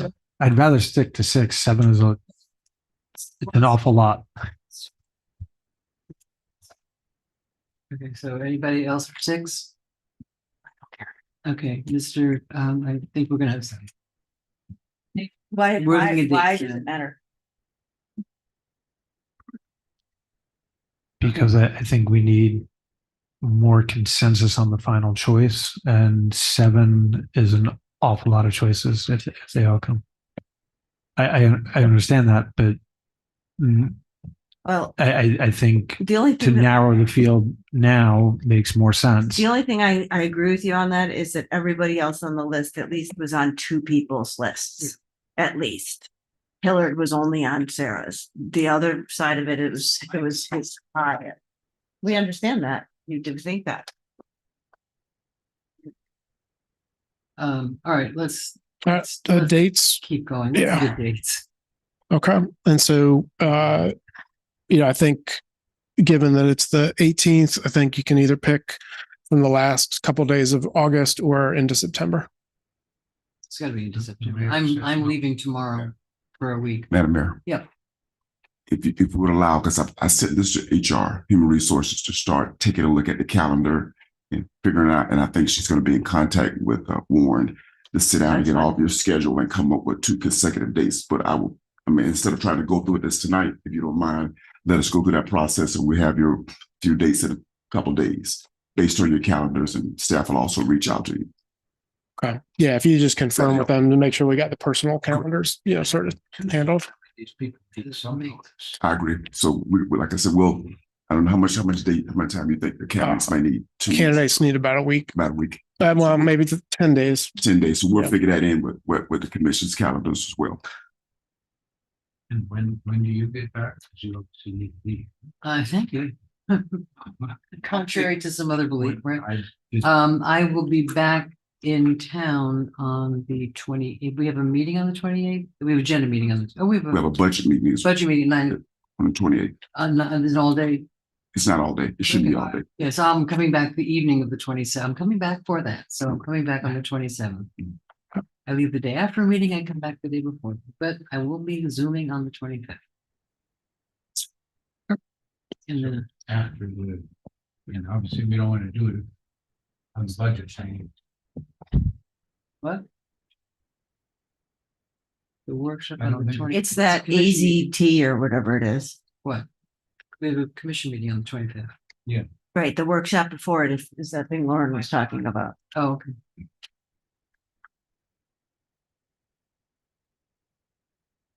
Erica won.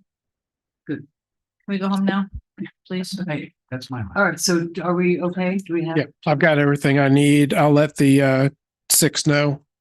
And then I'll let them know immediately, but then also tell them that, we'll get them a date as soon as possible to consider. And I'll certainly let y'all know if the date ends up being problematic for the candidates as well. Mr. Perry? Madam Mayor, I do have a question for Warren. Are you going to make flight arrangements, whatever the case might be, or are you asking our HR director? No, the candidates will make it themselves and then they'll get reimbursed by the city. They'll provide for reimbursement. Okay, we have, thank you very much. Thank you. All right. Exciting. Economy.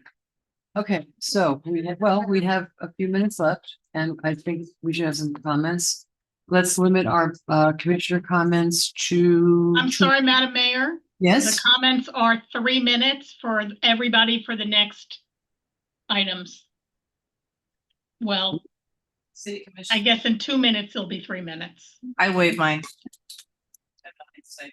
Commission liaison, Wait. you're saying we just 3 minutes. Says who? So, yeah, really? Oh, okay. Not what we said. We said we wouldn't start a new item, but we would Yeah, still but- have time for comments. Okay, so we're gonna do comments. Okay, so how about District 4? Thank you, Madam Mayor. I had one item. We are all, I think, in support of trying to bring new businesses to the city of Lake Worth Beach. And I think all too often with our ordinances, we think a lot about what we don't want in our city versus what kinds of good businesses can we attract to our city. I don't know, you might have all heard the story where, we had a company wanting to bring the pinball museum concept like they have in Delray, which is a great family concept and so on. And they were basically flat out denied. And the city ended up working with them And now it's just going to be a regular old bar with some pinball machines. But originally they were looking at taking a much larger building and renovating the whole building, and it would have been great for us. So I would like to give direction to staff to look at some of these type of businesses. One in particular would be to add to our use tables the family entertainment thing, because Define that. we could, and that's the task, right? How do we define that? The second would be that I know of is to be med spa for the downtown and transit oriented development. And right now it's not allowed, and that could bring some great businesses into our city, because it brings people in on a weekly basis who want to come here and spend here and so on. You'll see higher end med spas in anchor locations and stuff. So I'd like to get consensus to have staff to look into adding those two to the use tables. Okay, and I think we cannot give them a time frame just based on everything they're going through right now. I don't think we can expect it in 2 weeks or whatever. Yeah, I mean, it's not that complex. It's not, well, it is. I mean, because you'd have to look at all the different levels of stuff, but I don't. I guess I would separate them then, and because I think med spa we already have a definition for, or there are common definitions of what that is. So if we could separate them, but if they can get one done quickly, great. If they need to take time, then we're not in control of that. But so, do I have consensus for that? Sure, but I don't want to hold the staff to a time frame because they are crazy busy. I have no problem with it, but I think that we need to respect their time as well. Okay. So we have consensus to do it. I'm concerned about med spa. Is this people who are giving hormone injections and GLPs? Because we just had one of these guys busted in Lantana who claimed he was a doctor and he was not. So I'm very cautious on what med spa is. If we're talking Botox, cosmetics, things like that, to me, that's med spa.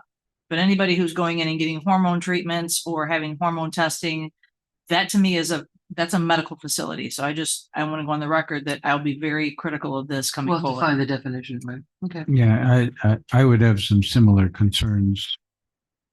Okay. Yeah. Did you vote that? You do? Great. Once here. Okay, Ms. May. The only thing that I wanted to bring up is the idea that has been kind of floating around for the J Street lighting. Oh, that's first on my list. I'm so sorry. No, it's okay. We have consent. We have two at least. And I would like to encourage staff to work with the businesses and get that done, if possible, ASAP. They're willing to front the whole thing. So all they need from us is a yes. Not really. You have to it's not that simple. All right. Well, I would say that. Oh, I'm all for it. Whatever. I'm just giving my consent if it's needed, based on the idea, unless there's something really weird about it. It's better if I had a conversation with CRA this morning. During our meeting, we talked about. You have to get, This is because idea. it's you have to get agreements to attach to a building. It's not just let's Correct. do it. And they're working on that. They're already getting, That it? I do support that. City of Rochester, Michigan does a Christmas lighting up and down the front of every single building. So it's not that complicated. They actually leave the tie-ins on the building all year and then just reloop them. So I am in support of that. Yeah. I think it's the legal. Okay, we all have our chance. I support. Is that it? Yeah, I can't. Okay. I'm gonna go next just because it's Because you're there. because I'm here. Cindy Ansell, our beloved librarian, is moving on to a new adventure. She's retiring after 34 years of service to our city. There was a lovely party Saturday night at the casino. The people that were there, it was delightful. But you have not lost your opportunity on September 1st, Tuesday, from 12 to 4 in the library. There will be an open house to honor Miss Cindy, and we would like as many people as can be there to come and celebrate her because she's a delight and it's kind of sad. My second one is pretty much there's been a call to have lights go South J Street. I agree with it. Be great. I've gotten some complaints about the 10th Avenue North exit. There's been numerous complaints about the trash left at the exits. It's a terrible welcome to the city. It's a horrible look. DOT responded sort of lamely, I thought, to that. Oh, we're going to take a look at it every other month or something. I would like to, it's, those are where our middle school kids walk home from work. Yeah, So the Mr. safety Perry's is gonna, big. you can take care of that? Okay, it's DOT and there was a crew up there a couple of weeks ago. So I'm gonna end with that because it's now 10:49. We all want to go home. They were actually cleaning it up, so Mr. McBoy, real quick, just what would you like to say? I was up in Gainesville last week. I think it was sort of the middle of the week for Metropolitan Planning Organization Advisory Council, I think it's called. Anyhow, it is a state level organization that supports all of the metropolitan planning organizations. I learned a bunch of history. It turns out that they were created in the 1960s, modified a little bit in the 1970s at a national level because some folks said, hey, this federal money for transportation, we really ought to get some local knowledge and local expertise involved in the decision making.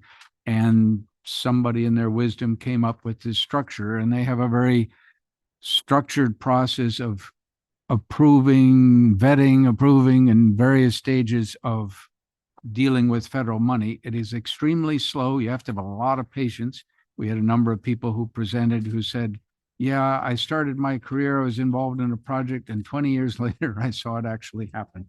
So you got to think long term. But one of the things that I came back with was that in general, communities should be more proactive on it. It's a little bit, this one, the staff proposes things more than the community, except for the fact that Jamie Brown is very active with it. There's a technical advisor. He's usually, when I tell him, hey, there's a grant possibility or something, he already knows about it and is working. So we are pretty connected in. We have adopted some things like Vision Zero, Complete Streets, and there's a third one that I can never remember. So it was helpful. We all went to the three of us went to the Florida League of Cities. I think we're gonna have our comments in that at the next meeting. Yeah. By Zoom.